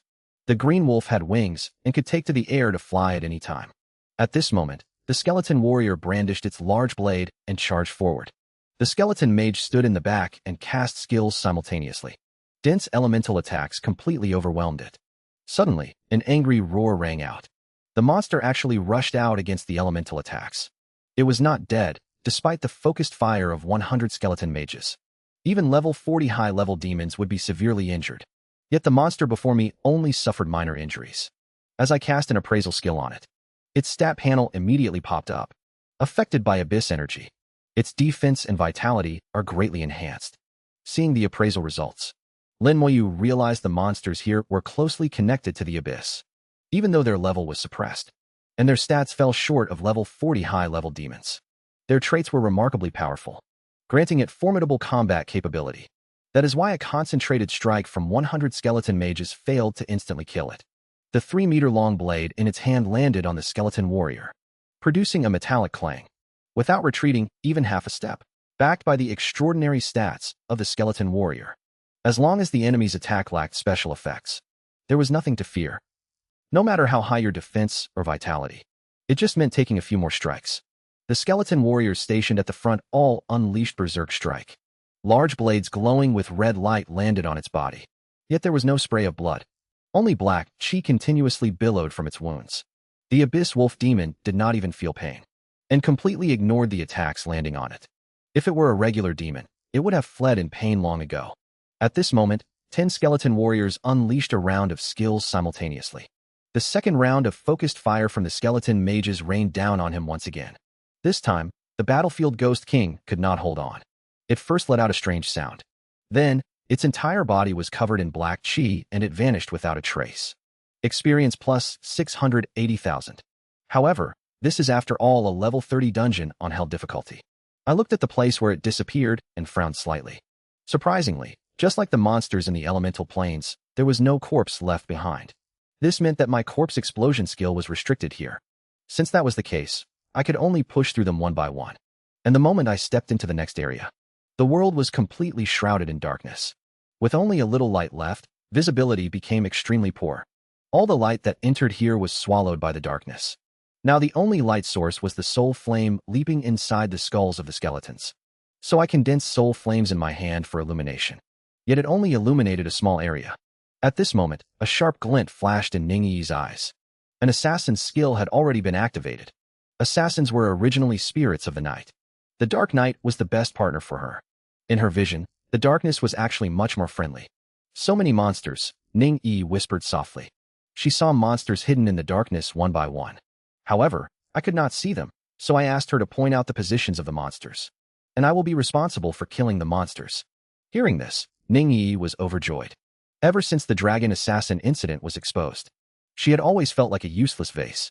She did not expect to be useful here again.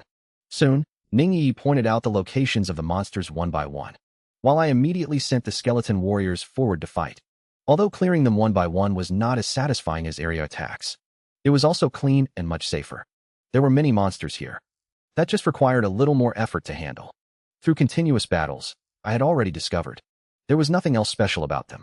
Being at hell difficulty as well, this place was much simpler compared to the Dragon Frontline Outpost dungeon.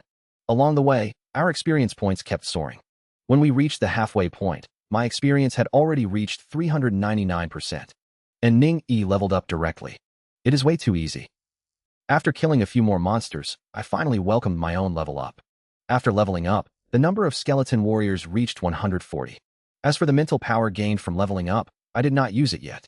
Without knowing what the boss was like, it might come in handy as we kept advancing. Before we knew it, the dark world had been conquered. The difficulty of the monsters in the second half showed no changes. They are just getting denser. Basically, I have to face more than 2 monsters at the same time. It is normal to run into 4 or 5 at once. However, I feel nothing about this. The skeletons are the ones doing the damage in front anyway. They never get tired and feel no pain. They do not fear death, and there is no more dedicated existence than them. At this moment, Ningyi suddenly speaks up. Lin Moyu, do you feel like it is getting brighter here? However, I already noticed the difference just now. As we kill more and more monsters, the pitch-black environment has indeed become much brighter. Yet Ningyi looks puzzled. Why do I feel like the boss statue is getting much darker?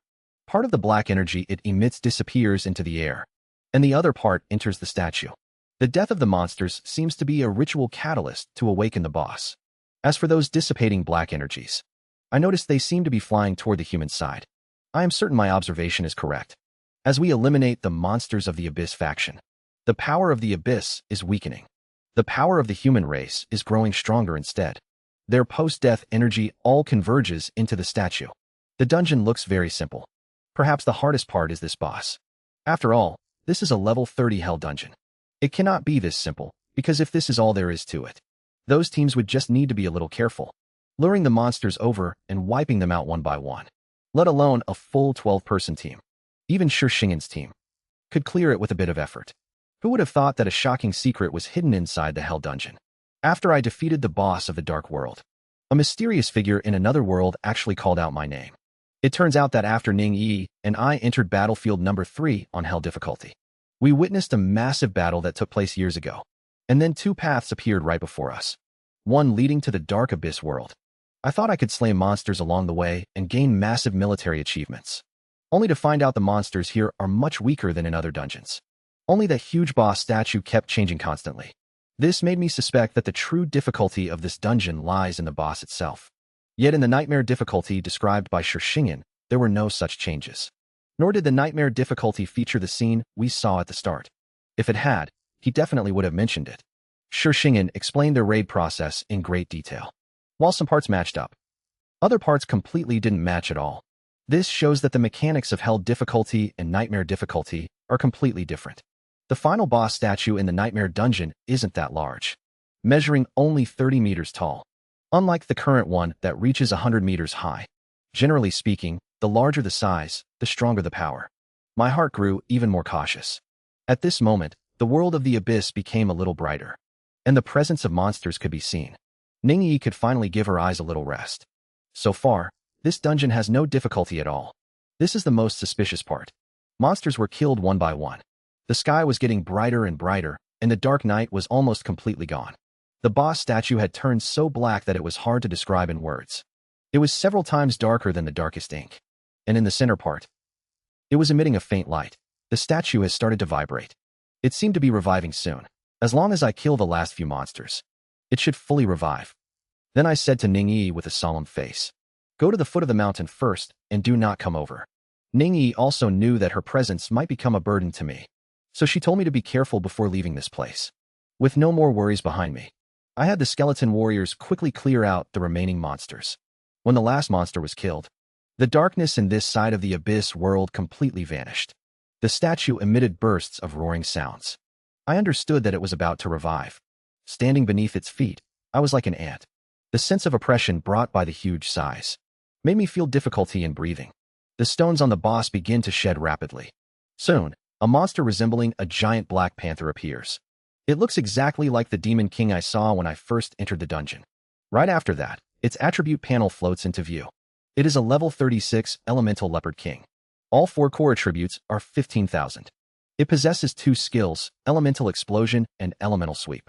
Its traits are extreme speed, vitality enhancement, and defense enhancement. I immediately realize it is not a true abyss demon king. It is just a monster constructed by absorbing abyss energy. This causes its stats to be inferior to a real abyssal demon. However, its balanced core attributes are identical to the skeleton warrior. The extreme speed trait grants it incredible velocity. Its vitality and defense are massively enhanced. This greatly boosts its survivability. I understand that dealing with it requires restricting its speed first. Although the boss is impressively huge, there are many things I can take advantage of. Facing the agile skeleton warrior, combined with slow curse, its huge size will actually become a burden, just like the giant dragon I saw during my class advancement. At this moment, the elemental leopard king fully revives. It lowers its head to look at me like an ant, and lets out a fierce roar. A gale suddenly whips up. 4 elements surge at the same time. Countless fireballs and ice arrows suddenly rain down from above my head. Seeing this, I quickly activate bone armor, blocking all elemental attacks. Then I cast slow curse. Countless red iron chains wrap tightly around it. The bound elemental leopard king lets out an angry roar. It immediately uses all its strength to try and break free. Even though the ground beneath its feet cracks from its power, it still cannot break free from the chains. Seeing that it cannot escape for now, it simply extends its sharp claws and fiercely strikes down at me. At this moment, its extreme speed trait is pushed to the limit. Even under the effects of slow curse, its falling claws leave behind several afterimages. Seeing this, I do not dodge or evade. The Leopard King seems to realize something is wrong. Its claws actually stop mid-air. It turns out my bone armor blocked its attack. Looking at its stats, its physical attack power is not much higher than the Guardians of the Dragon Outpost. So with bone armor on me, I have nothing to fear at all. And while it is attacking me, the skeleton warriors leap onto its body. A full 140 skeletons unleash their skills simultaneously. Wisps of black chi surge out from inside the elemental Leopard King and fly toward where the humans are. The skeleton warriors start their meat-chopping mode once again, and a trace of black chi emerges with every attack. Right after that, I summon all the remaining skeleton mages. Just like how I dealt with the Hell Outpost Guardians. They surrounded the elemental Leopard King in the center. This way, it could not attack all of the skeleton mages at once. With a round of collective skill bursts from the skeleton warriors, its original height of 100 meters was now only about 90 meters. Seeing this, I shook my head slightly. Too weak. But suddenly, the elemental Leopard King let out an angry roar. As if being injured by ants was a great humiliation to it. Following that was its skill, Elemental Explosion. A massive surge of elemental power exploded across the surface of its body, instantly blowing away dozens of skeletons. Seeing this, I was suddenly startled. Except that the Elemental Queen needed the help of a star ring to use it, while it did not. Clearly, it was much better at manipulating elements. Thinking back to the scene I saw when I entered the dungeon, I instantly understood how the elemental planes came to be, how the elemental secret realm was born. It was caused by that forbidden spell war back then. This elemental Leopard King was one of the culprits. It is just a pity that the dungeon only imitated its appearance, while its level, attributes, and skills were all restricted. The power of the same skill is much smaller. The skeleton warrior, having been blown away, rushed back and once again. It suffered barely any damage and completely ignored the attacks of the elemental Leopard King. It continuously unleashed skills, as round after round of attacks continued. Soon, its height had dropped to 70 meters. However, it activated its second skill in a fit of rage. Elemental Sweep. All of its fur turned into whips, lashing out wildly. Wind and lightning intertwined with ice and fire for a moment. It looked dazzling, but unfortunately, it was all show and no substance. The skeleton warriors still ignored it. In my eyes, this big guy was just a thick-skinned target. Its proudest asset, speed, was also rendered useless under the slow curse. There was no need to waste any effort. I just needed to spend a little more time to grind it to death. Yet, the weaker the elemental Leopard King proved to be than expected, the more suspicious I felt. A hell difficulty dungeon like this, a full team of 12 people coming in, as long as they cooperated well, could easily clear it. It could not possibly be this simple. Could it be that choosing the human route makes the difficulty much higher? Yet this thought was quickly dismissed by me. At this moment, the body of the elemental Leopard King is shrinking steadily, and it is becoming weaker, even though its traits looked quite formidable. It only managed to buy itself a few more minutes of life, when it turned into the last wisp of black smoke and completely vanished. There was not a trace of darkness left in the entire dungeon. It was completely ruled by light. Then the system prompted that I killed the elemental Leopard King, rewarding 2,160,000 experience points, and obtaining the gold tier equipment, Elemental Staff. The experience is decent enough, but the loot is far too poor. Its stats are not even as good as the Hell Outpost staff. This is completely unlike the drops expected from a Hell difficulty dungeon. Shortly after, the dungeon exit appeared in front of me. Is it over already? I felt something was not quite right. Feeling like something is missing, Ning-Yi quickly ran over, pointing toward the direction of the human world within the dungeon. A mage appeared in midair. His entire body is wrapped in elements while holding a staff. Even if not a real person, he is formed by gathered energy, looking exactly like the elemental Leopard King. And just as I was looking at it, it actually lowered its head and looked back at me. As our eyes met, an aged and majestic voice suddenly rang out. "Come find me." Hearing this, my pupils suddenly dilated. I instantly felt a chill run down my spine. Looking at Ning-Yi, she seemed to have no reaction at all. It seemed only I could hear this voice. Who would have thought that behind a nearly fatal hell difficulty dungeon lay the inheritance grounds of gods through the ages? Even more unexpected was that the final boss of the dungeon was merely a remnant soul of a god-tier mage. Back when I cleared the dark world and prepared to exit the dungeon, an aged voice suddenly echoed in my mind. "Come find me." The voice came from the human world on the other side of the dungeon. Although I did not know who was calling out to me, my intuition told me. Ning-Yi also knew what I was going to do. Then I brought the skeletons and walked towards the human world. Yet the moment I stepped into the human world, I was shocked. Compared to the gloomy and lifeless abyss world before, this was simply a vibrant and sacred world. They were completely two extremes. And not far away, a humanoid monster appeared. I quickly cast an appraisal skill. Immediately after, its attribute panel floated up. To my surprise, its mental and constitution attributes were actually higher than the elemental leopard king. It was clearly a magic-type monster. It seemed that after I destroyed the dark world, all the dark power was absorbed by the human world. This greatly enhanced the monsters here. And most importantly, not only can their repulsion ring push back my skeleton warriors, but their magic shields can also protect themselves. Coupled with the fact that the physical and elemental damage they take is halved, their vitality becomes extremely strong. However, since I am already here, how could I possibly feel any fear? So I directly summoned the skeleton army. The skeleton warriors raised their great sabers and charged forward.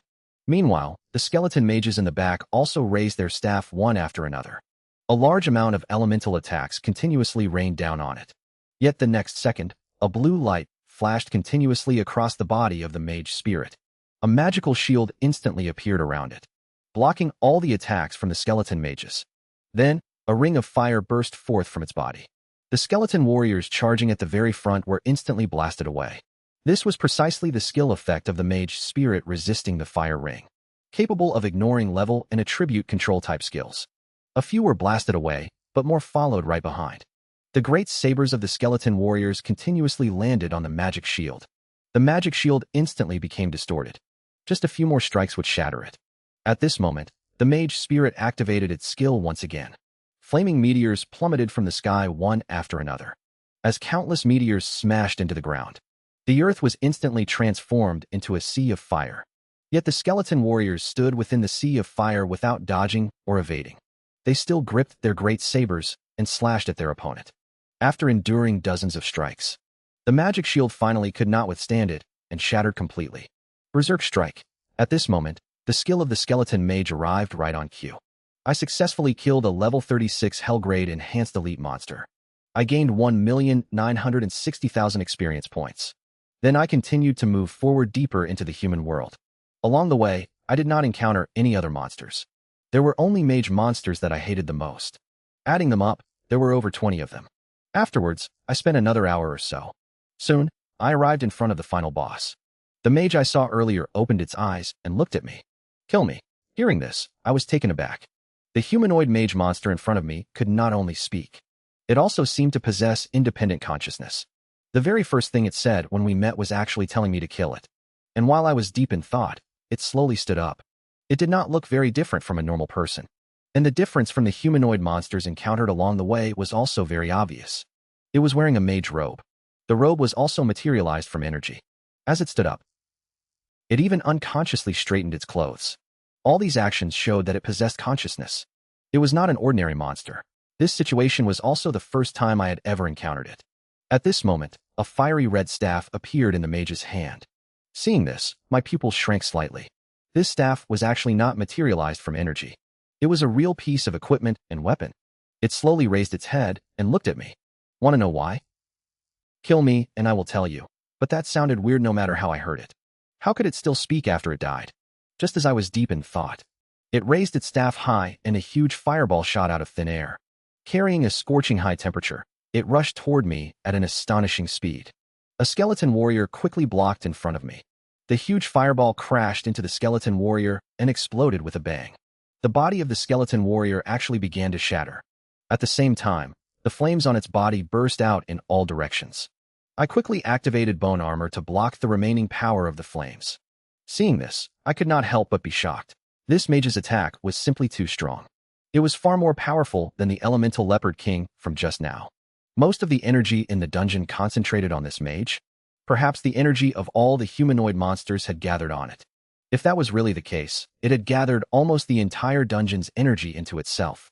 At this moment, the mage's voice sounded again.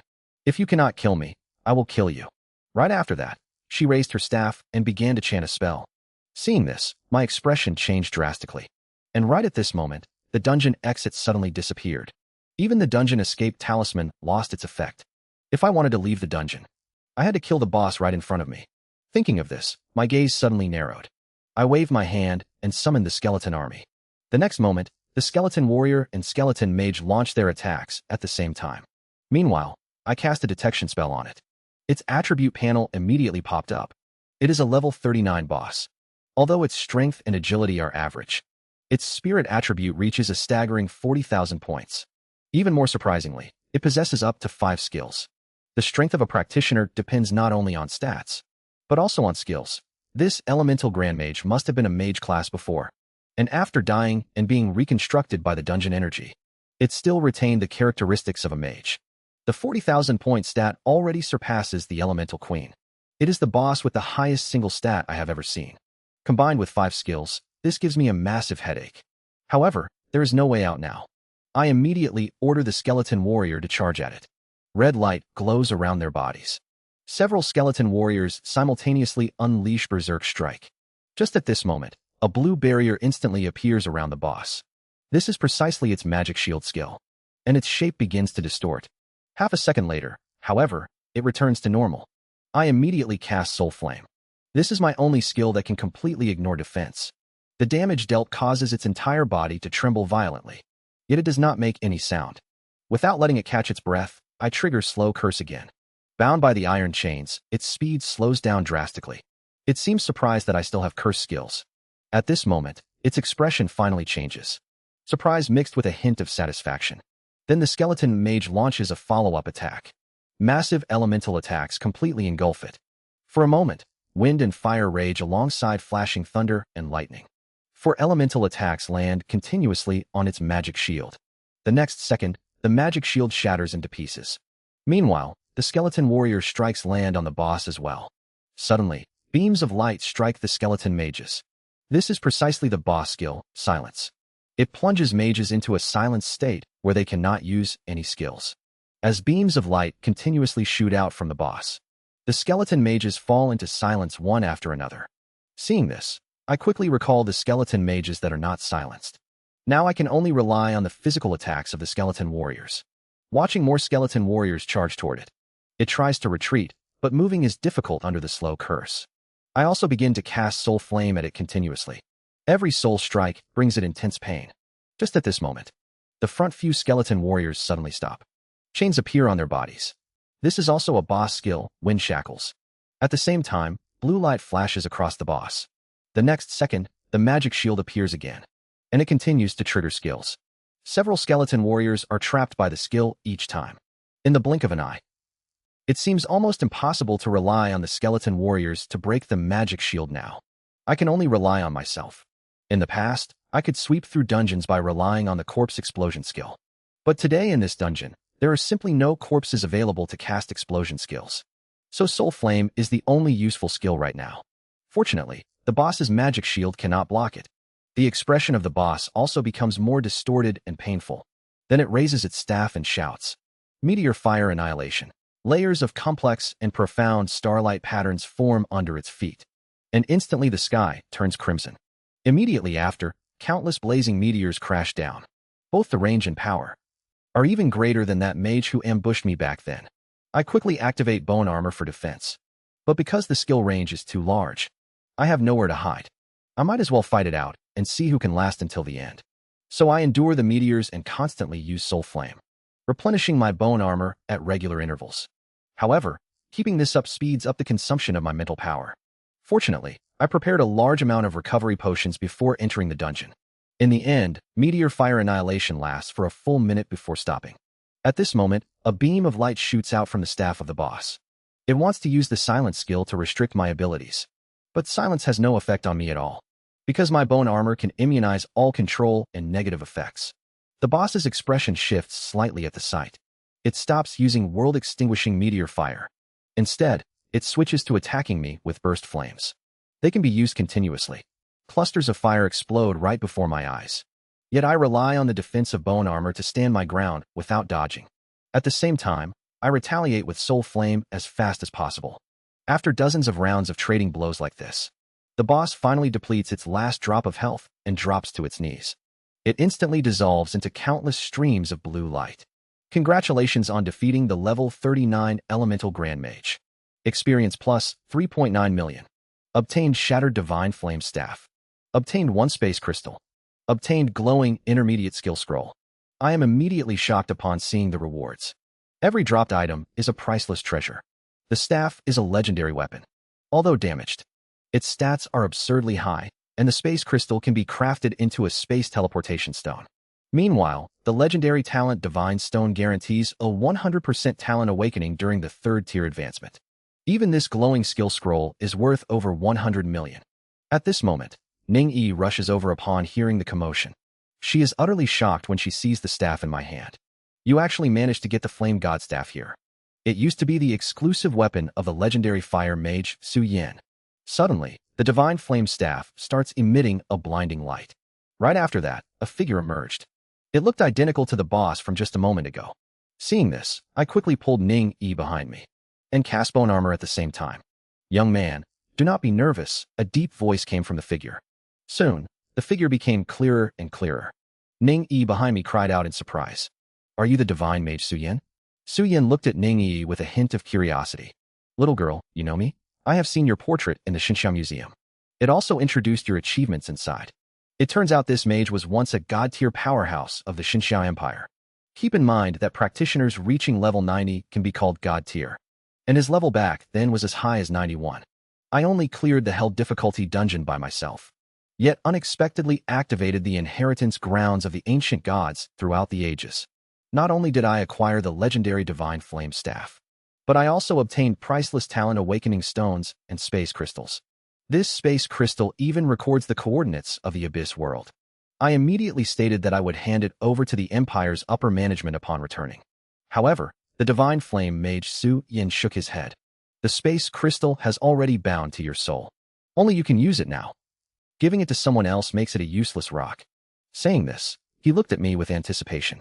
Did you awaken a talent? Hearing this, Su Yin showed a joyful expression. I know it is hard, but you must try your best.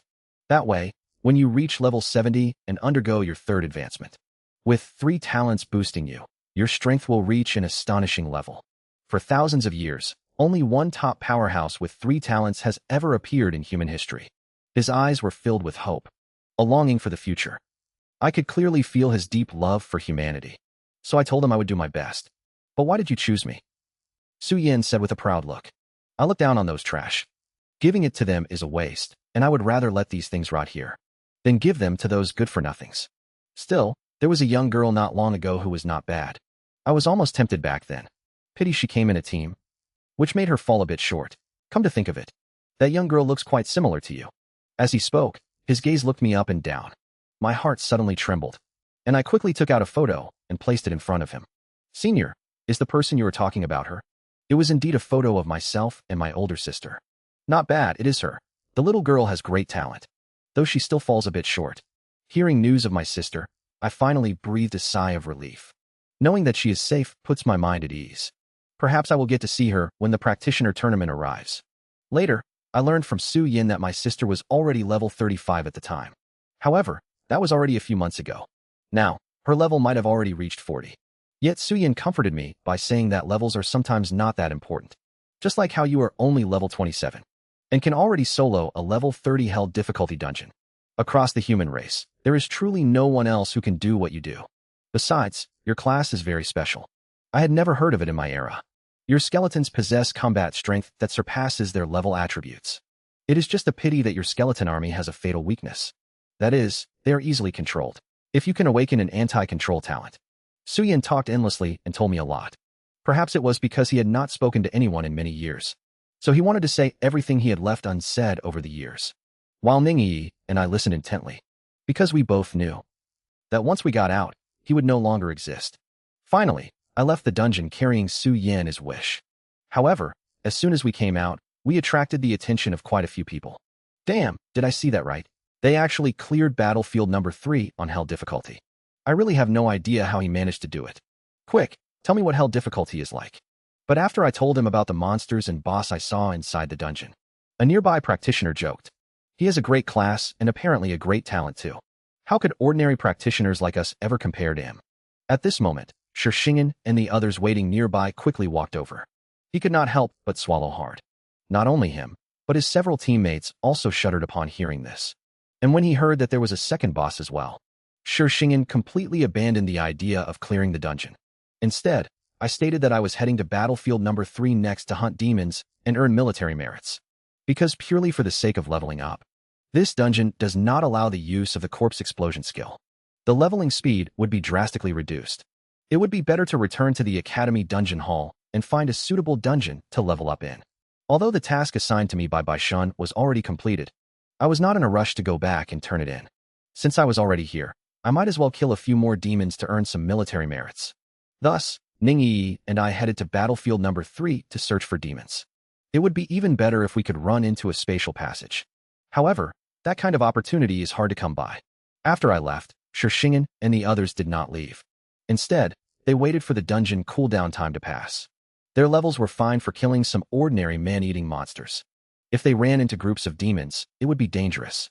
Therefore, they would rather wait here than risk their lives joking around in battlefield number 3. Most people are just like them. Those who can become demon hunters are basically practitioners around level 36 or 37. There are even high-level practitioners who have completed their second advancement at level 40. However, it is still not absolutely safe. Teams getting wiped out happens frequently. Watching us disappear into the thick fog, Liang Yu could not help softly saying, Junior Lin is truly amazing. Being only level 27 and already able to hunt demons in battlefield number 3. Shingen calmly said that since he can solo held difficulty dungeons above his level, mere demons are naturally no problem at all. Just as the two of them were talking, a beam of light suddenly lit up the sky, followed by a blaring siren. Everyone present was jolted awake. Both the light and the alarm came from the nearby human base. At that moment, several high-level practitioners rushed out of the base and shouted loudly, Demons are attacking, prepare for battle. Some people stood up nervously, while others remained unconcerned, as if they were already used to such occurrences. They guessed another large-scale space-time portal must have appeared nearby, but at most it would bring over 100 demons. Along with a few thousand man-eaters, and with so many people here, they could easily handle it. Yet right then, Liang Yu suddenly cried out in shock. Oh no, Junior Lin went in that direction. Hearing this, Shingen instantly broke out in cold sweat. Even high-level practitioners like base guards were dispatched, which showed just how powerful the invading demons must be. There were probably higher demons among them, as strong as Lin Moyu was. Thinking of this, Shingen could not help but worry. Meanwhile, on the other side, a massive space portal suddenly appeared in front of me and Ningyi, at least twice as large as the one we encountered last time. Soon, a large number of crimson eyes appeared inside. Many demons rushed out eagerly. They crossed the spatial passage into the human world with a bloodthirsty aura. Delicious humans, here I come. Yet before they could see what the human world looked like, before they could even get a clear look at the human world, a large blade glowing with red light had already landed on them. Piercing screams echoed out instantly, followed closely by elemental attacks from the skeleton mages. Kill notifications popped up continuously. The remaining demons still tried to run away. But how could I let them succeed, as I raised my hand to cast Slow Curse? In an instant, they were frozen in place and unable to move. In the blink of an eye, all the demons became corpses. This time, Ningyi and I saw our military merits increase by a full 800 points. Soon after, a second wave of demons emerged from the spatial passage. However, this time I did not throw corpses in to detonate them, opting instead to wait for them to rush out before striking them down, to avoid disturbing the Flame Demon King inside again. Because I knew my own strength. If I faced it once more, I could not guarantee I would escape alive this time.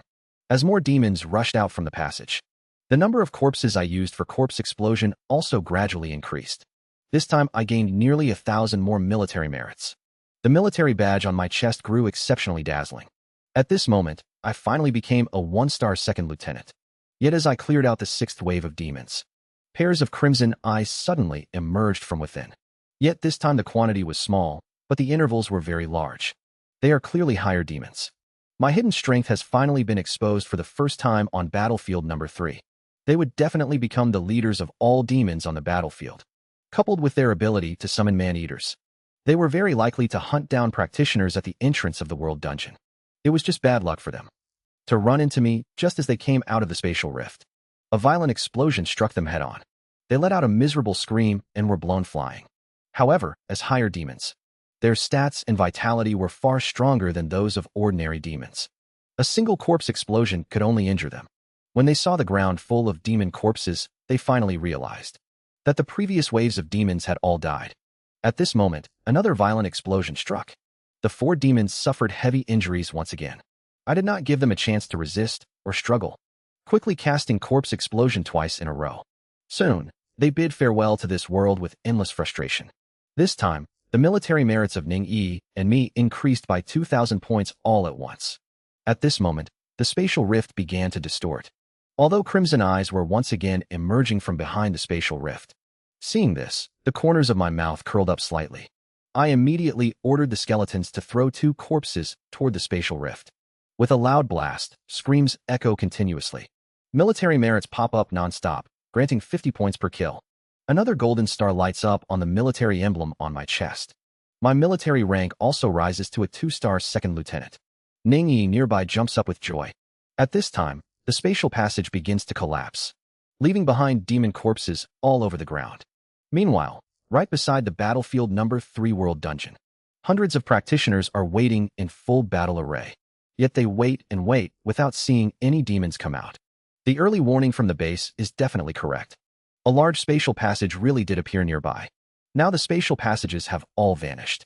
Yet not a single demon's shadow is to be seen.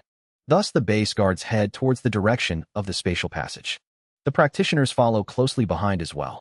Yet after walking for a bit, they only see demon corpses everywhere. Some have already piled up into small mounds. This is clearly the work of someone. But whose handiwork could it be? Killing so many demons in such a short amount of time. And among them are even a few high-level demons of level 40. Could it be that some powerhouse just happened to pass by and casually slaughtered these guys?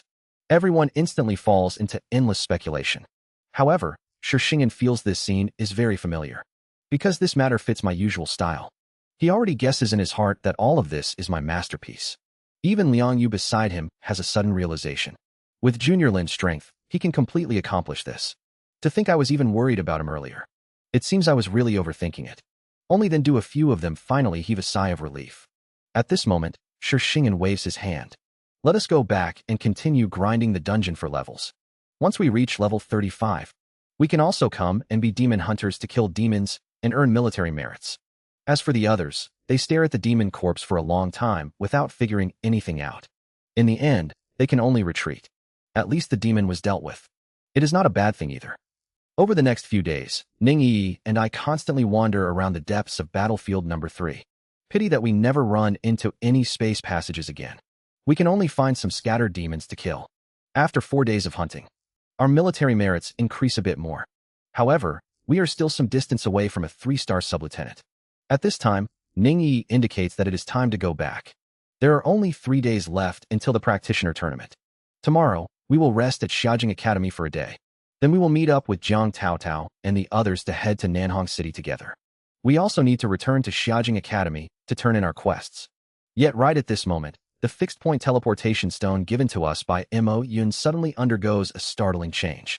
Ning Yi let out a low gasp upon seeing this. It is the battlefield Ghost King. Then she crushed the teleportation stone without hesitation. A pitch-black humanoid monster abruptly appeared before us. It randomly spawns between battlefield number 1 and number 3. Moreover, it only stays for 30 minutes each time it appears. Nobody knows where it will appear next. Therefore, finding it is extremely difficult. If we talk about which boss in the entire world has the fewest kills, this one is definitely among them. This time, the battlefield Ghost King appeared on battlefield number 2, and it happened to be found by Mo Yun. A team of 12 practitioners on the ground was launching an attack towards Mo Yun. The mage skills were dazzling and brilliant, bursting into fireworks in the air, while Mo Yun rode her unicorn and zipped through the sky to dodge the attacks. The unicorn was enveloped in a ball of light, resembling a mage's magic shield. The unicorn would also spit out holy energy balls to fight back. Unfortunately, there were 2 knights in the practitioner team, taking turns to block Mo Yun's attacks. Their individual strength and classes were inferior to Mo Yun's, yet they had numbers and a complete team composition, while Mo Yun was fighting single-handedly. So both sides could only fight to a standstill. Mo Yun was entangled by them and could not break away.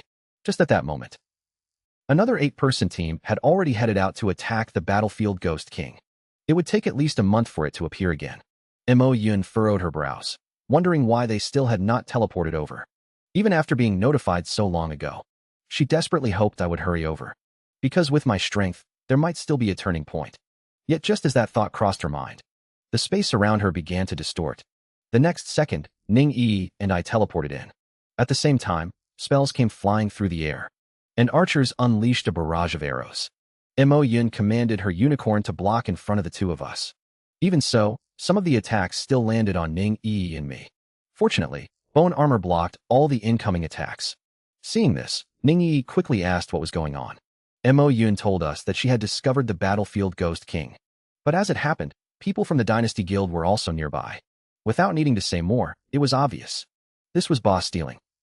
Such things happened frequently out in the wild, which major guilds constantly fought over. Hearing the name Dynasty Guild, I thought back to what happened earlier in front of the West Sea Mine dungeon. My gaze immediately turned cold.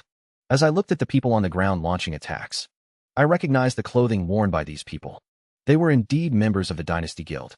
Seeing this, the corners of my mouth curled into a smile. The aura radiating from me instantly became colder than ever before. Just then, an angry shout suddenly came from below. Lin Moyu.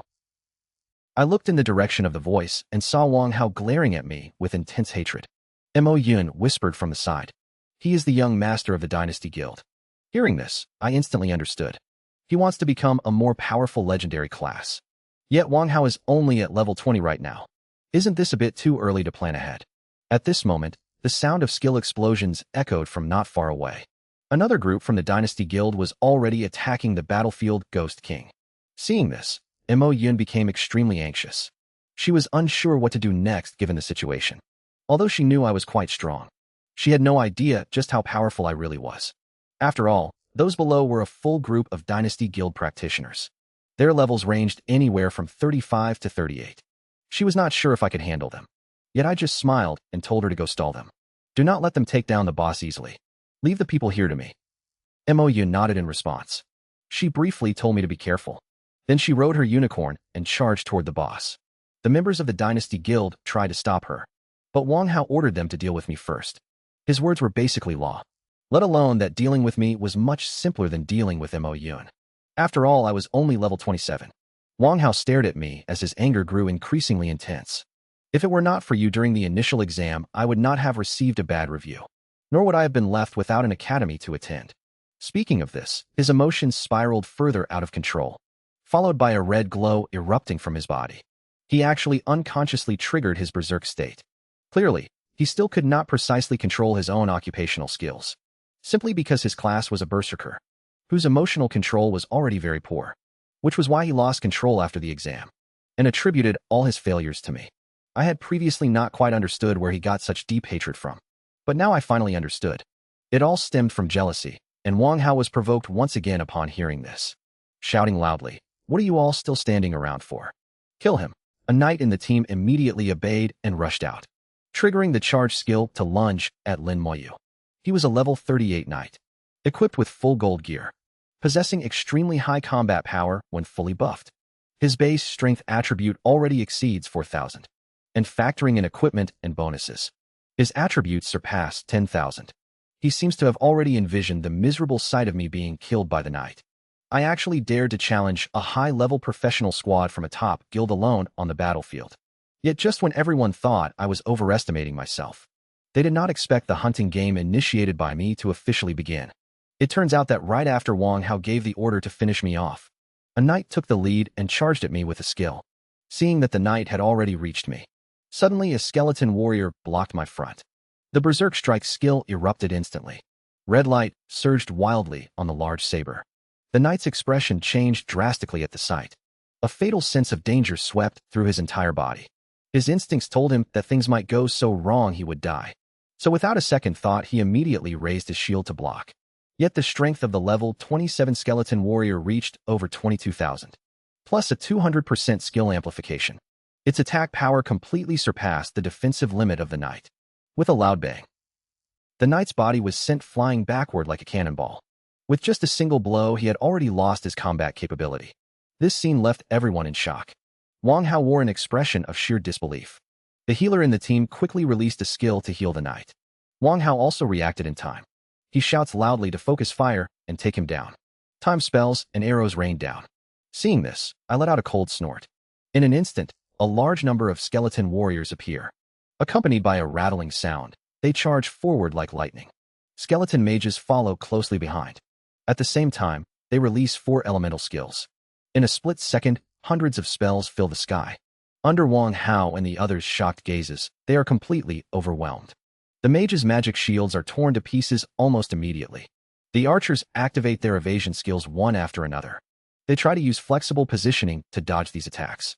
Unfortunately, among the spell attacks, there are not only single target strikes, but also area of effect attacks that they simply cannot dodge.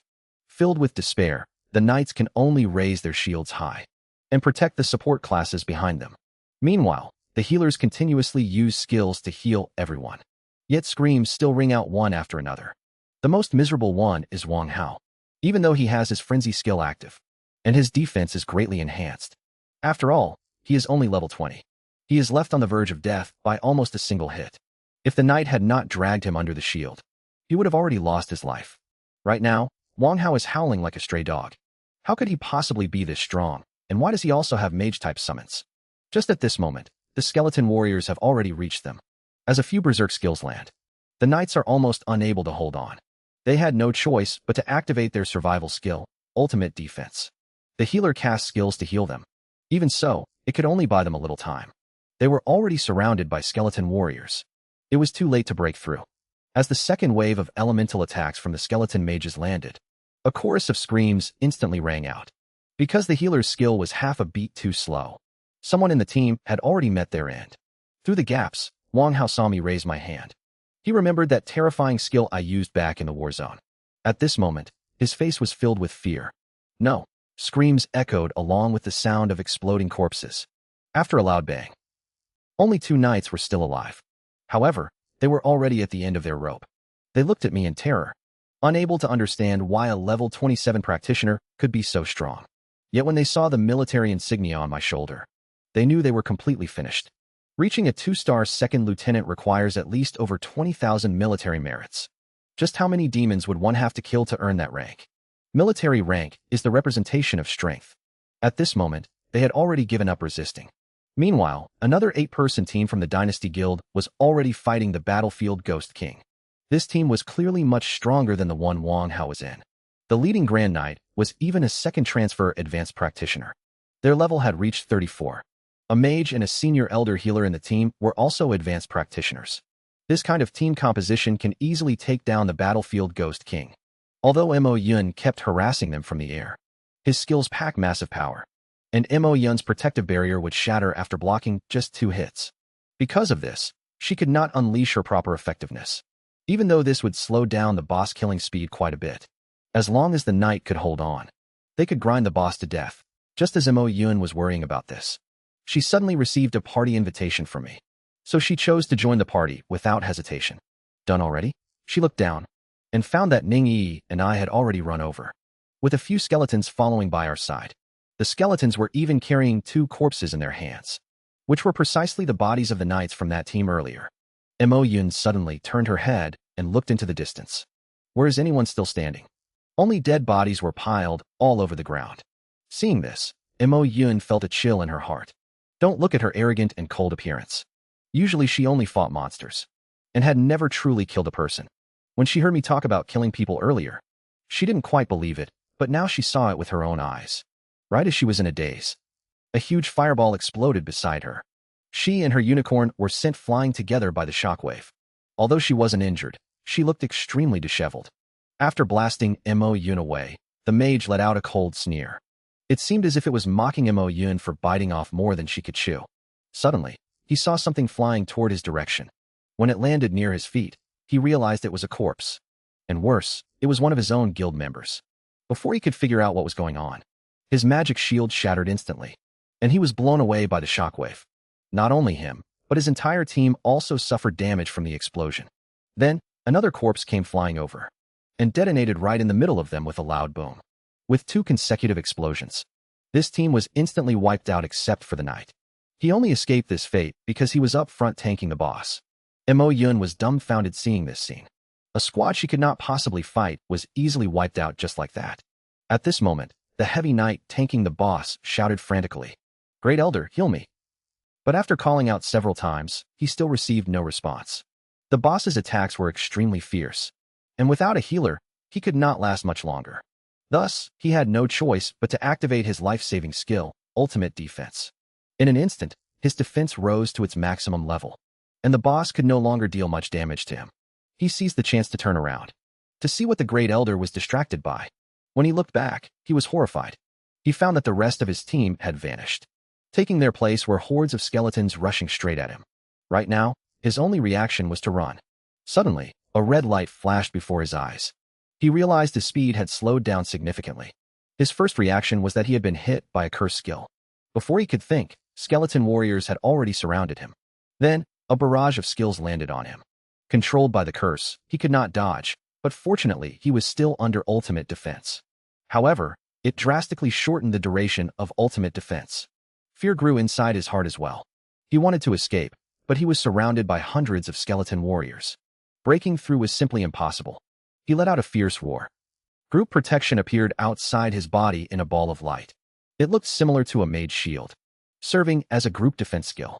Although not as powerful as ultimate defense, it could be used as an emergency measure in his final struggle. At this moment, several corpses flew overhead, and he heard a deafening explosion. In just an instant, his group protection shattered completely. Then, accompanied by screams, he vanished in the explosion. This also caused the battlefield Ghost King to lose its target, instantly shifting its aggro onto me. Shocking, truly shocking. The god of slaughter, who almost wiped out H Nation in the past, was now shocked by the strength I displayed. It turned out that after I wiped out the Dynasty Guild Practitioner squad, it lets out a furious roar. Then it leaps right in front of me. At the same time, its massive palm smashes down overhead.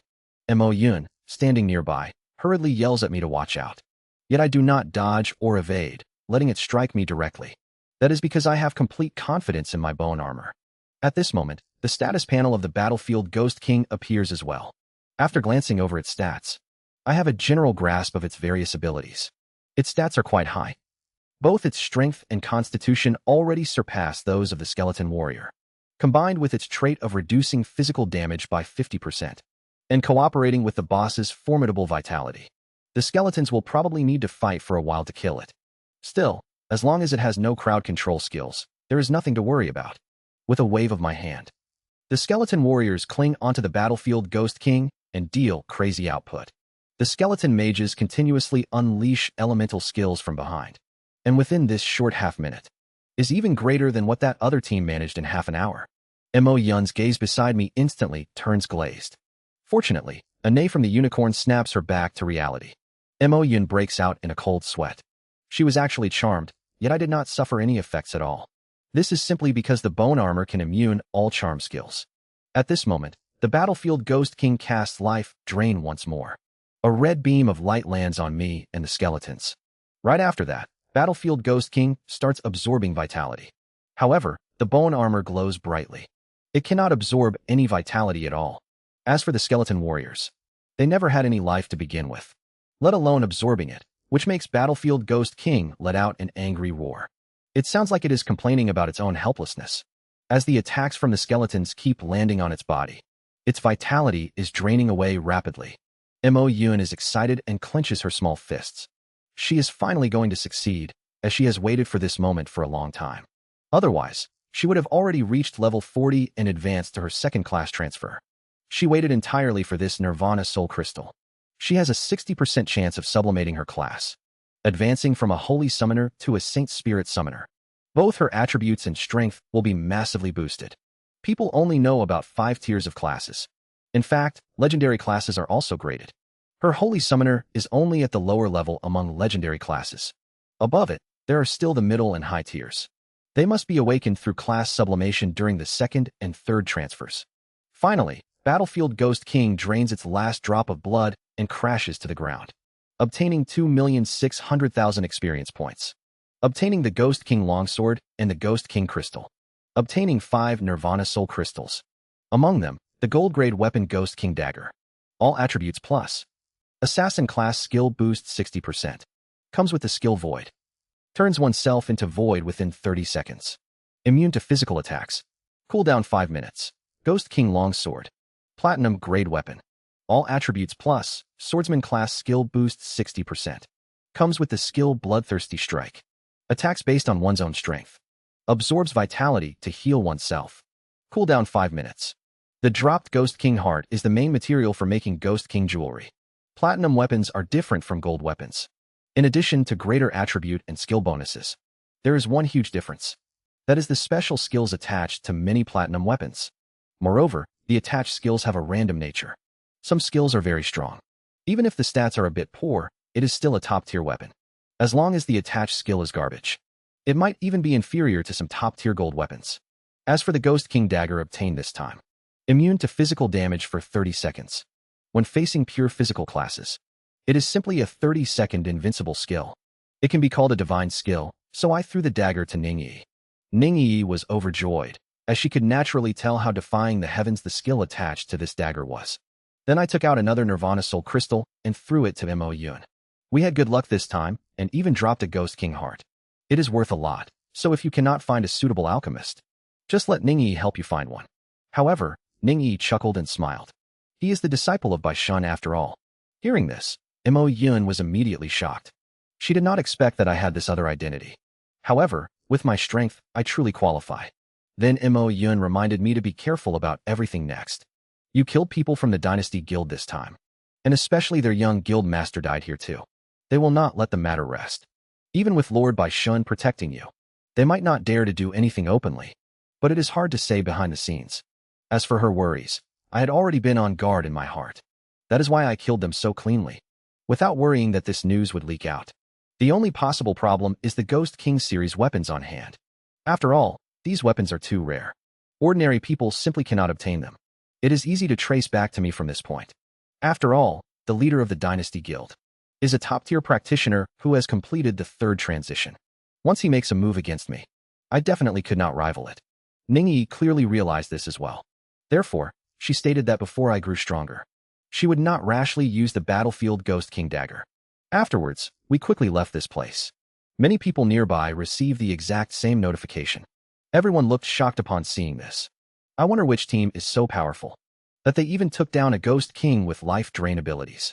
Yet no one could have guessed that my skeletons perfectly countered the battlefield Ghost King, making it unable to absorb any life force.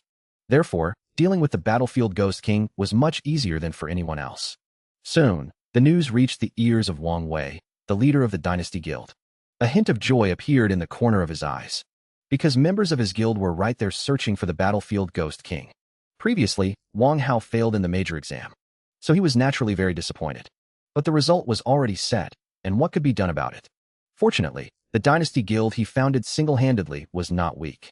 Since he could not enter the academy, he would cultivate him with all his heart instead. That was why he sent out a team to search for a Nirvana Soul Crystal for his son. He could let him complete a class advancement and advance directly to a legendary class. That would make a counterattack completely possible. However, he did not expect even the heart of the Ghost King to drop. At this moment, he was already plotting how to find an alchemist to forge boss jewelry for his son. Yet little did he know that Wang Hao was never coming back. Right now, Ningyi and I had already taken the teleportation array back to Xiaojing Academy. This trip yielded substantial gains. Not only did my military rank receive a qualitative improvement, but I also obtained rare items such as the Nirvana Soul Crystal and Talent God Stone. I even saw the remnant soul of the divine Mage Su Yan. All of this would become milestones on my path of growth. Meanwhile, in the small courtyard at Xiaojing Academy, Elder Meng, who was drinking tea, twitched his eyelids twice. Then, the corners of his mouth curved up slightly, as if he had seen something interesting. Bai Shun, seeing this, smiled. In 4 days, it will be the practitioner tournament. I wonder if the task given to him has been completed. Old Meng, can you not just take a look for me? Elder Meng, upon hearing this, said softly, what is the fun in looking? It is better to keep a bit of mystery. But Bai Shun understood instantly upon hearing those words. You definitely peeked, didn't you? Bai Shun let out a cold snort at this. He knew that if this guy refused to talk, asking was useless. However, judging by his expression, he could also tell that Ningyi and I were definitely fine. Just at this moment, a wave of energy came from outside the courtyard. Then I walked in. Bai Shun rushed over to greet me upon seeing me. Before he could even ask if I had completed the mission, I took out the required materials and handed them to him. A look of satisfaction flashed in Bai Shun's eyes when he saw this. Suddenly, his gaze fixed on the military insignia on my chest. He was dumbfounded. It had only been a few days, and my military merit had increased by nearly 20,000. Did you raid the demon's homeland? His defense was completely broken. The once unmatched god of killing, Bai Shun, finally lost his cool. As it turned out, the moment I returned to Xiaojing Academy, Bai Shun noticed the 2-star second lieutenant badge on me. His expression changed instantly. Killing an ordinary demon below level 40 only grants 100 merit. What is even more absurd is that I had Ning Yi with me during the operation. Every demon killed would have half of its merit split away. Calculated this way, I must have killed at least 400 ordinary demons. He abruptly asked me, "Did you raid the demon's nest?" However, I told him that I merely killed some high-level demons. Bai Shun almost jumped up upon hearing this. Killing even one is already hard enough, let alone multiple. Elder Ming grew interested upon hearing this. Tell us quickly what happened. So I told them about bombing the spatial passage. Bai Shun's blood boiled with excitement after hearing it. That is so satisfying. The Flame Demon King must be dying of anger. Failing to kill you twice in a row. He has completely lost face. And right at this moment, I told them about encountering the Divine Flame Mage in the World Dungeon. Hearing this, Bai Shun immediately jumped up. Even Elder Ming opened his eyes at this time and looked at me. His gaze carried questions, so I recounted my experience in the dungeon. After listening, Elder Ming held back a smile and turned to look at Bai Shun. It turns out that in Senior Su Yan's eyes, you are just good for nothing. Bai Shun let out a cold snort, saying my class had not been sublimated yet back then. It is normal for him to look down on me. Su Yan is a figure from many years ago. Neither Bai Shun nor Elder Ming were born in that era. During the course of his growth, Bai Shun also went to the World Dungeon of Battlefield No. 3. And he also cleared the Hell difficulty. However, he was not alone at that time. Instead, he teamed up with others to clear the dungeon. The Divine Flame Mage Su Yan did not appear back then. Perhaps the Bai Shun of that time was just good for nothing in his eyes. After all, Su Yan personally said, he would rather let things rot in his hands. It seems you have also been to this dungeon, right? Elder Ming quickly shook his head. I certainly never went to fight any Hell difficulty. Bai Shun was too angry to speak. His growth can be described as a miracle, surpassing everyone of his generation. Yet even a genius like him was not chosen by Su Yan. It shows how high Su Yan's standards were. At this moment, Elder Ming reached out his hand toward me. I was instantly stunned, having no idea what he wanted to take from me. Bai Shun reminds me on the side that when it comes to turning a space crystal into an abyss teleportation stone. Hearing his words, it finally dawns on me. Elder Ming is one of the top formation masters in the Xinxia Empire. So I hand the space crystal over to him without any hesitation. After Elder Ming takes the space crystal, a small tower suddenly appears in his hand. It is none other than the Xinxia Tower, and I am slightly startled. I never expected the famous Xinxia Tower to be in the hands of Elder Ming. At this moment, a beam of light shoots out from the Xinxia Tower and lands on the space crystal. Arcane runes begin to appear on the surface of the space crystal. The surface, which was as bright as a gemstone, begins to fade, as if it has been sealed. Finally, it takes the appearance of a teleportation stone. It looks no different from ordinary teleportation stones, yet it can lead directly to the Abyss world. Then Elder Ming throws the Abyss teleportation stone to me. I have added the coordinate information of the human world inside it. You can use it to travel back and forth between humanity and the Abyss. However, spatial energy is limited. Each use requires a 1-hour interval. Taking the teleportation stone, I quickly bow to express my gratitude. Hold on to that talent divine stone you mentioned. It will be of great use when you reach your 3rd advancement. Also, hand the divine flame staff over to me. I will find someone to see if it can be repaired.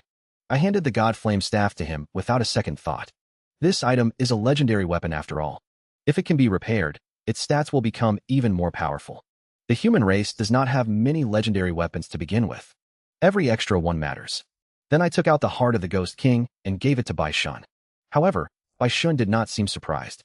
Since you killed the battlefield Ghost King, you must have obtained the Nirvana Soul Crystal as well. I nodded and said 5 of them dropped in total. I gave 2 to Ning Yi and Mo Yun, and the remaining 3 are still with me. But class sublimation is not that easy. At this moment, Elder Ming suddenly chimed in. As for your ability, Bai Shun, you are naturally a bit stronger than the Mo family.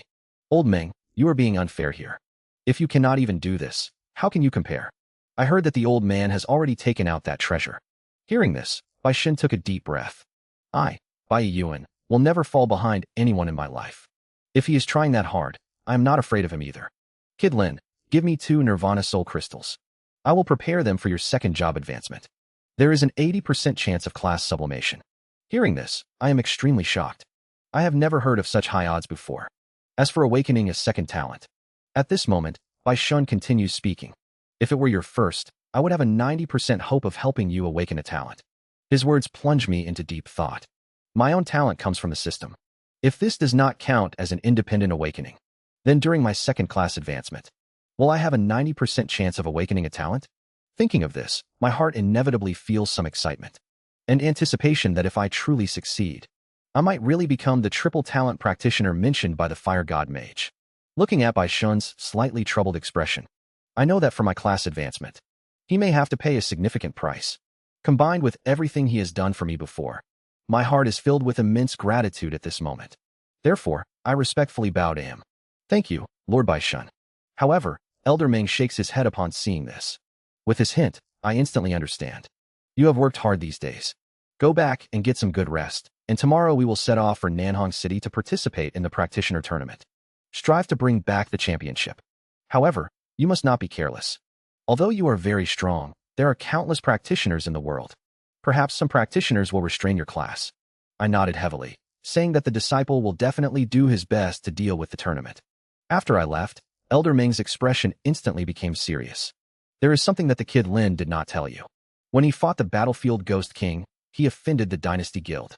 And he even killed the young president of the Dynasty Guild. Hearing this, Bai Shun frowned. I can slap them to death with a single palm. However, Elder Ming shook his head. Perhaps he wants to solve it in his own way. Or maybe he does not want to trouble you. Anyway, you should not interfere in this matter. After coming out of the courtyard, I contacted Jiang Taotao and agreed on the departure time for tomorrow. Then I came to Fortress Number 1 again. However, I found that many people were discussing the battlefield Ghost King. It is said that the president of the Dynasty Guild has come. As a result, the entire team was wiped out by someone. Even his son died tragically on the spot. Regardless of who did it, I have to say, well done. They always act like tyrants and bully us independent practitioners. Since the Dynasty Guild has such a terrible reputation among practitioners, seeing them in misery makes most practitioners very happy. However, this matter cannot just end here. The best course of action now is to quickly grow stronger myself, and then completely settle this issue. It was epic. The process of the practitioner tournament was simply epic. While others exhausted themselves just killing an abyssal hound, my skeleton warriors took them down with a single strike each. I even passed the preliminary rounds using less than 1,000th of my strength. As it turned out, right when I arrived at Fortress Number 1 to enter the skill training grounds, I learned that the leader of the Dynasty Guild had come to Fortress Number 1. He was clearly here to investigate the cause of his son's death. Therefore, I left Fortress Number 1 without a second thought, to avoid accidentally slipping up and getting discovered. On the third day, Ning Yi and I arrived at Nanhong City to participate in the practitioner tournament. Nanhong City is one of the few super cities in the Xinxia Empire, falling not far behind the capital city of Xiajing. Over 100 teleportation arrays were lined up side by side, with countless practitioners continuously stepping out of them. Not only built a large number of facilities to accommodate the arriving practitioners, but also provided food, drink, housing, and transport completely free of charge. This showcased the formidable strength of the Xinxia Empire, numbering hundreds of thousands in total. Seeing this, Ning Yi's eyes widened in shock. With so many people, when are we going to finish competing? Jiang Taotao, standing nearby, smiles and says, "These are only practitioners below level 40. Advanced practitioners who have undergone their second transition are in another area, and there are just as many people there." However, the Empire anticipated the issue of a large number of contestants, so there will be preliminary rounds before the competition starts. Only teams that pass the preliminaries will be qualified to stay and continue competing, because the practitioners' levels vary greatly. To ensure fairness, the Empire will divide practitioners below level 70 into groups spaced by 10 levels for the matches. Just like that, Jiang Taotao explains all the rules of the competition to us. There are over 100 teams from Xiajing Academy participating this time. I search through the crowd with undivided attention.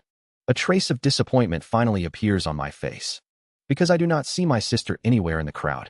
The observant Ning Yi senses something, and takes my hand to comfort me. "Do not worry, we will definitely run into her." Hearing this, I nod heavily, telling myself in my heart that my sister just has not arrived yet. At that moment, an angry shout suddenly comes from behind. "Go somewhere else if you want to show affection. Do not stand here blocking the way." The owner of the voice carries a huge battle axe on his back. He is at least 2 meters tall. At a single glance, He gives the impression of a warrior class practitioner. He looks at Ning Yi and me with a face full of dissatisfaction. This is the path leading to the match venue. Instead of taking it back home if you want to fight. Hearing that, I gave him a cold look. My icy gaze made him shiver instantly. The aura radiating from me filled him with incomparable fear. He quickly changed his tune, saying fighting is not allowed here. Otherwise you will be disqualified. Ning Yi obviously knew this as well. She pulled my sleeve and said, "Forget it," and I gave a slight nod. Seeing this, the big guy quickly hurried away from here. At that moment, he felt grateful to have survived. Because right then, he truly felt a strong intent to kill. Just as he left, a huge screen appeared in the sky above the plaza. It displayed all the rules and instructions for this preliminary round. It noted that this preliminary round is split into 2 phases. Team preliminaries and solo preliminaries, respectively. The rules are very simple yet brutal. All 5-person squads are divided based on their groups. Teams in the same group face the exact same difficulty, whether it is a level 20 or a level 29 team. Generally speaking, higher levels within the same group offer a greater advantage. However, factors like skills, equipment, and class differences must also be considered. So everything remains an unknown. As the examiners on stage announced the official start of the preliminaries, all teams began entering the trial ground transmission channels in order. Once the teams entered the transmission channel, the scene before our eyes suddenly changed. A long passageway appeared right in front of us. This scene gives me a sense of déjà vu. It is just like when I took the grand exam before. I instantly realized that this preliminary round uses Xinxia Tower for testing. At this moment, the test content appears before everyone's eyes. Defeating the boss at the very end means passing the test. Although the rules are simple without any extra requirements, doing it in practice will definitely not be easy. Thus, Jiang Taotao immediately asks Duan Gao to cast buffs. Hearing this, Duan Gao raises his staff high. Following that, a series of buff auras appear on everyone. All attributes receive a massive boost instantly. Unfortunately, these statuses have no effect on me. However, with my strength, it makes no difference whether I have these buffs or not.